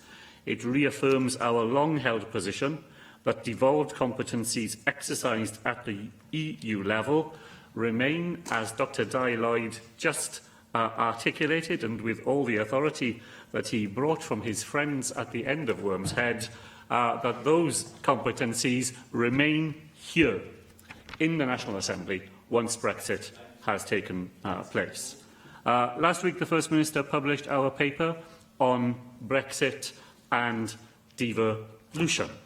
The document makes it clear that, as we have repeatedly emphasised, that after we have left the European Union, powers already devolved to Wales remain devolved. And let me be absolutely clear with members that we will oppose any attempt by the UK Government to reclaim any powers over areas of devolved competence for itself. And that is a position that we have articulated. Yes, of course. Simply, given your current comment there and your earlier comment in your first referral to the amendments, Amendment 1, Amendment 1 commits that no decisions currently taken by the devolved administrations will be removed and talks about the opportunity of bringing more decision-makings to the devolved level. From what you're saying, you don't oppose that, and surely, in recognising Amendment 1, you'd be acknowledging that commitment. The problem with the amendment, and the problem with what the member has just said, is the deep ambiguity that lies behind that statement. As we've already heard in this debate, the Queen's speech today has a sentence in it that appears to act in precisely the opposite direction, saying that there are to be national arrangements in the fields of the environment and agriculture, which cannot be achieved without taking away from this National Assembly responsibilities that are already devolved to it. And we have made crystal clear to the UK Government, both before and since the general election, that if they choose to go down that route, and we have explained to them why there is absolutely no need for them to go down that route, because we will be prepared to come to the table and discuss ways of achieving sensible UK-wide arrangements without them acting in that way. But if they choose to do it, there will be a fight on their hands. It is a fight that they do not need to have, but it will be, dyma'r Llywydd, a fight of their own making. Now, we say that devolution is an established part of the UK Constitution, and that the UK's withdrawal from the EU must therefore respect and reflect the reality of devolution. The First Minister wrote to the Prime Minister last week. He stressed that the repeal bill, it's interesting to see that the word great has disappeared from the repeal bill, in line with the more modest ambitions of Mrs May, but the First Minister made it clear to the Prime Minister that the humility, that is what lies behind the absence of greatness. The First Minister made it clear that that bill must fully respect existing devolution settlements, and, as I've said, that the Welsh Government stands ready to work constructively and positively with the UK Government to help frame the legislation to achieve just that. I have spoken directly with the Secretary of State for exiting the European Union since the general election, and once again I laid out our position on that matter, and both Simon Thomas and Eluned Morgan are right to sound a note of concern about how that is now represented in the Queen's speech. In the document that the First Minister has published, we propose the establishment of a UK Council of Ministers for discussing and agreeing such frameworks. The policy document Brexit and Devolution makes it clear that a UK Council of Ministers could be utilised to gain agreement on areas where reserved powers and devolved powers are interconnected. And devolved administrations have a strong interest in UK government policy, even when that policy is not formally devolved. UK-wide discussions and agreement in some aspects of non-devolved policy will be needed in order to ensure that policies have legitimacy across the whole of the United Kingdom. Of course. Just at this point, I'd like to intervene rather than reply, because I think this point is important. He's talked about the relationship between himself and his government and the other governments in the United Kingdom and how that might be re-established. Can he give some assurances that there is any sign from Westminster at the moment that they are re-engaging with Welsh Government ministers, that ministerial meetings are taking place, bilaterals are taking place, quadrilaterals, whatever's needed to get a shift on for some of these discussions that we need to have? Well, that machinery of government is resuming. As I said, I've spoken myself directly to David Davis. I have a call with the Chief Secretary of the Treasury tomorrow, and I've come directly to the Chamber from a meeting of the JMC Europe, in which I represented Wales. Scottish ministers were involved, and a series of UK government ministers were around that table as well. It's not the absence of machinery, which has been frustrating over recent months. It is the spirit within which that machinery has been conducted, and that's what we need to see altered. Llywydd, I hope you'll just allow me to deal finally with the third point in the motion, because there's an important point that Eluned Morgan raised, and I want to make sure that the Welsh Government's position is clear in supporting the motion. Because this part of the motion refers to future trade deals. It's an example of a policy area which, while non-devolved, there is a direct Welsh interest in it, given the interdependencies with key aspects of the policy and regulatory context for devolved areas such as steel, agriculture and fisheries. We've made it clear that full and unfettered participation in the single market is our top priority. That's fundamentally important to us in Wales, and we continue to believe that the UK should remain part of a customs union, at least for a transitional period, and we've been unconvinced by the UK government's arguments for leaving. I understand, of course, that remaining part of a customs union would mean, for as long as we were within it, that there couldn't be any trade negotiations between the UK and other countries around the world. It's in this context that we support the Plaid Cymru motion. We're not accepting that trade deals with other countries is preferable to a continued membership of a customs union, but if we're unable to be in that position, then the motion reflects where we would need to be.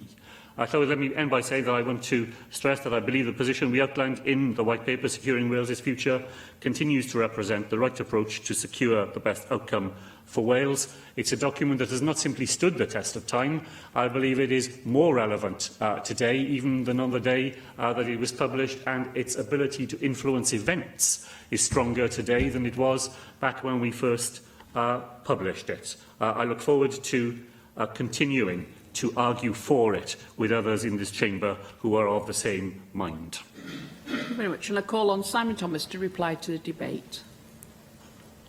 Diolch yn fawr, Deputy Llywydd, a diolch i'r ysgrifennydd Cabinet am gloi y drafodaeth mewn ffordd gymodlon, ac fyddai'n dychwelyd at rai o'i sylwadau yn y man. Ond pwrpas y ddadl gan Plaid Cymru heddi oedd i sicrhau ein bod ni yn cadw'r ffocws yma yng Nghymru ynglŷn â beth sydd yn hollbwysig i Gymru, i economi Cymru ac i cymunedau ni. Dyn ni'n gwneud hwnna heb i nhw ymddiheibio bod y ddadl Brexit eto. Mae yna 8 bil yn ymwneud â Brexit yn afaith frenhines, so allai weid wrthych chi, os ydych chi wedi danto a Brexit erbyn hyn, mae yna mwy o lawer i ddod yn ystod y 2 flynedd nesaf, lawn o Senedd San Steffan. Ond dyn ni'n cynnig y ddadl yma gan bod ni'n meddwl bod y sefyllfa wleidyddol wedi newid.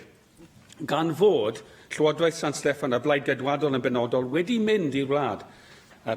Ond 2 fis yn ôl, cofiwch chi, ond 2 fis yn ôl gan chwilio am mandad am y fath o Brexit oedd nhw'n dymuno. A beth oedd y math o Brexit? Cael ei alw yn Brexit caled, ond oedd e wedi cael ei osod allan, yn glir iawn yn afaith Lancaster House. Brexit oedd yn gadael yr undeb Ewropeaidd, ond hefyd yn gadael y farchnad sengl a gadael yr undeb dollau. Nawr, mae Plaid Cymru o'r fan ein bod ni am afos yn y 2 sefydliad yna, ac dyna beth sydd wedi cytuno rhwng ni a'r Blaid Lafur yn y papur gwyn. Ond yn fwy pwysig beth, fe wedodd pobl, nid pobl Cymru yn unig, ond wedodd pobl dros Prydain i gyd, bod nhw yn erbyn Brexit a oedd Theresa May yn ei dymuno. Mae'n wir nad oedd modd canfod yn union pa fath o Brexit oedd pobl yn dymuno i weld drwy ethol synydd gwog, ond nid y fath o Brexit a fydd yn dynistriol i economi Cymru a swyddi Cymru. Ac erbyn hyn, wrth gwrs, ni wedi gweld y tro byd sy'n digwydd gyda cynghellio bellach yn sôn am cadw swyddi, a cynghellio bellach yn sôn am gadw rhyw fath o gyfundrefn tollau, a cynghellio bellach yn sôn am gyfnod trosiannol, rhywbeth nad oedd ar agenda Blaid Gadwadol cyn yr etholiad diwethaf, ac rhywbeth sydd wedi newid yn llwyr felly. A dyna pam oedd Plaid Cymru yn meddwl bod e'n bwysig bod y cynulliad yn ail-ddatgan. Os nad mewn mwyafrif llwyd, mae mwyafrif pleidiau yma, mae dyma'r egwyddorion y dylen ni sefydlu y trafodaethau Brexit arno. Ac yn un gryf iawn o'r fan, a dylai'r holl boefa ar adnoddau ar yferwyr a hyn o bryd y lefel yr Undeb Ewropeaidd o fewn y cyfrifoldebau datganoliedig gael ei harfa gan y Gynulliad Cenedlaethol Cymru wedi i Gymru adael yr Undeb Ewropeaidd. Ond ni'n aeth o hoff o be wedodd Llywydd Morgan bod y pwefa yma wedi benthyg i'r Undeb Ewropeaidd a bod nhw'n dychwelyd yn y modd yna. Falle bod hwnna ddim yn gyfreithiol gywir, ond dwi'n meddwl bod ni deall y cysyniad yn hynny o beth. A dyna pam nad yw'r addewid yn gwelliant un gan y caedwadwyr a gan afaith y frenhines, sef rhywbeth ni wedi clywed o'r blaen y dweud y gwir, na fydd pwefa yn cael ei symud o ddiar y cynulliad, yn hen ddigon o lawer i ni, a dylai fe ddim fod yn digon i unrhyw blaid sydd wedi hethol i Senedd Cenedlaethol Cymru.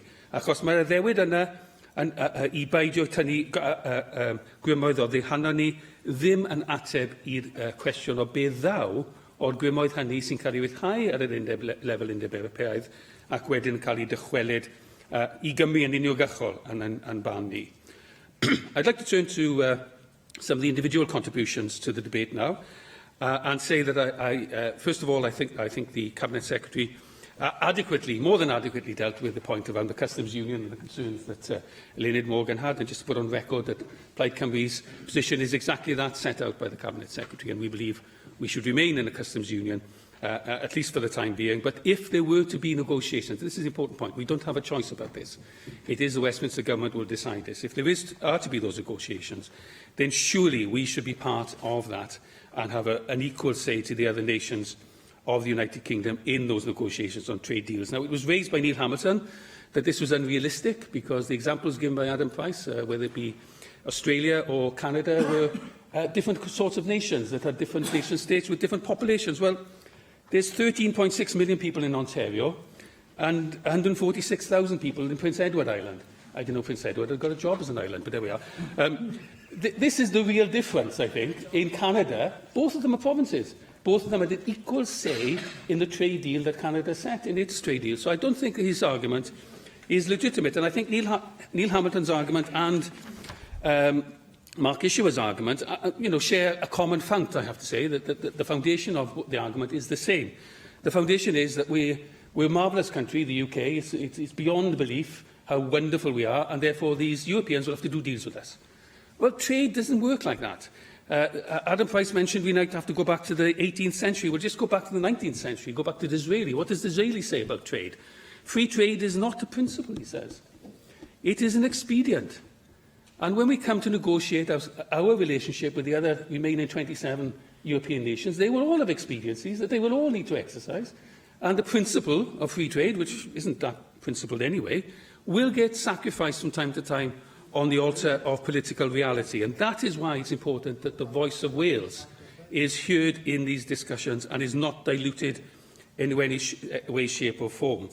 Llywydd Morgan said that she was concerned that we still have severe economic effects from the decision to leave the European Union. She's not the only one. Mark Carney thinks we'd have severe economic effects. He's warned only in the Mansion House speech 2 days ago that we'll have a wage squeeze coming in as a direct result of that. And it is important, as the seals barked from Rossili, it is important as well that we protect not only the economy, but the standards and the protections and workers' rights that we have currently within members of the European Union. Not because we want to do so simply because they're in existence, but because we do think that a Conservative government propped up by the DUP would see these as ripe to be taken away from us. And a repeal bill, which will only temporarily perhaps preserve them, while the Conservatives and the DUP get to work on the detail of what they'd like to deprive us of in terms of our rights, has to be protected in the Welsh context. And that's why the seals of Rossili and the seals of Pembrokeshire as well, if I may say so, which I'm sure equally protected by Di Lloyd, are right to demand a continuity bill, I think, now that we state what we seek to preserve here within our own Assembly. The Cabinet Secretary was very emollient and quite generous, I think, in his approach to how we set out this debate, not only the motion in itself, but the context of the motion. But I have to say this, going back to the opening, very precise and very well argued remarks of Stephen Lewis. We have not heard a clear elucidation, really, of the Welsh Government's position now. We know what it was in the White Paper, and we accept that. But politics does change, I accept that. And let's be honest, the general election didn't just change the Conservatives, it changed the Labour Party as well. There's a different kind of Labour Party that we're facing now. So where now do we lie? And I don't think debate is the right place to iron out these kinds of finesses. It is a theological question to a certain extent. But we want to have this discussion because we want to understand where now, when you've got over 50 Labour MPs and politicians of great note and lords who say it's membership of the single market, when they are writing together with other Conservatives that we want to preserve membership of the single market, something that Plaid Cymru can subscribe to, and yet we can't have the First Minister reply to Llawn Wood and say, yes, membership of the single market. We couldn't even have him say participation in quite the way that it says in the White Paper. Now, I think that's something that needs to be resolved because I also think there's a job of work to be done on behalf of the people of Wales here. And I think there's more than one, certainly more than one party in the Assembly that can do this. And there's more than individuals from more than two parties. I think there are individuals elsewhere that might be interested in taking this forward as well. And I would like to see us work as much as possible in concert on these issues. But in order to do so, the First Minister himself must give a very clear undertaking of what he's seeking to achieve on behalf of Wales. Thank you. The proposal is to agree the motion without amendment. Does any member object? Therefore, we vote under this item on voting time. The next debate we go to is the UKIP's debate on immigration policy, and I call on Neil Hamilton. Thank you, Deputy Presiding Officer. The world population at the moment is about 7.5 billion people, and 7 billion of them are subject to United Kingdom immigration control. They have no right to enter the United Kingdom to live, work or to study unless they can obtain a visa, and in many cases, most cases in fact, they need a visa just to visit. Yet, if you're a citizen of the European Union, you can come here as a legal right to look for work, take work up, to live, to study, do whatever you like. That's an inherent part of membership of the single market. And what I don't understand is why the parties who take a different view from us on immigration, those who are going to oppose this motion today, want to discriminate against the rest of the world, because that's what our immigration policy does. And if it's a benefit to Wales and the United Kingdom to have an open door to immigration in the EU, why isn't it similarly to our advantage to have an open door with the rest of the world? This is not something which is ever answered by those who are starry-eyed about the effects of membership of the EU upon, well, we're talking about a free movement of people here, which is a different matter altogether from a single market. And if it's beneficial for us to take any number of individuals who are simply citizens of the EU to become part of our economy or just our geographical landmass in the EU, and that's a good thing for Britain. Why isn't it a good thing if we do the same for the rest of the world? What is it that distinguishes Europeans from Africans or Asians or Americans? Let's have the answer to that question in the course of this debate, because what we want in UKIP is a non-discriminatory immigration policy. Which, yes, indeed we do. We want to have the same points-based approach that Australia applies towards all countries, and that will accommodate our need for specific skills, whilst excluding too great an inflow of people who have no skills or few skills, the effect of which, as our motion says, I'll give way to Stephen Lewis in a second if he wants to intervene, which actually imposes wage compression upon those at the bottom of the income scale. So I'll give way. For giving way. You just said that the UK policy was a points-based system. A couple of weeks ago, it was a one-in, one-out immigration system. I wonder if you could clarify what the policy might be next week. Well, our policy is the one that we stood on in the general election in our manifesto, which is a non-discriminatory immigration policy which is based upon skills. The overall general target is, over a period of 5 years, to reduce net migration to 0. And yes, net migration is what we're talking about. At the moment, we're adding 500,000 people to the UK population every single year by a combination of immigration and natural population increase. That is fundamentally unsustainable in the longer term. The population of the UK in 2001 was 59 million. It was 65 million in 2015. It will be 73 million in 2023. And of course, we have no idea actually how many people are in the United Kingdom, because, and certainly we have no idea how many people are overstaying their visas and therefore are illegal immigrants, because exit checks were scrapped by the Blair government in 1998, and therefore it's impossible to tell. So the immigration problem is actually much worse than the headline statistics appear to say. And the principal victims of this, of course, have been people on low incomes. There can hardly be any dispute about that. It's a simple problem of supply and demand, basic economics. And there are plenty of academic studies, apart from the Bank of England one cited in this motion, that demonstrate that point. Yes, I will give way.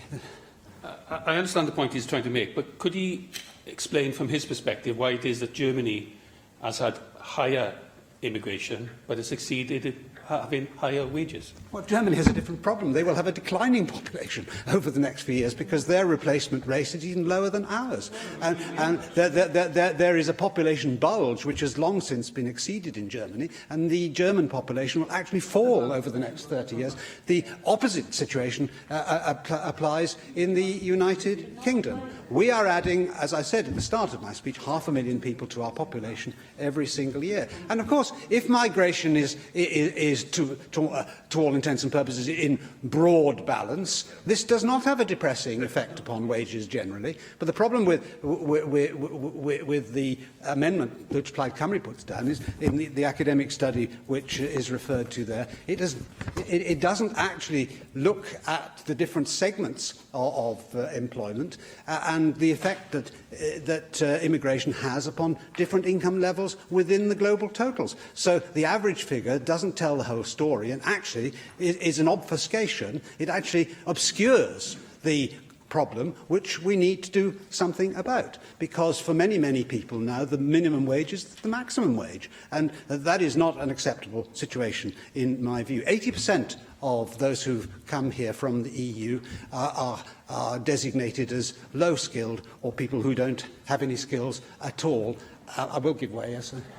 Do not accept, however, that that is more to do with exploitative employers than it is to do with people coming in here, because unskilled workers in this country are being exploited by employers that could pay higher wages and they choose not to. Well, it's a problem of supply and demand. I mean, if you increase supply relative to the demand, you will depress the price. I mean, it's the inevitable consequence, I'm afraid. And of course, there are exploitative employers, and we've referred to this many times. David Rowlands in this chamber has raised many times the problem of car washes, for example, and people who are employed a fraction of the minimum wage through gangmasters and agencies, and so, which are very, very difficult to police. And we know there hasn't been a single prosecution in Wales for breach of the minimum wage legislation that's now been in force for many years. So there is undoubtedly wage compression going on, in addition to the illegal employment of individuals at poverty wages, and the only way in which we will begin to solve this problem is if we do introduce some system of immigration control which is meaningful and which is related to employment opportunities which exist. At the minute, the United Kingdom is in a relative economic upswing, and so lots of these difficulties are disguised. If we, as we inevitably will do in due course, go into a downswing again, then the problem is going to be manifested not just in terms of wage compression, but actually increasing unemployment. Yet again, it's the people who are at the bottom of the heap in society are the ones who will be paying the price. And admittedly, in Wales, immigration has not created these kinds of problems to anything like the same extent that they have in parts of England, because 90% of those who come here from the EU actually end up in the south and southeast of England. But the United Kingdom is a relatively small geographically country and has a highly homogeneous labour market, and the ripple effects are felt further out from the epicentre, and therefore it does have a depressing effect upon wages in Wales, which is of great seriousness because Wales is the poorest part of the United Kingdom, and in fact parts of Wales are some of the poorest parts of the continent of Europe. And it's a scandal, actually, that average incomes in Wales, relative to the rest of the country, have gone down in recent years. And our GVA is about 75% of the rest of the United Kingdom. And therefore, anything which exacerbates these problems for those on low incomes is much to be deprecated. I give way, certainly. I'm genuinely interested in his reply. The 30% income per capita gap between Wales and the rest of the UK, how much of that does he think is caused by immigration? Well, I can't answer that question. I don't know the statistics. But the point that I'm making is that whatever that figure is, it may be tiny, but you know, perhaps this is not the day to quote Tesco, considering the announcement of the closure of their call centre in Cardiff. But in a sense that every little helps, anything that we can do to reduce this downward pressure on wages is something which we should do. I cannot understand what possible argument there can be for an open door to this country for people doing low-skilled jobs when we still have unemployment to mop up and where wage levels at the bottom end of the income scale are continually being depressed. And, of course, that has implications for the Exchequer as well, because in-work benefits therefore compensate for the lower wages which are brought about as a result of this excess supply of labour. It's the speed of the influx which is the problem here. If this happened over long periods of time, then of course it balances out. But when we have the kind of migratory inflows that we've experienced in the last 10 years in particular, then it's a serious problem. Before 2004, immigration and emigration within the EU and the United Kingdom was broadly in balance. It wasn't an issue. It was only when the former Soviet Union satellite countries joined the EU that we began to see these significant flows across borders because, of course, they start from a very, very low base in terms of the average income in their economies. And so inevitably the Western countries, and particularly Britain being outside the Eurozone, is a natural magnet, and who can blame them? Of course they want to better their condition of life, and overall these are very good people and with a great work ethic, and it's not the problem of the migrants themselves but the scale of the inflows which is what has excited our motion today. So I do implore members not to engage in kinds of Mickey Mouse exchanges. I know we haven't had them so far in the exchanges which are interventions in my speech, but all talk about this being sort of racism and prejudice and it's the far right and so on simply undermines what is a serious argument for ordinary people, and particularly those who are the most vulnerable in society. And so it's to call attention to this and the advantages that we will get as a result of leaving the European Union and the single market, because it will enable us to control our own borders in a meaningful way, as we want to protect our own people, that this motion is brought before the House today. Rwyf wedi dethol y 3 gwelliant i'r cynnig. Os derbynu'r gwelliant 1, caiff gwelliannau 2 a 3 ddethol. Os derbynu'r gwelliant 2, caiff gwelliant 3 ddethol. Galwaf Andrew R.T. Davies i gynnig gwelliant 1 a gyflwynwyd yn enw Paul Davies. Andrew R.T. Davies. Thank you, Presiding Officer, and I formally move the amendment in the name of Paul Davies, and I thank UKIP for bringing the debate today. I will try not to detain the Chamber too long today, as they're already reporting it's the hottest day possible outside, and After spending yesterday talking again about Brexit on the First Minister's statement, where there wasn't much as an institution we can deal with on that, I do have to say, whilst it's perfectly legitimate to debate immigration, and it's a point that many people do raise as we're on the doorsteps and talking around Wales, as an institution, there's not a lot we can actually do about it, to be honest with you, because obviously it's a reserved matter. But from the Welsh Conservative point of view, and my view in particular, I do believe that it is something we should welcome, the ability for people to move around, to be able to come and go as they please. And in particular, immigration, in my view, has enriched us as a country, as Wales, but as a United Kingdom as well. And it is without a shadow of a doubt, economically, we are far wealthier as a country by the ability for people to bring their skills, bring their talents into our country, whether that be in the medical profession, whether that be in manufacturing, or an area I understand greatly, the agricultural sector, where much economic activity basically depends on the ability for people to come into our country on short-term work permits, visas, call them what you will, or actually under the rights secured over time, and actually help economic activity in communities the length and breadth of Wales. And frankly, that economic activity would just cease to exist unless that ability to move around was safeguarded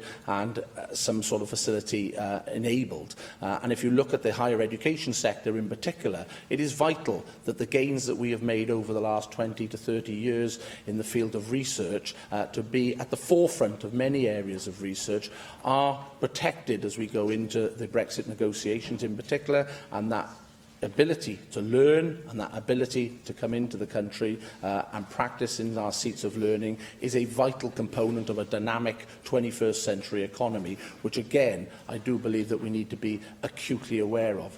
But it is a fact that for many people immigration is a concern that they seem to have, and I think very often it's a perceived concern rather than the real concern.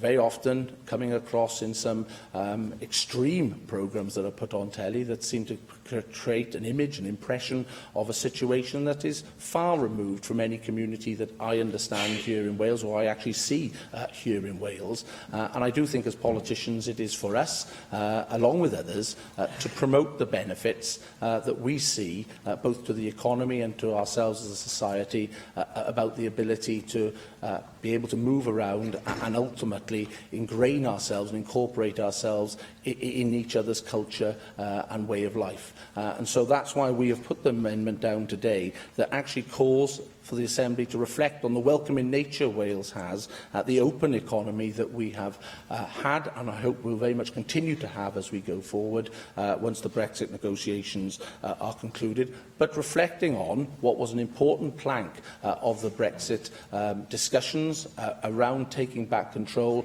and bringing to this country the ability for the democratic institutions of this country to actually set the parameters of what we want as a country. And it might be that you suddenly get a government that would say, we will take everyone and have an open borders policy. But that would be for people to vote for that government. On the other hand, you flip the coin, you could get a government that would take a very different view and say, no, we pull the drawbridge up and no one comes in. But that's democracy at the end of the day. That surely is what we put politicians in places to do, to achieve the will of what people are thinking in that country, and that's why we have elections. And so that's why I very often stand proudly trying to promote the virtues, as I see it, of a very diverse society, a culturally mixed society, and an economy, as I said, that does thrive on that ability from people to go from Britain to other parts of the world and from other parts of the world to come into Britain and in particular Wales. And when we look at many of our key public services in particular, they would just cease to function unless we were able to obviously attract and secure the professionalism and dynamics that they can bring in to assist the growth of the NHS and the growth of many of our other public services. And so with those points, that is why I hope that the House this afternoon will find favour with the Conservative amendment that is before us on the order paper and vote for that amendment, because it does call on the Assembly to reflect on what we have as a country, being a welcoming and dynamic and diverse country, but whilst recognising the genuine concerns that people have over the recent decade or so, where some people perceive that there has been a dramatic change in the culture in the society they live on, and therefore does call on the government to bring forward the policies to address those concerns. Galwaf ar Steffan Lewis I gynnig gwelliant 2 a gyflwynwyd yn enw Rhina Piorwerth. Diolch, Llywydd, and I formally move the amendment in the name of Rhina Piorwerth. And from the outset, I'd like to reaffirm Plaid Cymru's view, and a view I think is shared across most of the Chamber, that those who come to this country and make this nation their home are welcome, that we value the skills they bring, the contribution they make to our economy, and the enrichment they add to our society. We also reaffirm our call for a speedy resolution to the status of EU nationals currently residing in the UK, and hope that an agreement is made soon in the Brexit negotiations that is humane and fair.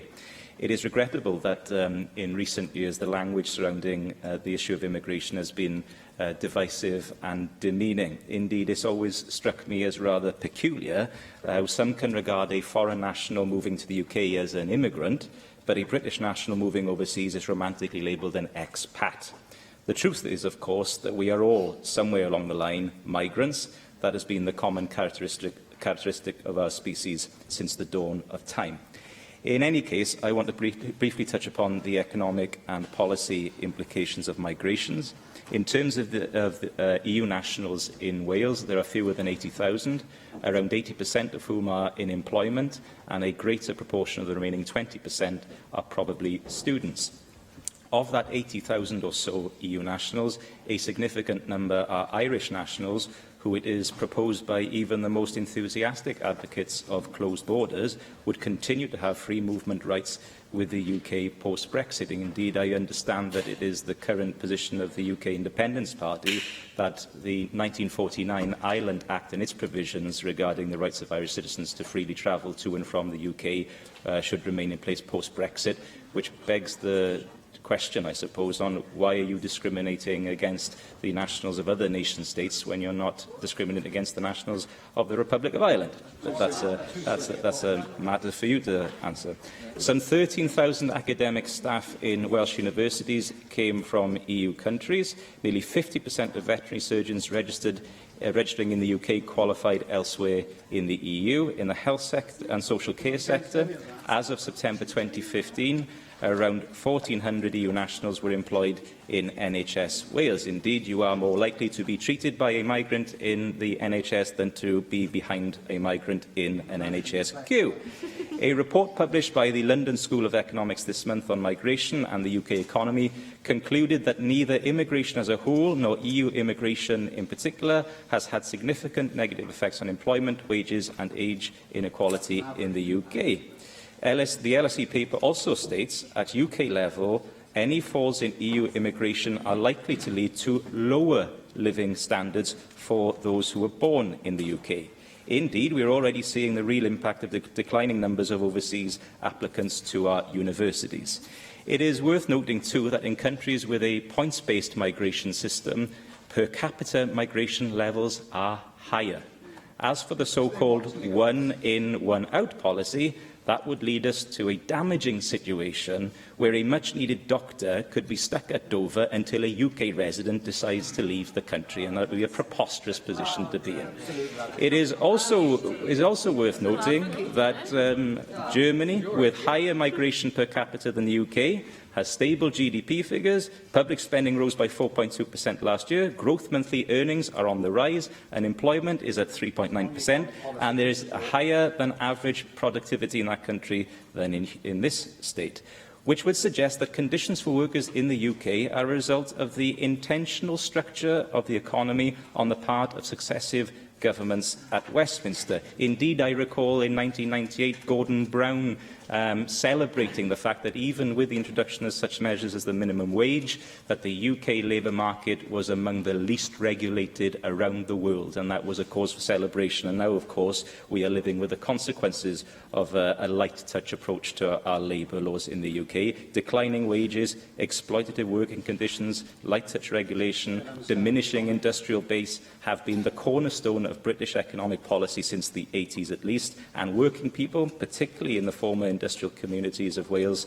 are paying the price literally. So we need an economic paradigm shift in this country that is place-based, industrial-driven and centred on the worker and their rights, no matter where they were born. Galwaf ar arweinydd y tŷ I gynnig yn ffurfiol gwelliant tri a gyflwynwyd yn ei henw hi. David Rowlands. Diolch, Llywydd. Well, I'd like to confine my comments to the Conservatives' amendments. First, can I take point 1? That is, of course, after ignoring the usual fallacious point of delete all, a gambit which should be disallowed. Amendments should be instruments to alter, not annul, motions. And I notice the other two parties are using exactly the same ploy this evening. But the point, but I will be magnanimous in saying that we would agree with the points made in 2 and 4 by Plaid Cymru and in 2B by the Labour Party. First, can I take point 1? That is, of course, after... UKIP acknowledges the fact that Britain and Wales has always had a welcoming society and understands the part played by immigrants in the history of these islands. However, to pursue a policy of uncontrolled, open immigration when we have upwards of 1.5 million unemployed is an indictment of both Conservative and Labour governments. As an example, some 80,000 British students each year fail to find places on nursing courses, whilst the NHS continues to hire thousands of nurses from abroad. Add this to the fact that there are thousands of 40-plus nurses who have left to have families and now wish to come back to nursing, but cannot do so because they find the NHS prefers younger foreign nurses. Perhaps the fact that it costs the NHS £70,000 to train a nurse, I think, Stephen, we've heard you most of the evening, so if I could just be allowed my time at this rostrum. To train a nurse whilst they hire 3 foreign-trained nurses for an average salary of £24,000 is their reason for doing this. Let's get away from this nonsense of the NHS coming to a halt if we do not import nurses. The simple truth is we want nurses on the cheap. The same, of course, applies to doctors. So we continue to plunder third world countries to meet our own needs. I wish now to turn to the second point of the Conservative amendments. Recent events indicate that the UK government shows scant regard to public services. Recently highlighted cuts in the police and fire service bear witness to that. And as for our universities continue to recruit the brightest and the best from around the world, this is something they were doing well before the European Union and the advent of uncontrolled immigration. The difference, of course, was those students actually paid their tuition fees. Today, the stark fact is many abscond without repaying their student loans, leaving us with a £5 billion debt at 2013 figures. As for skilled labour for the business sector, we are actually turning away skilled labour from across the world in favour of unskilled and semi-skilled labour from the European Union. Yes, of course. Just to say, universities in Wales are suffering because of the Conservative government's immigration policies, which are turning away students who could come to the UK. I know this from experience, so I have to say, David Rowlands, I don't think you're right about that. Well, providing those students pay their way and actually do pay for their education here, we ought to be welcoming them. Absolutely. I'll deal with the Conservatives' third amendment with a reminder of the Conservative pledges under Cameron before the previous general election. He said, "Our plan to control immigration will put you, your family and the British people first. We will reduce the number of people coming to our country with tough, new welfare conditions and robust enforcement." Though how this was to reduce immigration, given the oft-repeated statement that immigrants do not come here for benefits, appeared to be something of an anomaly. However, he went on to say, we will keep our ambition of delivering annual net migration in the tens of thousands, not the present hundreds of thousands. We will control migration. We will control migration. Did you want to say something there, Carl? I will give way if you want. No, okay, fine. We will control immigration from the European Union by reforming welfare rules, again intimating that UK welfare rules encourage immigration. We will clamp down on illegal immigration and abuse of the minimum wage. Well, we see that that is not being done. We will enhance our border security and strengthen the enforcement of immigration rules. And lastly, develop a fund to ease pressure on local areas and public services. All this proves the amendment put forward by the Conservative group, and the points under that amendment show the turmoil which now exists under the Conservatives with regard to immigration, and that the Assembly Conservatives' amendments seem to put them at complete odds with their Westminster counterparts. Jeremy Miles. Diolch, Llywydd. We are invited in this debate to treat UKIP as having clean hands on the issue of immigration. We are invited to regard the fact that UKIP have been elected to this place as cleansing the stain of insinuation, dog whistle and bigotry, but they do not have clean hands. Getting elected to the Assembly does not erase the stain of former campaigns where they ran posters of refugees fleeing persecution as a line of migrants into the EU, where they used migrants as scapegoats for all our ills, Romanian crime waves, ludicrously M4 congestion. And none of you, Neil Hamilton, Caroline Jones, Gareth Bennett, Michelle Brown, David Rowlands, none of you have denounced that campaign. UKIP instead has played on people's fears of pressures in their lives. You hid the fact that public services depend on migrants, pitting community against community.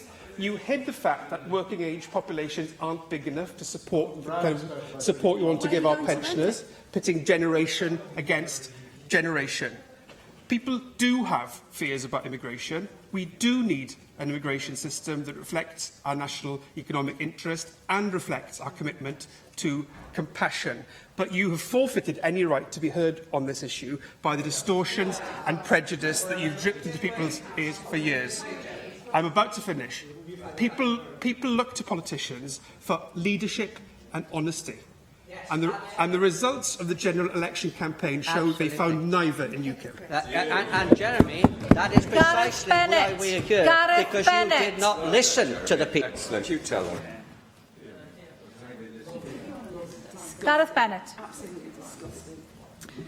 We're having this debate today. Because we are coming out of the EU, and we need to work out what kind of Brexit we actually want. In particular, what kind of immigration policy we want.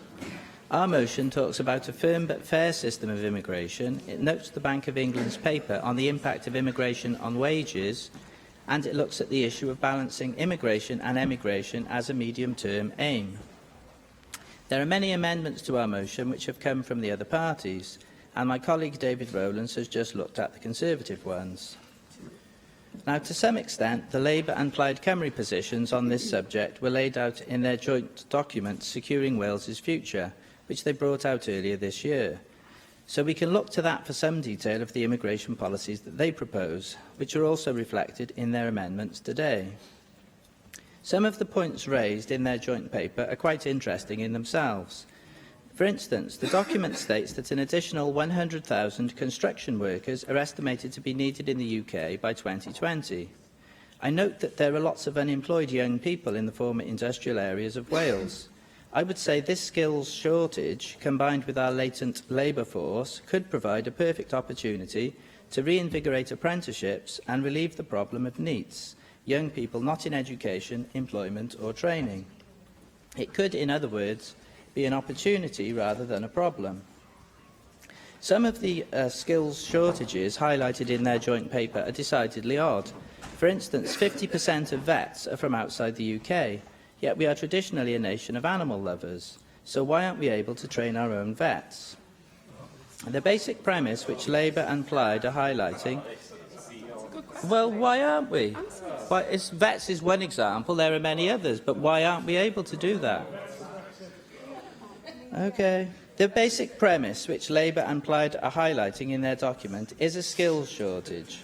The worry they are trying to perpetuate is that a so-called hard Brexit would harm businesses' access to skills. Yet the vast majority of EU migrants who come to the UK come to fill low-skilled jobs. So it is not actually businesses' access to skills that is likely to be affected so much as their access to cheap labour.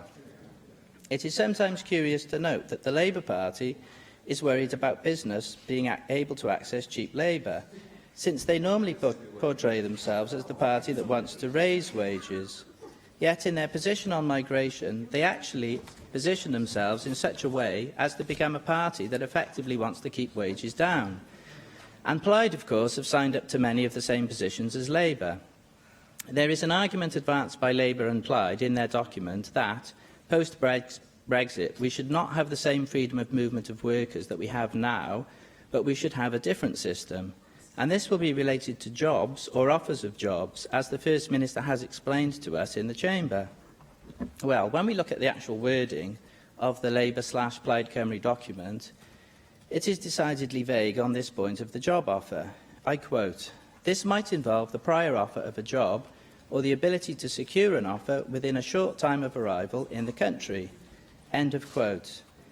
I haven't got time, Simon. Plenty of time. I am afraid this approach... No, well, maybe I have time, but I don't have the inclination. Well, that's a different answer. No, that was an excellent answer. I am afraid this approach seems to beg more questions than it delivers answers. What is the evidence of this job offer? What checks would there be to prevent... What checks would there... Can we allow Gareth Bennett to continue, please? Thank you. What is the evidence of this job offer? What checks would there be to prevent bogus job offers? What exactly constitutes a short time? How would these people be tracked if they had a job and then left it? Finally, the joint Labour and Plaid Cymru document says that it wants, I quote, "a strong culture of enforcement of legislation to prevent the exploitation of workers." End of quote. But we know, as a matter of record, that there have been pitifully few successful prosecutions by HMRC for not paying the minimum wage. The joint document says it will push for, quote, "much stronger enforcement," end quote, of minimum wage legislation. What the document signally doesn't say is how it will do this, which puts rather a gaping hole in their plan to stop worker exploitation. So I would be interested to hear what the Government Minister has to say about this today. Thank you. Leanne Wood. Diolch, Llywydd. I wanted to speak briefly in this debate to make an appeal to all members here and to everyone who might aspire to become an elected member in the future. A lot has been said about immigration, and many people in the immigration debate confuse refugees with free movement of people in a way that isn't helpful. The way in which this debate has taken place has, in some instances, left a very nasty taste in the mouth. In particular, the way in which immigration was represented during the EU referendum debate. And I refer here to that toxic poster which evoked an anti-refugee poster from 1930s Germany. If you put those two posters together, the similarities are remarkable.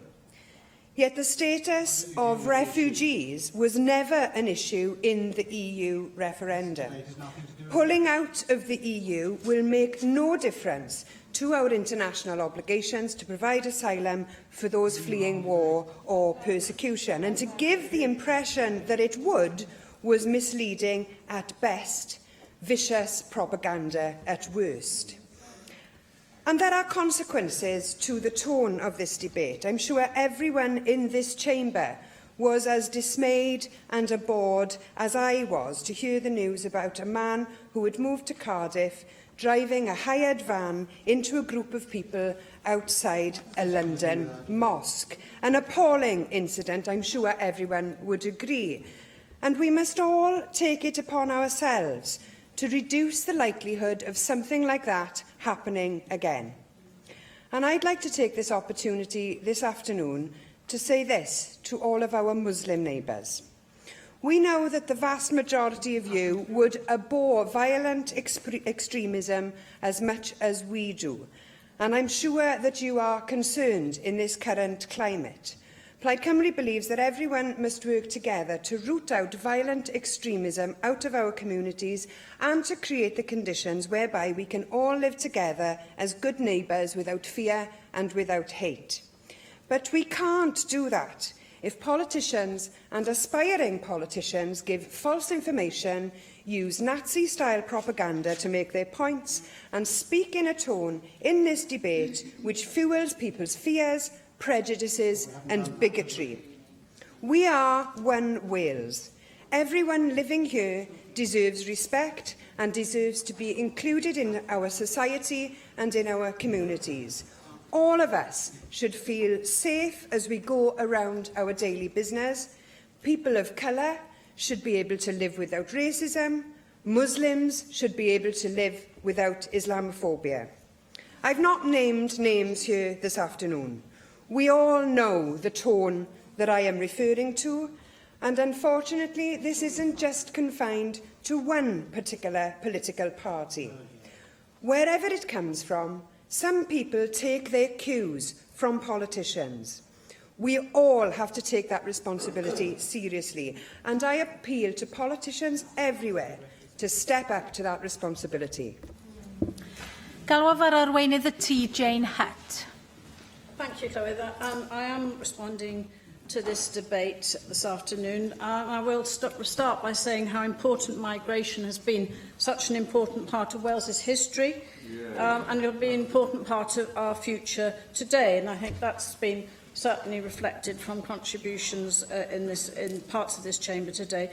Very much reflected in the white paper that we jointly put forward with Plaid Cymru, and much of what I say will be very much underpin it. The white paper does underpin our response. Citizens of other countries who live in Wales make huge contributions to our economy, our public services and our communities. And we heard a bit about that, the flavour of that in the earlier debate, inspiring debate on refugees in Wales. And of course we have to also say, and I very much support Stefan's opening remarks on this point in moving his amendment, that it is vital that the rights of EEA nationals currently in the UK are protected. We've been repeatedly calling for that as a Welsh Government, as well as the right to be reciprocal for UK citizens in EEA countries. We do recognise that we need to manage migration, as Jeremy Miles has said, through connecting migration more closely to employment, offering flexibility, supporting our ambition for a full and unfettered access to the European single market. And exploitation of our workforce, of course, is a key and important issue to debate in the Assembly and in this Assembly. Too many workers are exploited by unscrupulous employers, undermining wage levels and terms and conditions for all workers, and we recognise that migrants can be particularly vulnerable to this. But the issue we need to address here is not immigration, but exploitation. And of course the UK Government can do much more to tackle exploitation by employers who don't pay the minimum wage or who deny workers their statutory rights. And the Welsh Government is already doing what it can to drive compliance with labour laws, and these are important issues to debate. For example, our Code of Practice on Ethical Employment and Supply Chains sets out our clear expectations for employers across Wales to embed ethical work practices in their organisations and stop labour exploitation. It should be noted, of course, that we have much lower levels of migration in Wales than most other parts of the UK. And many people who have chosen to live and work in Wales play a vital role in delivering our public services. In the Welsh NHS alone, there are over 1,300 dedicated staff from the EU. In fact, 7% of all Welsh doctors are from the EU. But there are also many people born overseas who work in our key economic sectors, who play a role in the success of our academic institutions. Andrew R.T. Davies acknowledged this in terms of research. in our universities. These are people who we equally want to see staying in Wales and coming to live and work in Wales in the future. Clearly, we want to ensure that people in Wales are able to access high-quality jobs, and to do so to provide the support they need at school or later in life to develop the skills they need to access these opportunities. So we're doing that through skills priorities set out in Taking Wales Forward, which includes supporting people seeking employability skills, creating apprentice opportunities and promoting innovation and connectivity. And where there are skill shortages and gaps, our actions will help to address these in the longer term. But in the shorter term, we need to be able to recruit staff from overseas to fill key vacancies. Now, UKIP asks us to note the Bank of England working paper. Its findings may be relevant, but they have to be taken into account in terms of the wider context. And I would also draw attention to the London School of Economics paper, which Stephen Lewis, indeed your amendment, responds to, because it's worth repeating what Stephen Lewis said. It concluded that there are no significantly large negative effects on employment, wages and wage inequality for the UK-born population. But I'd also draw attention to the report by the Institute of Fiscal Studies, which showed immigration creates a net benefit for the public finances. But I would also like to make the point in terms of the factors that I think UKIP should be addressing. Draw attention to the factors which have a far greater effect on people's real earnings, such as inflation, which is at its highest point in years, which the Bank of England has attributed to the depreciation of sterling in the run-up to and in the aftermath of last year's EU referendum. Fiscal austerity, again resulting in a very severe squeeze on public sector pay, lack of investment in infrastructure, another notable feature of the UK government's policies of fiscal austerity, weakening productivity, and then that in turn leads to lower pay growth. The legislated minimum wage and the way it's enforced, which will also influence wage levels and growth. And the Welsh Government itself, accredited as a living wage employer by the Living Wage Foundation. Welsh NHS paying the real living wage to all its employees since 2015, and we're promoting the benefits of the real living wage more broadly across the public sector and the economy. It does form part of our code of practice on ethical employment and supply chains. The Welsh Government has outlined an approach comprising a focus on migration linked to employment, supported by strong labour laws and increased opportunities for all. And we believe this is the best option for our wider economy, for all our workforce, and it gives the UK the best options going into negotiations. And there are aspects of both the Conservative and Plaid Cymru amendments that we can agree with, which endorse this approach. But I think, finally, Llywydd, I would say that it would have been welcome if UKIP had taken the opportunity to not only welcome the work undertaken by the Welsh Government to tackle exploitation of our workforce, wherever they come from, but also to join us in calling for an end to the era of austerity, low wages and the public sector pay gap, all still driven by a Conservative government, which means our public sector workforce have been trapped in low wage growth for 7 years. And this debate, I fear, does reveal sharp divisions in this Senedd, with the politics espoused by UKIP, which are abhorrent to the majority in this place. And I think, Llywydd, this is a week where we're celebrating the contribution of refugees in Wales, and it is relevant to this debate. Following an inspiring debate this afternoon from the Equality Local Government and Communities report, a debate about the contribution that refugees are making and want to make, and the ways in which we're seeking to support them to do so. It's very sad that this debate, that very inspiring debate, has been followed by a debate where again the true nature of UKIP's divisive, negative views reside. And Jeremy Miles was right to draw attention to UKIP's form on this, and indeed Leanne Wood. This motion, I would say finally, this motion goes against the grain of values and the political perspective of the majority of people in this Assembly and the people that we represent in Wales. Wales can be a sanctuary, it can be a welcome country, with a vibrant economy. We will debate with UKIP, but we will never, never, never agree with the ill-informed and bigoted views that UKIP is proclaiming today. I urge you to support our amendment. Galwa far Neil Hamilton I ymateb i'r ddadl. Well, thank you, Presiding Officer. Well, I suppose it was inevitable that other parties, contributors to this debate, would just refuse to engage with the real burden of our motion, which was wage compression.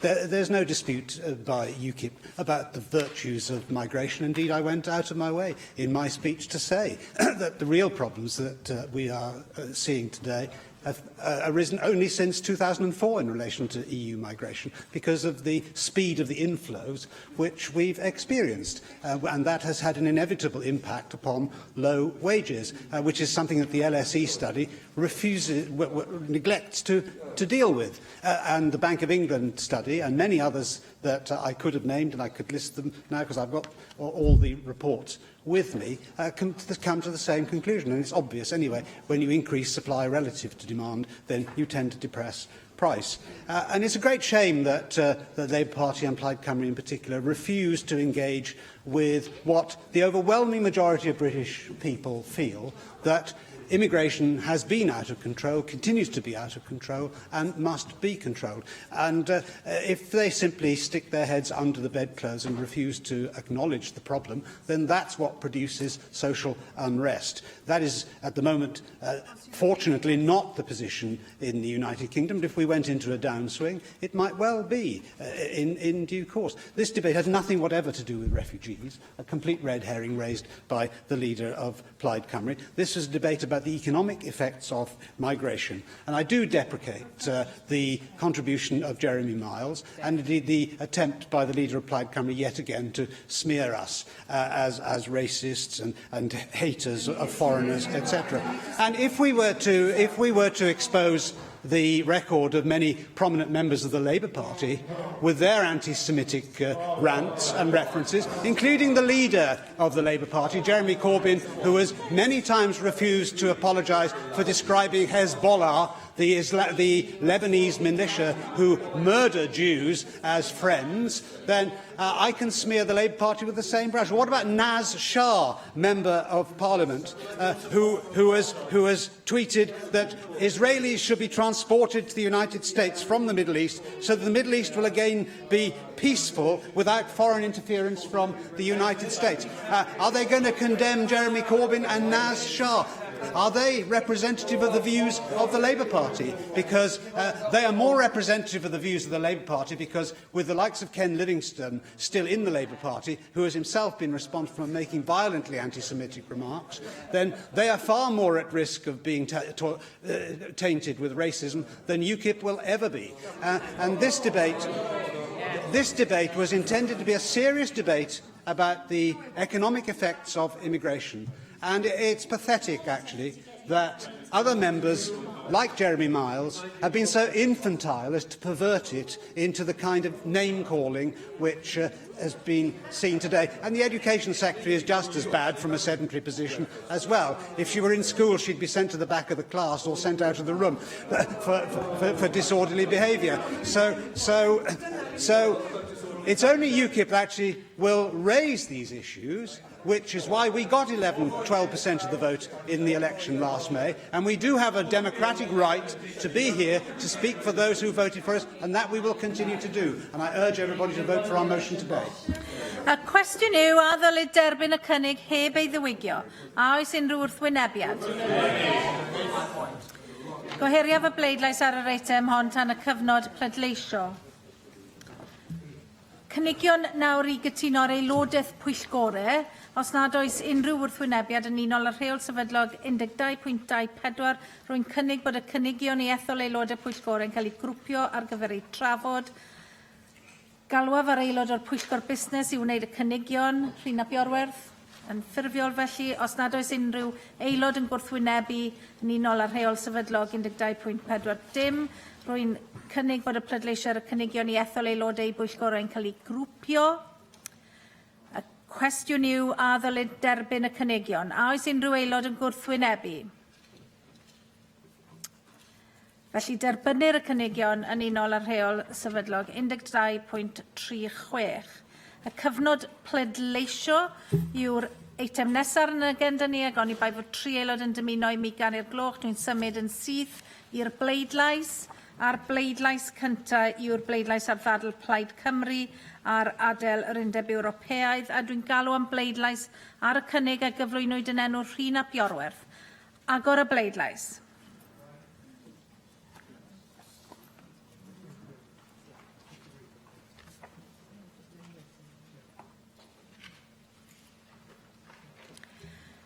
Cae'r bleidlais. O blaid 34, neb yn ymatal, 16 yn erbyn. Mae'r cynnig wedi ei dderbyn.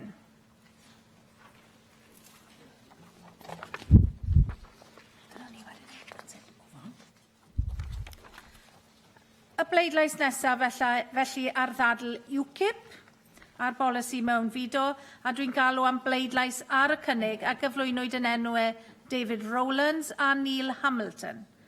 Agor y bleidlais.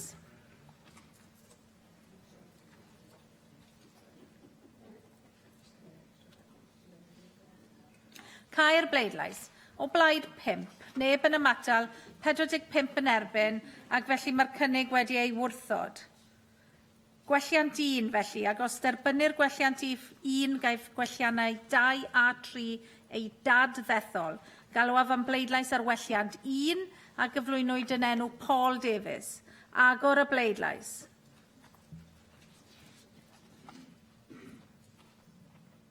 Cae'r bleidlais. O blaid 12, neb yn ymatal, 38 yn erbyn, ac felly mae'r gwelliant 1 wedi ei wrthod.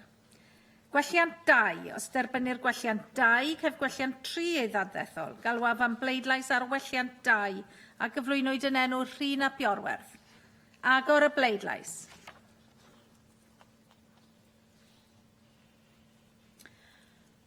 Cae'r bleidlais. O blaid 8, neb yn ymatal, 42 yn erbyn, felly fe wrthodwyd gwelliant 2. Pleidlais nawr ar welliant 3 a gyflwynwyd yn enw Jane Hutt. Agor y bleidlais.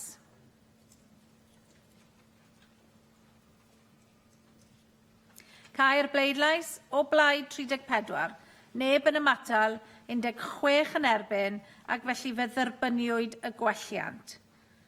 Galwaf felly i gloi ar bleidlais ar y cynnig wedi ei ddiwygio. Agor y bleidlais.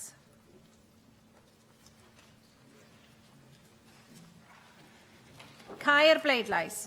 O blaid 34, neb yn ymatal, 16 yn erbyn, ac felly fe dderbyniwyd y cynnig wedi ei ddiwygio.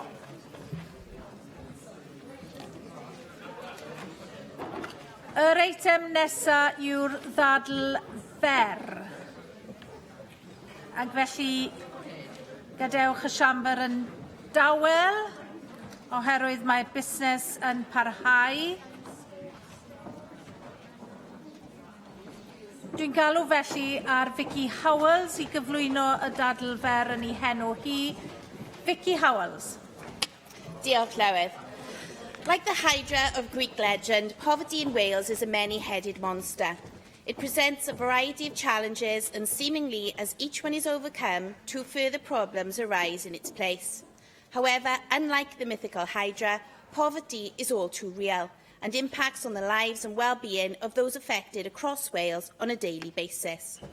For my short debate today, I will explore some of the ways in which poverty manifests itself in Wales, considering the multifaceted challenges it poses and drawing out some possible solutions.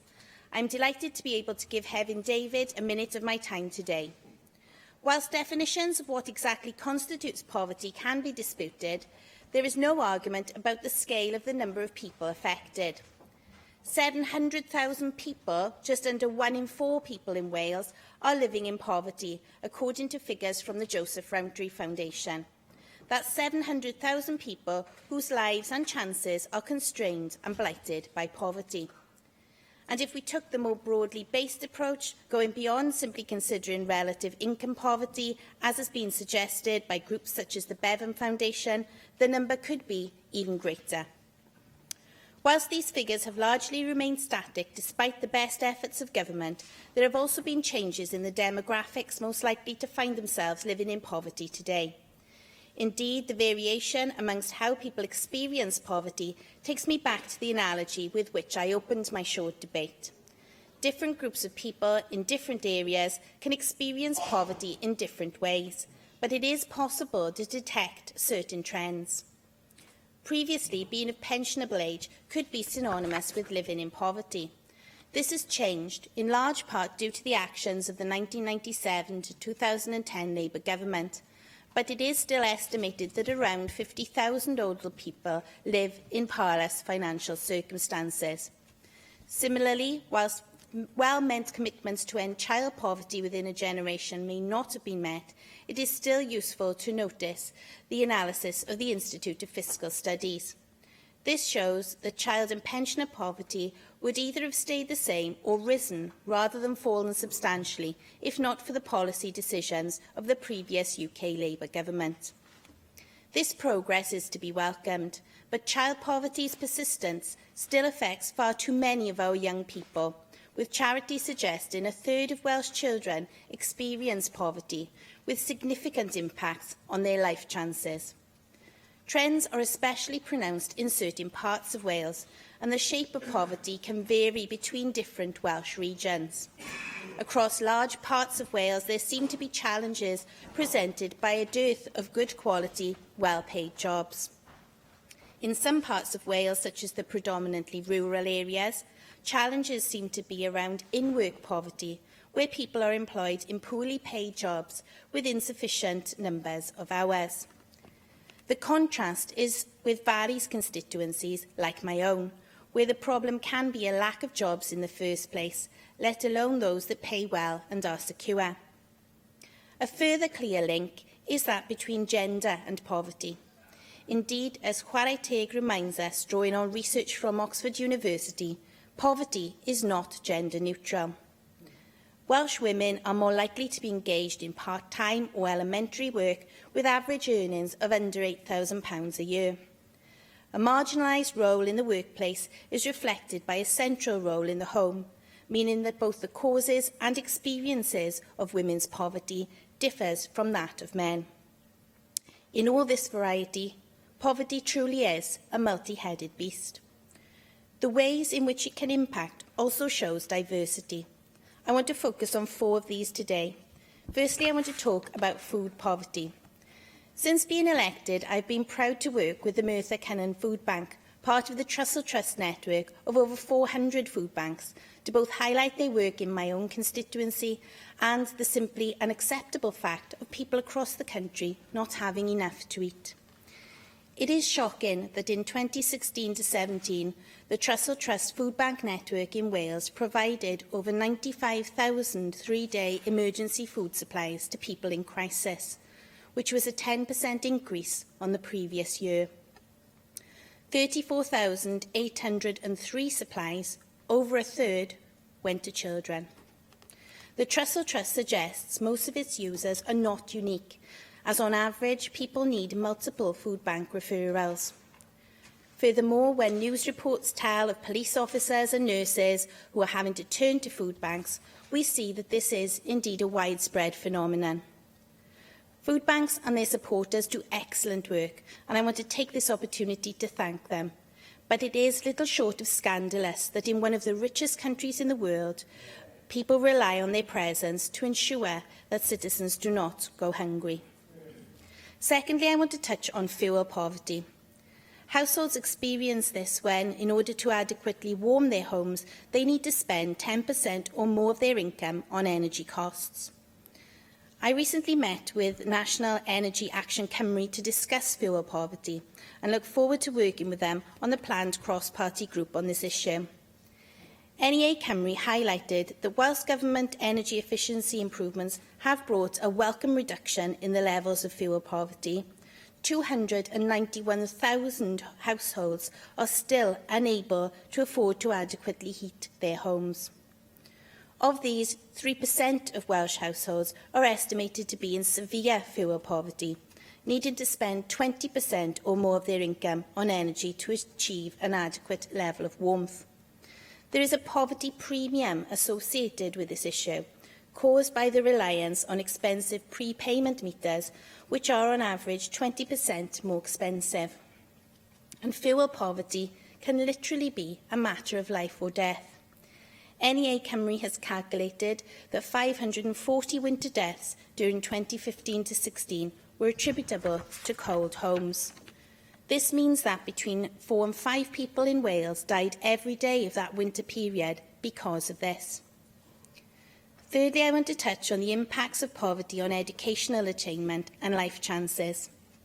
The gap in attainment has narrowed over recent years, but we cannot escape the stark reality that from the age of 3 and at every stage of subsequent education, children from low-income backgrounds will achieve worse results at school than those from better-off homes. This impacts on their ability to tap into their talents and can lead to marginalised employment experiences during their adult lives. As Save the Children have said, a child and young person growing up in poverty is more likely to be low-paid, unemployed and welfare dependent in adult life. Certain groups can face particular barriers within education, and again, bespoke solutions to these challenges must be developed. Fourthly, I want to consider briefly the impact of poverty on health, well-being and mental health in particular. This is an issue of particular concern for me.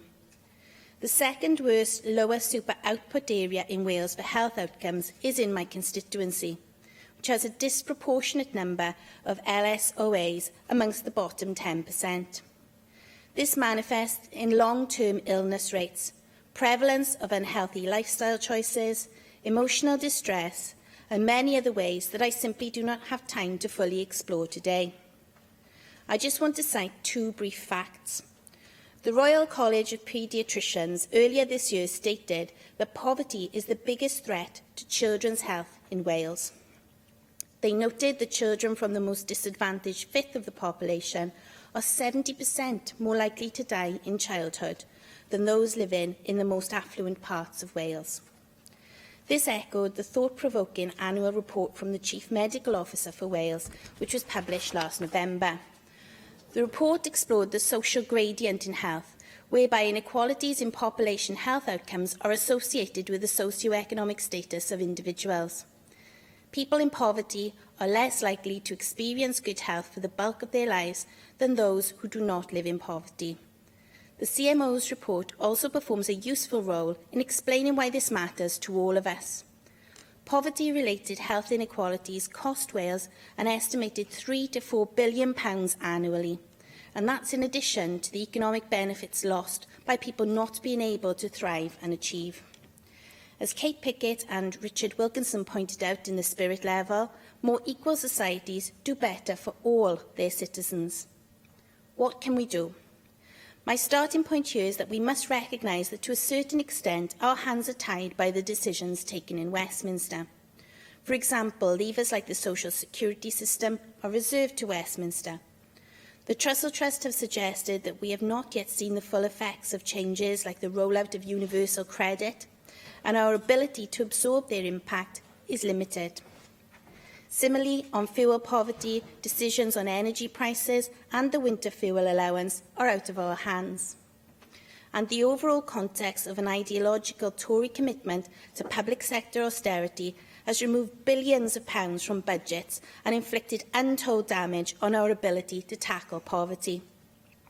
Money has been removed from the health and educational sectors that could have tackled health or educational inequality, hurting the essential services people in poverty are more likely to rely on, and resulting in an economy that has not grown sufficiently to create the high-quality jobs which offer one crucial way out of poverty.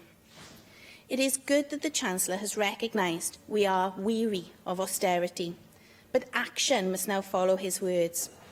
However, in the meantime here in Wales, we must make sure we can use the tools we do possess as effectively as we can.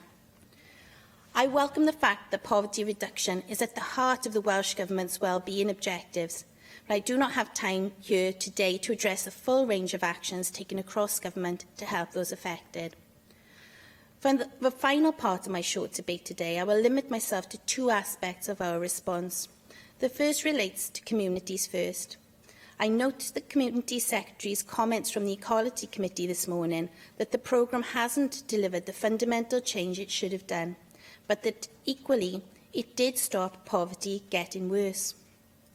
Communities First did deliver some real wins in my constituency, and I want to place on record my thanks to the staff who helped in this. In any future programme, I hope the most successful elements of the policy will be retained. This in particular applies to the employability agenda, and I want to address this as a second key aspect. The critical tool by which we can get people out of poverty is by increasing employment opportunities, making work pay, empowering our citizens to not just get jobs, but get good jobs, and tear down the barriers that stand in the way of doing so.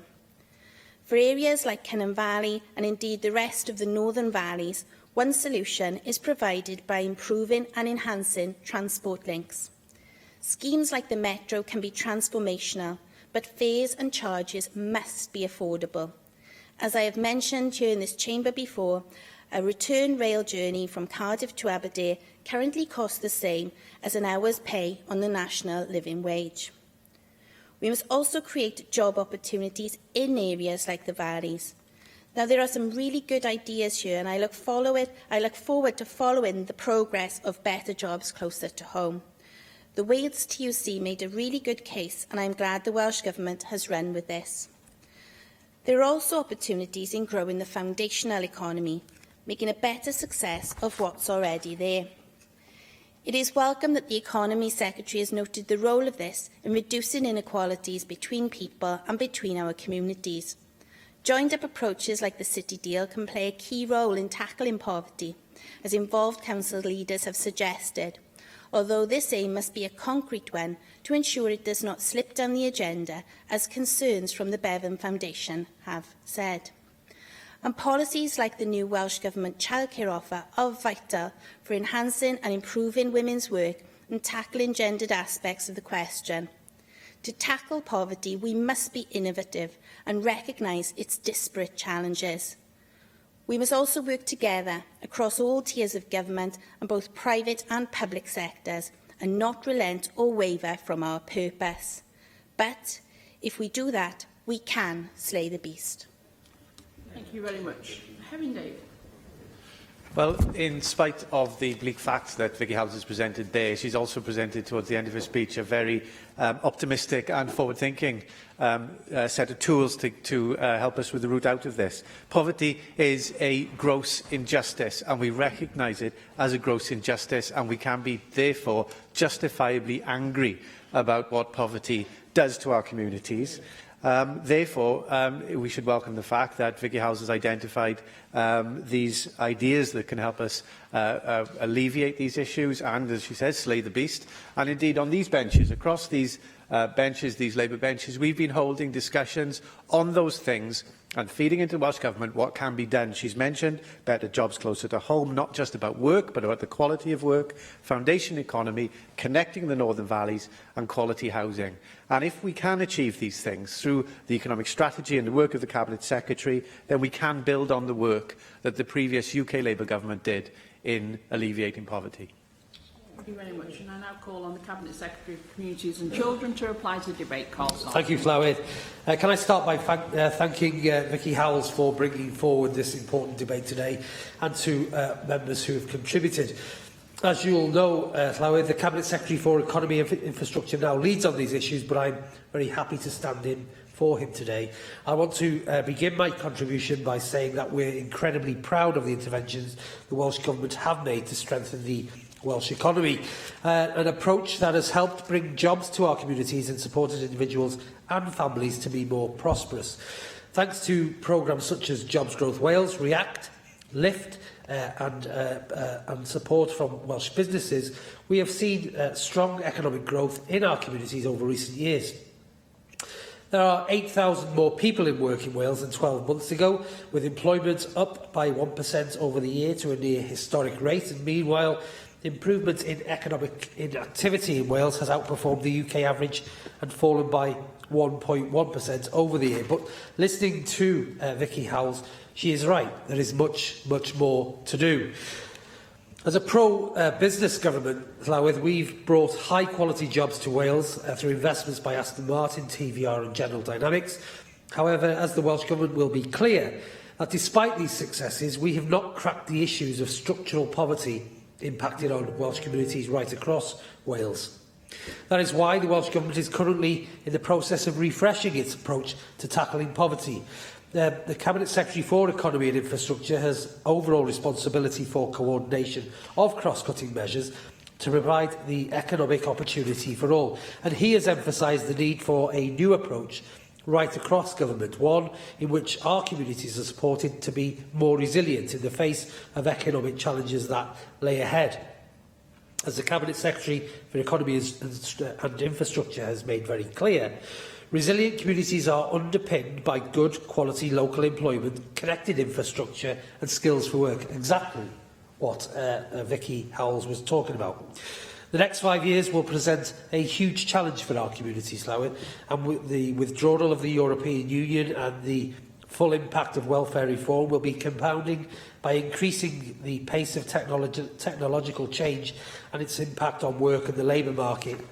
And I listened carefully to the contribution of both members, and I hope also that the now new Chancellor makes a choice about the austerity measures they have had in place and makes the right choice to stop that now. And I would urge the Chancellor and the UK Government to reconsider those interventions which they consider. But we shouldn't take it all away from the Conservative Government. What they have had success in doing, one of the economic successes they've had, is growing food banks.